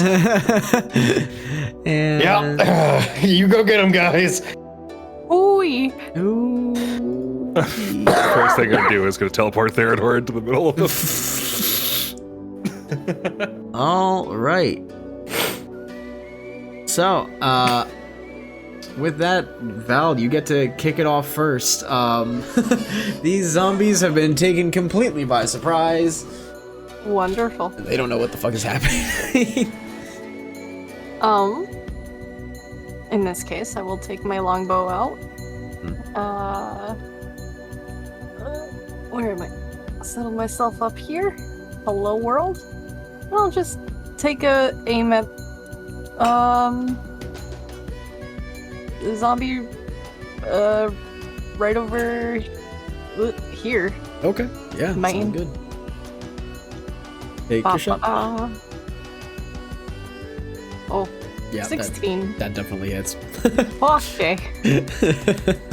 Oh shit. Okay. Only 5. Only 5. The arrow it thunks into their chest, mostly going through them, and like it slows down enough where it just kind of like collapses out the other side. They have not dropped yet, though. Of course. I'll just do it again. Okay. 21. A little better with a 9. A little bit of a 9. All right, this one, yeah, another arrow just goes right through them. Not down yet, but you have done the damage. All right. And that's all I do for now. Okay, Robert, you're up. Oh my god. Listen. The 2-son tactic. Now 3 sons. I mean, it might be the play here. I mean, I can get hit 4 right now. Yeah, you could hit 4 right now. You could.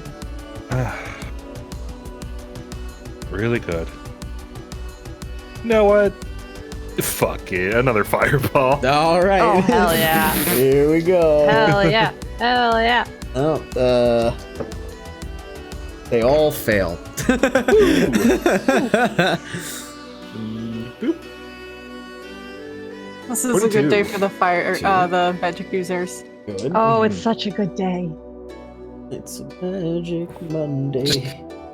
It could be a Ew, very bad what are day. those things no. over there? Barbie. Oh, they're gone. Wait 6 seconds. There's a fucking another one going off. Jesus Christ. Yeah, as your second fireball ignites, all 4 zombies are gone. The 2 that survived, the one who had the chance to look at each other to have some environmental role-playing moment, are then just immediately scorched away. They are dead. At this point, you have dried out like this entire section of this land, and like the trees that have been caught in the blast are absolutely obliterated. Some are now like you actually have trees toppling over at this point. There is anything that was living within that like just that sphere is absolutely annihilated. There is no hope. Hell yeah. Yeah, that's fair. All the water puddles have evaporated. There's nothing. Oh no, we're environmental terrorists. Oops. Whoopsies. Fine. There's literally like only 3 left. That's so funny to me. Cool. Anything else for your turn? You know what? Nah. Okay. Inra just looks at you guys holding the crossbow. Do I even need to try? Yeah, it makes You know you what? feel Practice. it makes you feel really really Look, Really do you see that one small. out there? And I'm going to point to that one over here. Yeah. Target practice. Yeah, It's already I gave you dead. a new bow. Okay. Yeah. Let's do that. It's already dead. It's a dead guy. Needs to be more dead. Yeah. All right. You got this, Let's buddy. try it. Cool. Gets down on one knee, levels himself the best he can. The zombie's starting to shamble towards him. He hits. Barely, but he hits. He Good does shot. 5 damage. Nice. Good shot. Good shot, man. Thanks. He's still coming towards me though. I'm Nah, sure don't worry that's about not going that. to be a problem at all. Yeah, I don't think so. And just starts to reload the crossbow again. Shale, you're up. Anyways, I have Scorching Ray, and I'd like to use it. Oh my god. I'm gonna That's use range. 2 on the one coming towards us, the one that Inra just hit, and then I'm gonna use 1 on this rando that's just kind of vibing over here. And I honestly don't even know if he's figured out, his buddies are dead. Well, he's gonna know after this if I manage to actually fucking hit him. So that is 3 rays of fire. So I'm gonna have to roll 3 times. What's the range on Scorching Ray? 120 feet. Okay. First one, 16 to hit. Yep. Okay, next one. That's a 23 to hit. Yep. The last one is a 9. That one will miss. Okay. Yeah, so the buddy over there that's kind of standing off on his own watching the dragonflies or whatever still doesn't know what the fuck's happening. Anyways, Man, I'm that's gonna a roll weird damage. dragonfly. That's 9 for the first hit and a 8 for the next.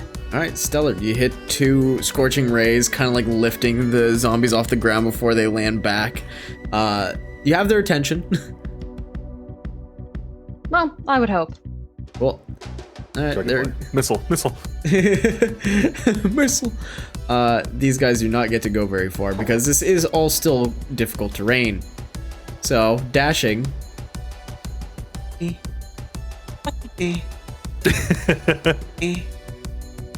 was Excellent. gonna say, like, even with like normal terrain, if there's zombies, like they can't go very far. Yeah. True. These poor. Well, if we I let him feel get close enough, bad. we could hit them both with another fireball. That might hit us at that point. The other guy, I'm gonna No. say the A little zombie, too close. like he like there's an explosion, just moves like Oh, 5 there's feet another unsure. one. Yeah. I didn't notice him. Bless him. I thought I counted everybody. Just turn around. Huh? Just sees a scorched earth behind him. Someone say something. Turns around, the Doom music is playing. Oh god, no. Fucking rip and tear. Oh, you poor sorry son of a bitch. What's going on? All right, Theodore, you're up. Yeah, Theodore's just gonna he looks at his hand axe, remembers the spear on his back, Oh yeah. steps up on the rock. Yeah. Looks at the one Inra shot. Okay, Inra, that one's yours. Unless someone else hits it. And he judges the way to the spear, and he's gonna huck it at the other one that's close-ish. Yeah. So that's literally at like nearing the edge of the spear thrown range, so it is going to be a disadvantage. Yep, that's fair. Spear. Well, I'd like to fucking D&D Beyond. You fuck. D&D. Didn't Beyond. Didn't Beyond. 16 with disadvantage. Yeah. Nice. Okay. And it's 1d6 when thrown, right? Yes. 1d6. Okay. 7 damage. Nice. Yup. You guys just see Theodore throw the spear for one of the first times in a long time, huck it, and you guys just hear the thud as it goes clean through this zombie's torso, out the other side, and stuck in the mud. How disgusting. Gross. Yeah. Gross. I'll wash that off in the pond once we're done. Excellent. All right. Anything else, Theodore?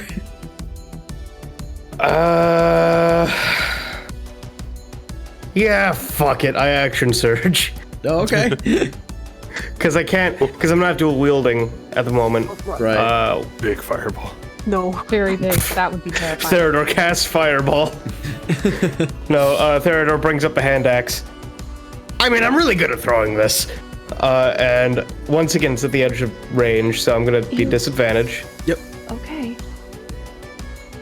Yeet! Oh, no. 9. I was going to say too, really good at throwing this, huh? Just in the mud. Wait. I mean, the spear's meant for throwing. Wait. Oh, hold on. You know what? I'm gonna bend luck. Roll a 1d4. Yippee! Yahoo. Wee! 3? 12. That's 12. The AC. 12. Yeah! Oh, that's incredible. Meat. Anyway, 10 damage. Oh my god. I like the idea of like the hand axe fell in the mud in front of the zombie, and like Robbie, you just do some magical voodoo bullshit, and like the zombie hits the hand axe, trips over it, falls, and then as it gets up, you guys see the hand axe is in its shin. Oh my god. Beautiful. Did it survive that? Surprisingly, yes. Oh? Oh wait, no it didn't. Wait, no it didn't. This one was damaged. Hold on, I'm gonna roll to see if it survives. No, wait. It needs to beat no, it actually does. It survives at 1 hit point with the constitution. But it keeps going. It's one leg dragging. It needs a peg leg at this point. I helped. Oh, incredible. Stellar. All right, Val. All right, I'm gonna go for the far guy. Mm-hmm. Let's go. Oh, Oh. let's go again. Do it again. Oh, We do Oh, have natural advantage. 20. Oh. all right then. Sure. So not that much. Oh, no. But it's One and just two hitting them from dice. afar. The guy who's just so unsure just Wait. He's like, he's even helping just right now. falls on the ground like a soccer player holding his knee, just I am going to use where is it? Where did it go? My action surge all right, yeah. and do it again. Just, why not? Here I go. No, I'm not. That's a that one. I'm gonna Just go bend luck. in the mud. Wait, no. I would not. The natural Well, it's in that one, I guess. No, we don't do that. Yeah. But it'd be really If anything, I would say you could have used one of our inspo points for the first roll, or the first rider longbow. I'm not sure these guys are worth the inspiration. Not at all. That's true. At this point, we're just having fun, and this is just Yeah. archery practice for Yeah. me, like shooting far away. Yeah, you That's you take the shot. You try to do a bank shot off of the big rock, and it just kind of like hits and goes spinning in an opposite direction. I'm just having fun, yeah. Stellar. All right, Robin. It's not like I can do my heavy stuff until they're right next to me. Right. Then they're fucked. I'm gonna cast Firebolt at the one far away. All right. How about? Yo! 16. Yep, that'll hit. Hell yeah. Wow. 14. Holy shit! Yeah, you firebolt and like it does like the comedic like backflip really fast and then faceplant into the mud as the firebolt hits from a distance. poor guy is really getting abused. Still alive at 1 hit point. And that wasn't even the fortitude either. That was just it has 1 hit point left. God, I hate zombies. Like crawling out of the graves and stuff, getting a second chance at life. Something about it gives me heebie-jeebies. Sounds familiar for some reason. You know, when you put it like that. Anything for your bonus action, buddy? Yeah, I'm good. All right, and reloading, taking another shot at the zombie. Oh, Inra, that's a natural 2. Inra, no. Yeah, you got this, buddy. Takes the shot, just kind of, he's trying to go for the head, but is shambling a little too much, and it just misses. Oh, God. Fortnite dances for bonus action, I swear to God. He's like, well, oops, my bad. I'll get in a second. Reloads the crossbow. Alright. Trail. You got that one taken care of then? To Inra? Yeah, I'll get it. Eventually. Alright. Then the closest one. Where is this? It's overkill. Yeah, you know what?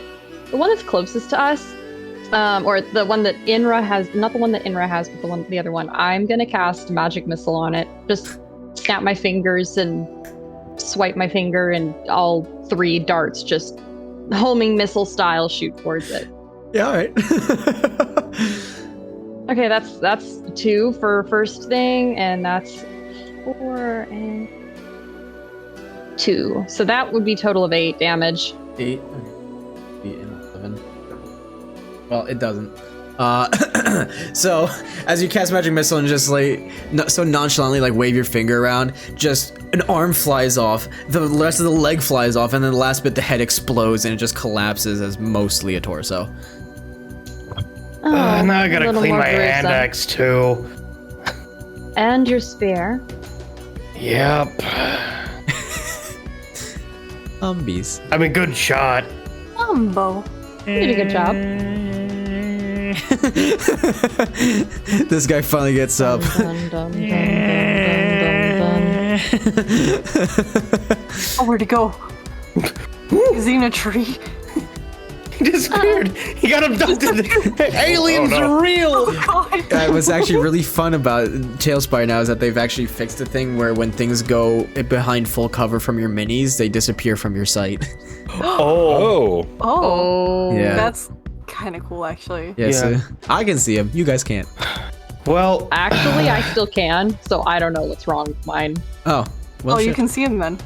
Yeah, I can. I can see all of them. I have been able to. I didn't know Yeah. that there was like we weren't supposed to be able to. Oh no, you can. might just be at the right angle. Yeah. Well, that one over there is Inra's, so... Alright, I'm gonna go get my stuff. You keep shooting, kid. Oh, okay. Sounds good. And I can get how far? Well, for now, it's going to be, let's see, 5, and then hop down 10, 15, 20, 25, and then we'll say 30. You can get there. Because difficult. Alright. Yeah. Sounds good. I'll just have my long sword and short sword drawn, as usual. But Yeah. Cool. Alright. Val. Okie dokie. Well, that one is Inra's. So, where's the other one? Behind the big tree. It's legitimately behind full cover at this point. I tell Hema to go get it. Oh. But I think her flight speed is 40. So. Nope. Keep seeing the ruler, dude. Zip-a-dip, boom. Zippity-roo-bop, beep-bop. Rulers are hard, man. Well, so if she can go over here. Yep. Well, And we'll have her flying. thank you. Yep. Cool. There she be. There she go. Alright. And that's it. Alright, Robert.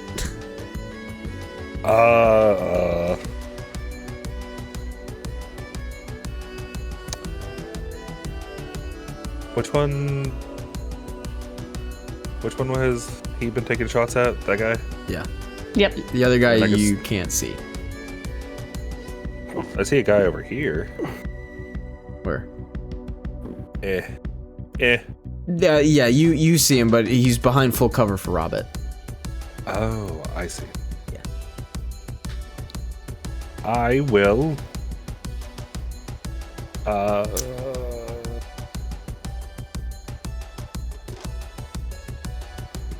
I will be nice and I will move up so I can use Mage Hand to bring Theodor's axe to him.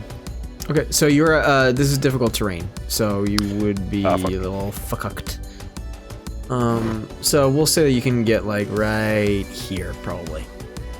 Okay. That'd be close enough. What's the casting range on it? 30 feet. 30 feet? Yeah, close enough. Fuck it. Why not? It's the thing exploded. Yeah, you'll be able to grab either the spear or the hand axe. Which one? Hand axe. Okay. Grab the hand axe. Bring it back over. Cool. As I say, I come back, I'll just sheathe the short sword and grab the hand axe. Yeah, sure. Thanks. Everyone's so nonchalant. This is Covered in it's covered in like and Walking Dead would be Undead. so Oh my like gosh. less interesting if this was what it was like. Yeah, right. well we took out the main source of the problem in one fell This swoop. is pot shots. Yeah, this is now just like fuck it. This is target dumb. practice. Yeah. We just want Inra to have a kill. Pretty much. The boy needs his XP. He does. Inra. Kill. All right, so he does hit. Yay! Heal. Inra. So he takes stuff. That is.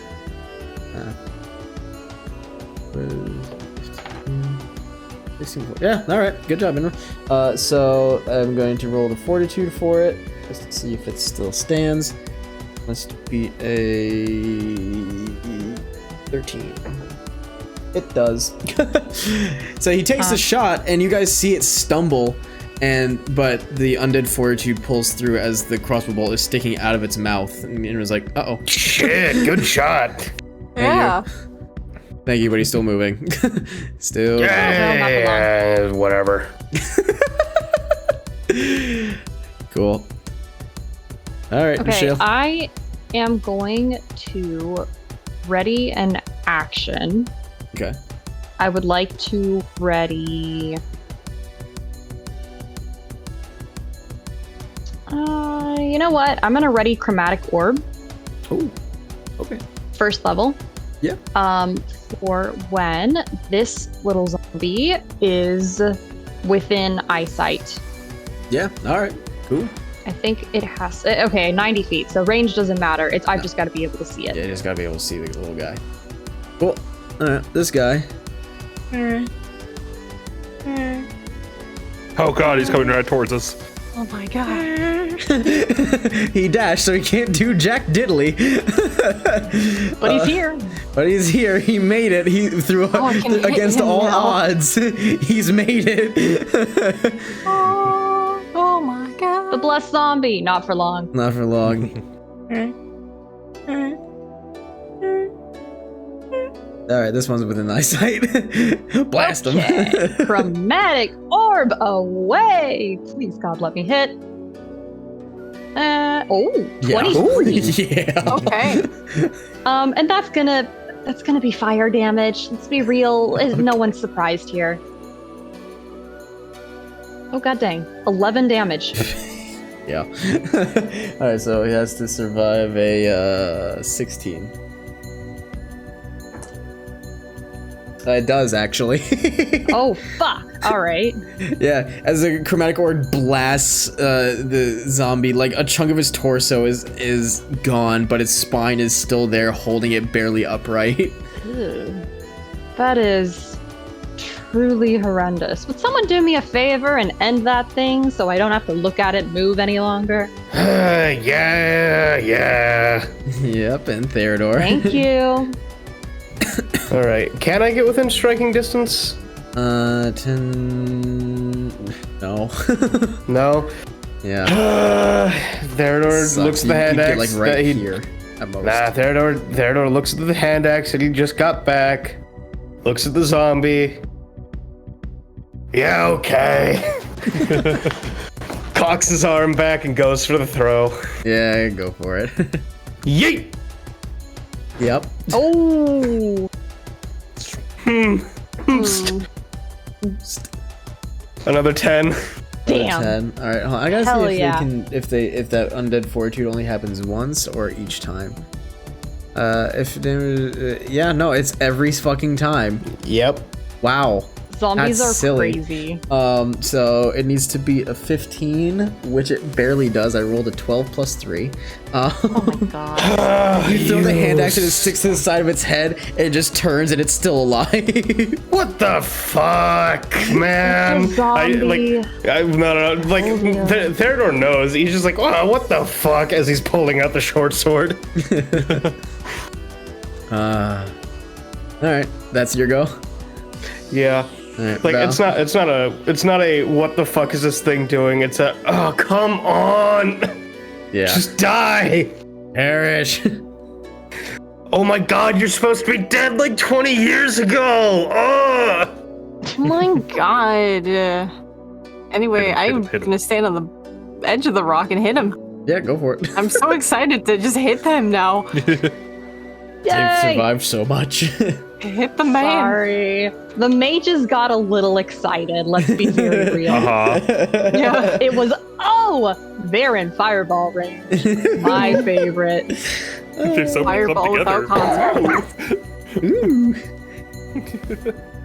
9 damage. Gee, Bill, your mom I'm lets sorry, you have what, 2 fireball? Oh, it didn't show up for me.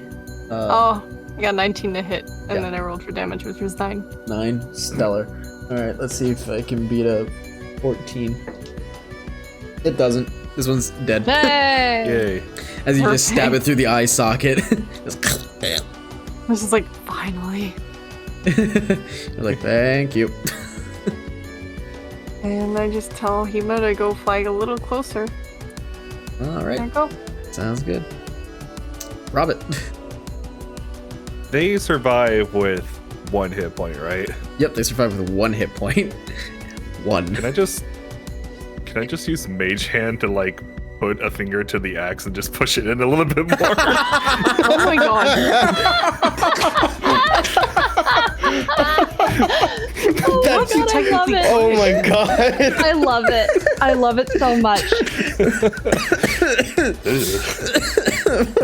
What I'd normally say is like there'd be a roll for something like this, but this is just too funny. I'm just gonna say like you just gotta like put Mage Hand, push a finger a little further in, it starts to stumble. It's gonna have to beat a 6 to survive. Okay. But we'll see. We'll see what happens. It survives barely with a 7. Kidding me. Okay, that was really funny. Good attempt. It's just job. abuse. Oh god, anything else? Just make me wonder who raised them, you know? Or, hey DM, are zombies like naturally occurring? Or are they raised by something? Do I know that? Arcana check. Hey! I love Arcana's checks, right up until I don't, because the dice don't like me. That is an 18. 24 total. Anyways, what do I know about zombies, DM? 9 times out of 10, they will probably be raised. However, it's not completely unheard of to have these things just happen naturally. In fact, guess what I get to pull out real fucking fast? It's World Lore, baby! Hell yes. So what we have going on here is, which you guys can follow along with me. So this world has 3 moons, right? And Yes. For the people at home, hopefully before this episode comes out, I'll make a lore video to post to the YouTube channel. That way that people can be caught up. I really should do that. So cool. Of the 3 moons, there is the Guardian in White, which is like the one that's furthest away. And then there's the Lady in Silver and the Lord in Gold, which these 2 moons don't usually show themselves. They're kind of like placed at the 2 poles of the planet. And once a month, each moon will show itself across the world. Just once a month, one day out of the month, and then they switch basically. There's no rhyme or reason to when they show up. It's just kind of like they show up when they show up. Nobody understands it. There are people who have tried to, do some celestial charting to predict when they will, and it's impossible. But what happens with specifically the Lord in Gold is that when this moon comes into the night sky, it bolsters anything that is like has negative energy or is evil aligned or things of that nature, or has like evil or dark tendencies within it. So sometimes during the night of the Lord of Gold, zombies just kind of pop out of the ground and they stick around for a while. And of course there are other phenomena of like funguses like reanimating corpses, and That's just real life. yeah, that's just real life. That's just cordyceps. Exactly. So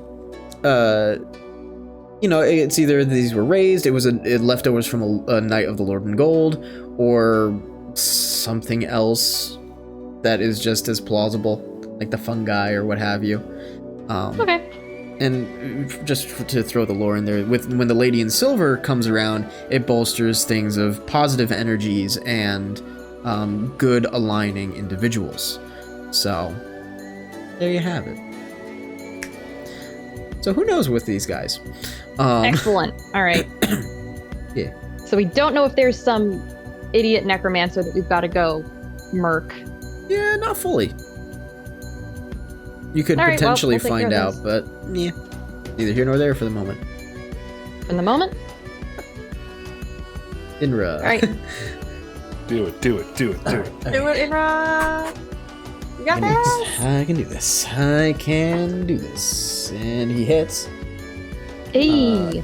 So the thing has to beat a 14. All right. Fail. Yep. Fail. It gets a natural 14. God damn. Inra hits this thing in the side of the skull with his crossbow bolt, and actually like tears off a piece of the skull. You guys can see the brain on the inside, and it's still hobbling. Oh my god. What That's is big. wrong with this thing? Cast Fireball. You know what's really Well, it's funny?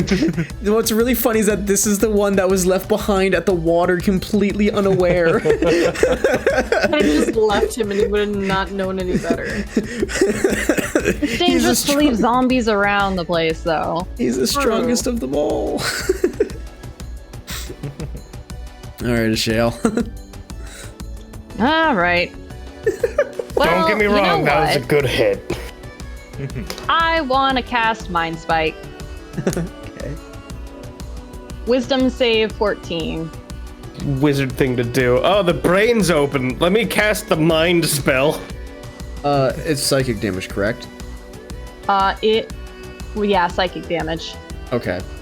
In my world of worlds, zombies are completely unaffected by psychic damage. Damn, would I know that before I cast this? Yes, you would. Okay, can I take that back then? Yes, you can. Okay, thank you, DM. You're welcome. I'm not gonna make you use that. I appreciate it, Mhm. because for a moment I was like, oh fuck. Okay, then instead, I cast Fire Bolt. Okay. Fire bolt. Okay, that's a 16. Yep. Okay, that's 14 damage. Okay. It has to be a 19. Beats a 19, Cool. so help me God. That'll be really fucking funny. That would be really funny, wouldn't it? Let's see. Nope. 16. Oh, Thank God. Good shit. God dang, it tried. It really tried. You wanted to hold on with the firebolt being the nail in the coffin. Just hit him right between the eyes, and the top of the head just burns away and flies off. And this zombie, he's dead. Okay. Goodbye, zombie. We did it. Yay. Yeah, Theodore just slugs through the muck. He grabs his spear. He goes over to the corpse, wrings the axe out of it, and starts walking towards the pond to go clean him off. Hi, DM. Yes. I want to go to one of the ones that is more or less intact, and I would like to use arcane spell lore to see if I can identify whether these were raised via ritual or whether they were raised by natural things. Yo. Yeah, go for it. Oh. Okay, that's a non-nat 20. 20. Looking them over, you don't see any remains of, you don't sense or see any remains of like arcane ritual. These guys were probably beings that were lost to the Dark Rains Marsh in years past or what have you, and were raised during a Lord of Gold moon. Okay. Well, I've got good news at least. I don't think we need to be worried about some errant necromancer running about the marsh. Well, that's good. Indeed. We probably could. I'll admit I was a bit concerned. Probably. We probably could have destroyed him. Probably, but... well, tracking him would be another matter entirely, wouldn't it? True. Well, we got what we needed done here. I just had a moment where I probably should have mentioned this.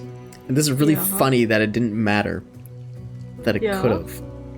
So, That you named this the Bagnick Encounter? well, yeah, I mean, this was the map for it, but that's regardless. That's neither here nor there. Okay. It was in Casey's. So, just as I had homebrewed that, zombies don't take psychic damage, I had also homebrewed in the zombie affliction. If you are bit, you need to make a Constitution saving throw DC 10. Otherwise, you would gain the zombie affliction. And what would happen is, at the end of every long rest, you would lose 5 max hit points until you hit 0, and then you'd die and you'd come back a zombie. Or you could have a lesser restoration cast on you, or in this case, Theodore, probably using lay on hands. But if you drop to 0, if you, at any point anybody had dropped to 0 hit points before you were healed, you just instantly die and you came back a zombie. Oh. And that was why I didn't want any of these motherfuckers near us. Yep. Oh, no, Because for sure. I know zombie lore. Yeah. I didn't know if you were gonna play any around with it, but I said fuck it. Because, I mean, like, zombies are fun to use, but when they're, when they're as weak and feeble as they are, minus those two, honestly, yeah, they really don't do all that much. So I was like, That's fair. Let's make them a little scary. yeah. I mean, I kind of figured that was why people were so, in an uproar about the zombies being nearby. Yeah, nearly 20 of them where, I mean, it could be taken care of, but little Also, centipede. zombies don't take poison damage, right? Nope. I didn't think they did. That's why I never said anything about Thank you. it. Okay. Because I was like, I'm pretty sure they don't. They do not. That doesn't sound right. Yeah. Cool. Fire, though. Fire, they Fire really and hate zombies fire. do not get along. So that was kind of the reason I was getting excited for them to get close, because my only form of fire attack is if they hit me. Oh, yeah. Oh. Gotcha. So they would have made the mistake of attempting to hit me and fucking around and finding out. Yeah. Sorry. No, you're fine. Sorry. That was the last like resort attempt. It's like, well, if you get here, you're fucked. Good job. Yeah. I can stab you and I can set you on fire. Yeah, I was just... I don't know, I was just ready to, like, either have one shamble close enough for me to hit it, or just be throwing and retrieving the hand axe the entire time. Lo and behold... We also had an attack helicopter just there. Yeah, just as in well. case. Just in case. Like, oh, Theodore Yeah. is in actual trouble. It's frozen now. It's fine. Yeah. It may not be Hooray! dead, but it's like We- frozen to the ground. Oh my god. I'm gonna have to remember all this. Anyways, I was gonna ask if we need to bring back proof of the zombies being dead. I mean, you can. It'll help it. Help put people at ease. Yeah, I just don't know how to. I'm gonna kind of look around at the corpses, especially the ones that we, burn to a crisp. Rest my hands on my hips and say, I'll be honest, I'm not quite sure how we're going to convince the town that we killed all of these. Theodore just walks over to one of the ones that's, like, still smoldering, kicks the hand over, lines up for the arm, and takes the hand axe and just... I think the, hand from hell might work. But do we need to bring proof that we killed all 17? I think don't they fancy want zombie carrying corpses in their town. No. Yeah, I think... Certainly not. I think And a charred hand might be So fine. I'm pretty sure we Yeah. killed like 30. That's Nah, what I'm gonna go with. let's be honest. How about all of them? How about? Yeah, say- I like the way you think. I like that. I like that. We'll report We back. killed all of all them. the zombies. Which is Well- true. We absolutely did. If we say 17, they're definitely gonna believe us. Yeah, but if we say all of them, then they could give us more than 1 gold a head. But we're not technically lying, right? I We're getting mean, into some questionable morality here, aren't we? yeah, that's like... I'll do the talking. Don't you worry. I'm no. Oh, There's somehow at I am least now 80 very worried. zombies. So many. This town would have been run over 3 times over if we were there. We can also Maybe just don't go tell quite them that far. We can also tell them the site where we did it. Say which direction, how far away. It's really hard to miss. Yeah, there's like 3 smoldering craters. Yeah, there's Yeah. still smoke in the air. Now that you've mentioned it. Yeah. Oof. You guys have a nice haze of smoke and and burning vegetation and trees. It's just kind of smoldering. You're like, yeah. All right, I'm gonna look at the others, make sure that they're far enough away from me. I'm investigating one of the craters or one of the zombies. I'm like over here. Mhm. I'm gonna look around at everyone else. Everyone 30 feet away. Sure. Hold on. Actually, no, it's only 5 feet. Oh well. I'm just gonna cover my ears, or nah, I don't need to cover my ears. Raise my foot and then slam it down at the same time as I clap my hands and use thunderclap to try and force all of the smoke out and away from where we're standing. Oh, yeah. Okay. Yeah, you do that. You slam the foot down, clap, and there's just a nice little pocket, just poof. Much better. Smells a bit like ozone, I think, but better than nothing. Oh yeah. Much better. Theodore, you can, if you wanted to, you can use the bottle Out of thing and start curiosity. cleaning some of the embers. Oh yeah, good point. I'll go around and start making sure fire doesn't spread. Yeah. Take the decanter and this Geyser. water. Yep, geyser and just Geyser.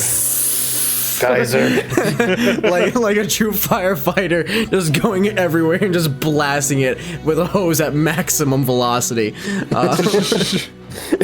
It's really fun. It has more kickback than you'd think. Please have a geyser of water. Well, it's not gonna run out. True. true. While he's doing that, Mm-hmm. and like taking forever to do like one of the craters, I'm gonna cast Agonazar Scorcher and turn it to water instead of the fire wall. Oh. And just spray a ton of water in one direction. Yeah, all right. Like, I'll allow that. I'll allow that. You can get fancy Hell with yeah. it. Hell yeah. And yeah, you just make a nice wall of water that just immediately then extinguishes that area. Good shit. Yay. Cool. Good shit, guys. As you all try to quell the fires that have started and the smoldering, the smoke, looking over the corpses and trying to gather proof of kill. Wait a second. Oh shit, you're right. Wait a second. Wait a second. I look at Inra. Inra. Huh?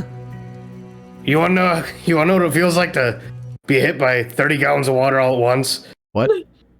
Oh no. Say no. Say no. Say no. Say no. You want to see if do you want to see if this will knock you over? I think it will. Mr. What's your fucking name? I think they'll knock me over. He kind of like starts to edge himself towards you, like has his shoulder facing you. Where is he, and can I get between them? So is that a no? You don't want me to spray you? Theodore. It would have been funny. Hold on. Robert. Okay, yeah. What? What's up? Do you think this would knock you over? No. I do not think it would knock me over. Okay, so if I spray this at you, should we test it? I'm just gonna get out of the way. As an aside to Inra, Yeah, I'm just sure. going to say, this will be funny though. Hold on, I'm gonna message my DM real quick. I pointed at Robert. Okay, 3, 2, 1. Geyser. I cast Mage Hand and I pointed up towards Theodore's face. Is this a contested strength check? I just don't. Hold on. I need to look. I need to look at Mage Hand really quick. Because I'm just turning it in his hand. You're like blasting him in the face. Oh, okay. Yeah. I'm gonna say contest. Okay, so Theodore, you're gonna do a strength check at disadvantage because you weren't expecting this. That's fair. And Robin, make a charisma check. Okay. Ooh, that's a 1. Oh no! Let's just see if you roll a 1. You don't. 21. Theodore, make a strength save. God. Today, 12. Theodore gets waterboarded. What? Oh god. Decanter of endless water. Yeah. What is a strength save that you need to beat? You fail! Oh my god! The DC was 13 for the decanter! Oh, yeah, I thought it was. Oh, shit. Oh my god. Fucking incredible. So, this is hysterical. Alright, here's how it happens, gang. As Theodore, you're still by like the pond, and you go to blast Robin.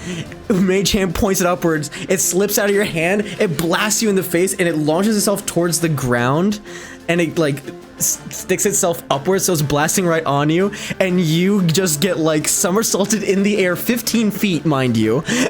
Jesus. Holy shit. And you guys just see Theodore spinning like 5 times before he lands, belly flopping into the pond. You take 1d4 damage. How long? I took what? 1d4 damage of a grand total of 2. Ow. Ow. DM, how long can I hold my breath? What's your con modifier? +2. 2 minutes. Yeah, okay. So for just a minute, I'm not gonna move at all. I'm just holding my breath. Just a. Theodore? Did you kill him? Just gonna waddle through the mud. There, no! Just the sounds of mud slopping as you waddle your way over. I am waiting. I'm waiting for Robert to step towards the pond and get within reach. Make a perception check. That's fair. Me make a perception check? Oh, him. Oh. Him. You have no idea when Robert approaches. I have so much water in my ear. Where even is his mini? It's in the water over here. Oh. See Theodore just floating there, face down in the water. How long has it been by the time Robert is, like, here? Like almost a minute. Okay. I don't know what Robert's doing. If he touches me, I'm grabbing. I'll cast Mage Hand and pull your head up. Theodore? Theodore's gonna act comatose. You grab a chunk of his hair, pull him up, and there's and there's just some watery, stringy hair falling in front of his face. His eyes are closed, and as you like, do you like just keep him there, or do you like drop him Should I back? roll deception? Yeah, roll deception. Okay. Oh my god. Val, Inra, and I, guess they're Fuck just me. watching this from afar. Like, Well, that's a 5 on the deception. As you pull up Theodore, you see that there's like a little leech attached to his cheek, and like you start to feel it. Theodore, like, oh, fuck this, and you swat it away. Yeah.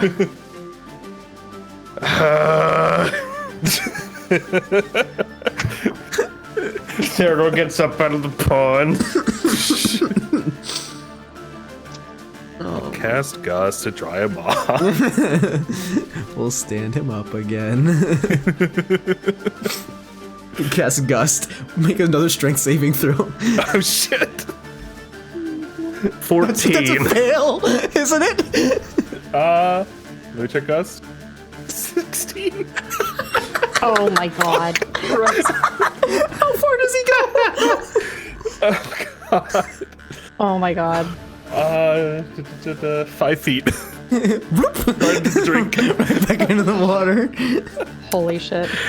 I'm going. Robert I would like is- to make an athletics check to chase Robert down. Oh man. No.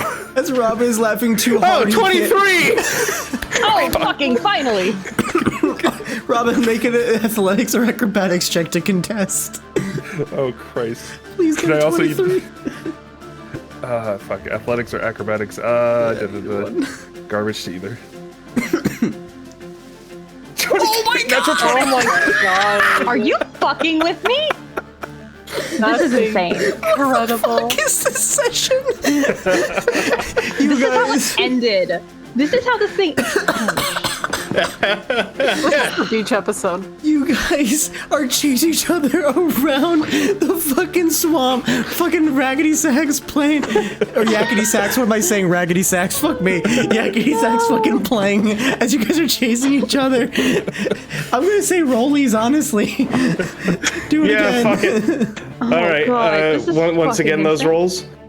What was it? Just a Straight 20 or? Yeah, straight D20. Just, like, let's see what happens. 14. As you guys are chasing after each other and getting tired. Robert, you're the first to slow down and kind of take your breath. And Theodore, like a fucking pouncing jaguar, just full on leaps, hands outstretched, and body slams you into the mud. The rabbit's dirty one moment, and I'm gonna drag him over to the pond and huck him in. no. I'm gonna look over at Val. Do you think we should interfere? No. I don't want to get wet. Oh, Good, we're of a mind then. And I'm just gonna resume watching. God provides Inra, Shale, and Val with 3 lawn chairs.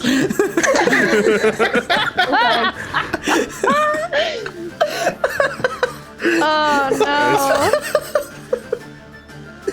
Fucking lawn chairs. That's my last thing. He chucks me into the water. Oh, I know what's happening. I'm gonna cast I knew it. Vortex Warp. So I land on him into the water. So, what's the save for a creature being vortex warp that's unwilling? What the fuck 16 kind of con. Benny Hill 16 music? con. Go for it. For a total of 5.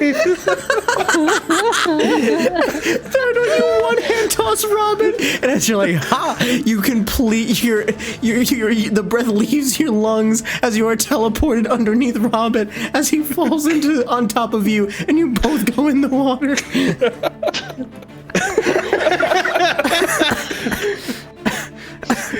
Oh my god. Oh my god. Oh my god. If like the Benny Hill theme music isn't playing over this entire section, I don't know what we're doing with our lives. Oh, Okay. no. Theodor's laughing. He's having a good time. Like, so is Robin. at this point, that was good. There's laughing. Oh. First of all, add a party inspiration. Second of all, from now on, you guys have 3 wicker lawn chairs. Oh, you're serious? Yeah, I'm serious now. Oh, hell yeah. Just the apparated, like you guys had them the whole time. They're there for you to have now and forever. Hell yeah. Oh, God. I love this game. God. Oh, and with that, we will end tonight's session for the rest of 2022. And for everybody What a who's way to watching go. this, we'll see you in the next year. Have a wet 2023. Yeah, baby. Oh, that's an awful thing. Oh, God. And kill the fucking recording kidding me. now.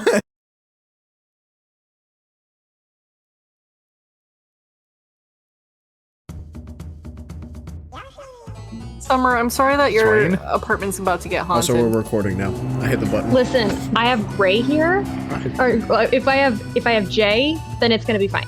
If Gray shows up and Jay isn't here, we have a problem. Oh, yeah.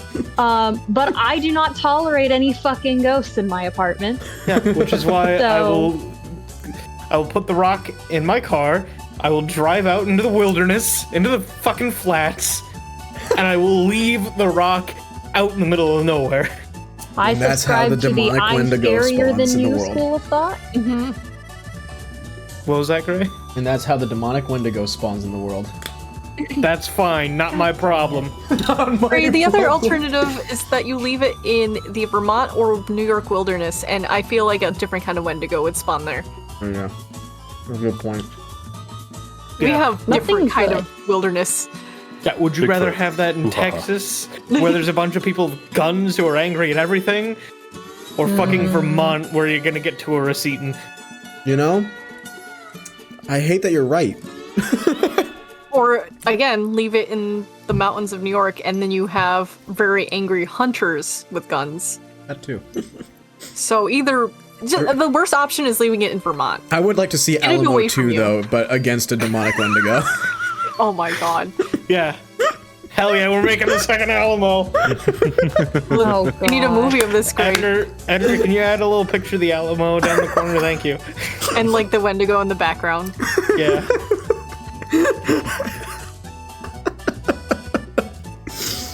Alamo 2, baby.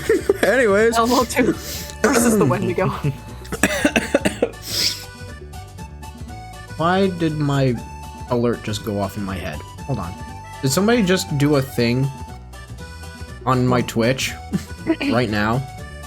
Hold on. I just had my alert go off in my head. Leighton followed me? Wait a minute. Leighton. Leighton. Fucking amazing. Fucking Leighton. This is why we like Leighton.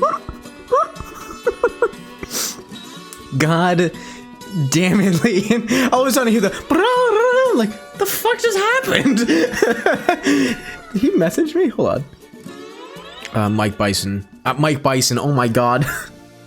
You wanna know why I got it confused? Because the other group took the Mount's real name and said, no, we're calling him Mike Bison. Oh god. I'm so We have used to to do it. now, right? No, please. I can't do it. Oh my god. Every time I fucking Excuse me. I think of these boxes, I think back to the first season of Critical Role where they opened a box and then just one of the characters just died. Oh my god, yeah. God. That's right. Opened a box and just immediate death. Great. Yeah, I forgot think about it's that. Scan. I didn't watch season 1 of Critical Role. No, it was Vex. That's what I thought. It wasn't that the point where Vax said, like, take me instead, you raven bitch? Yep, Yep, that's what I thought. that's where everything led. I can't believe Robin's about to just get destroyed. It's that monster we fought in that one cave that like hated light. That Oh just my pops God. pops into existence again. No, God. don't give him ideas. Don't give him ideas. That thing nearly killed all of us.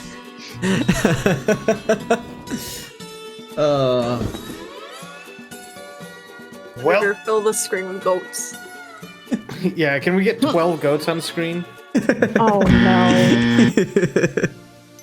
I'm actually also gonna roll for the goats on the same turn. Oh my god, same turn as Igmut, natural 20. God damn. Oh, Mike Bison, look, I changed his name too. Oh, fucking hell. Incredible. I'm renaming it. I can't do this anymore. Hold on. I'm renaming him. I can't. I just can't do this. Oh, that's funny as fuck. The other group, when they see this, are not gonna let me live this down. I was looking through the shit post. Why is there an actual Wendigo by the Alamo? Discuss What, you the don't Wendigo remember in the Alamo, man. Oh my god. Sombrero, remind me to send you that. Yeah, that's Send it when to I him put now, the, out that's of when I put the context. cursed rock at the Yeah. Alamo. Sam, Without this today's context. luck, Grace Sanity. Oh no. Sorry, I'm Listen, seeing I all had these to look now. at that long enough. I was like, okay, my own sanity is going with this. This is the 2022 Puzzle Box speed run. So we're gonna be starting our 20%. run. Yeah, this is the 90% run. So we're gonna be starting our run in this dinky ass fucking inn. We're gonna be speeding through here. We're gonna be taking damage at some point. So you're gonna see us fall through a portal unconscious at one point. It's speedrun strat. You skip the cutscene. So.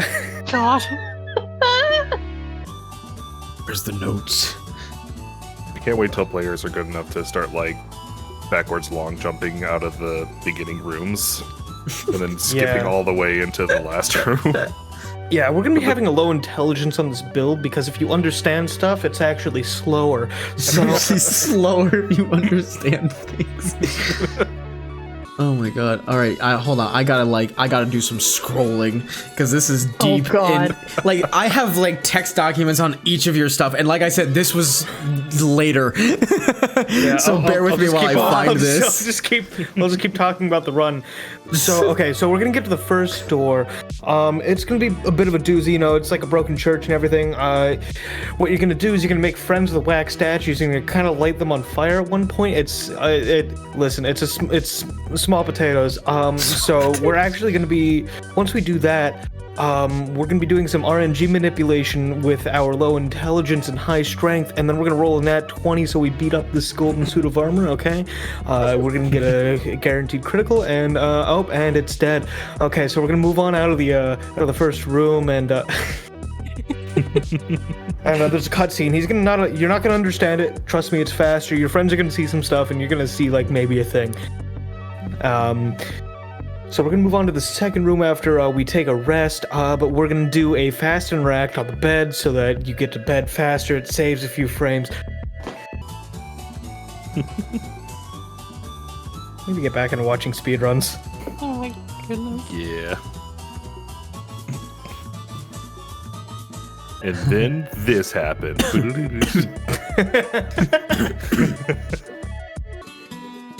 I have to tell you guys, I had so much fun making this map. I looks so bet. cool. Looks cool. Thanks.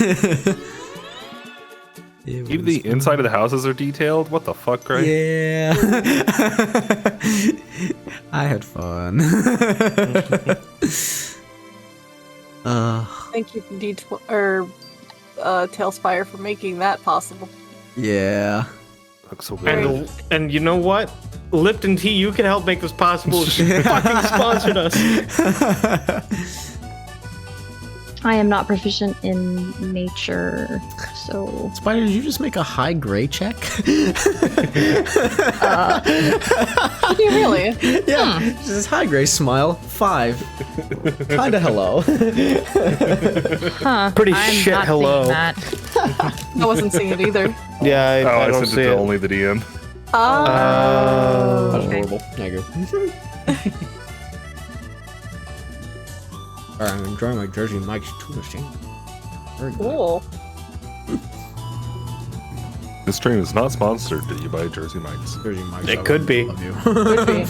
I love your Here at sandwiches. Max. You're far superior to Subway. And we'll even shit on Lipton if you do it. No, I won't shit on We'll do anything. No, I'll do anything for money. You can give me the money. Oh, well, alright. Give him the money. Yeah. Excellent. Yeah. Oh, hold on. I'm turning into a car. Sorry, I got bit by a car the other day. Oh no. He's a transformer now. Oh god. We need to get speakers and attach them to Hema so they can play Fortunate Son. God. I was thinking Danger Zone, but that's fair. Listen, if Terry hears Danger Zone slowly approaching and he turns around and there's a dragon coming at him, he will shit his pants. Okay. Oh, that makes me so happy that's to for imagine. no, wait. That's for if Hema's going fast. If it's slow and menacing, it's Fortunate Son. That's fair. True. Okay, so dive bomb is one, full approach is the other. Got it. Can you imagine? Poor fucking Terry, right? He's had the worst day of his life. I just imagine. Months later. Months later, he's telling this story to a bunch of guards around a campfire as they try and track down these menaces and their dragon. 5 menaces, technically, their dragon. And then, in the distance... I'm just imagining, for some reason, you guys go back to Mulder Port, and somehow you guys we're probably pick gonna up. have to at some point. You guys pick up a bard along the way somehow, and like you guys somehow just see Terry in the distance, and you slap the bard on the top of Hema and have them sing fucking Danger Zone as Hema goes Mach speed. We get a gnome bard. Well, if Hema isn't bigger at that make point. Sense to you, but it's gonna be damn funny. Yeah, I'm just imagining from like the guitar guy on the car with the giant speakers and Mad Max Fury Road. Oh my god! Yeah! Just a crazy. You've heard of Dragon Knights? We've made Dragon Bards now.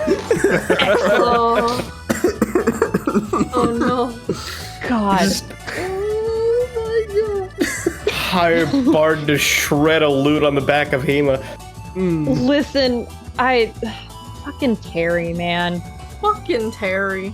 Terry, hold on. I am a little confused. Was Terry the one that Theodore bullied in the pond? Yep. Or, oh, he was. Okay. No, I thought Terry was the one that ran away.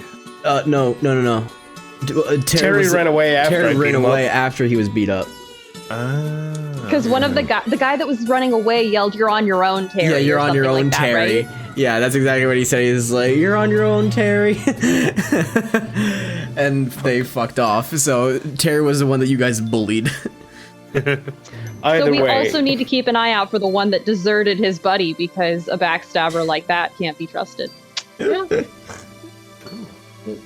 Like, we don't even like Terry, but it's just like, you're the one who left Terry? You fuck. You piece of shit. God, what's your name? Probably something stupid like Bob. Larry. Oh, Terry. Fucking Larry. Larry would leave Terry. That fucker. Where's Harry? And Barry. And Gary. And Mary. As a prerequisite for working for Maxill, your name has to end in an airy sound. Oh, no. God, no. Oh, Jerry? Yeah, like that mage that we were fighting on the stairs. His name was Dimitri, but he had to change his name when he started working for Maxill. Dairy. Dairy. There you go.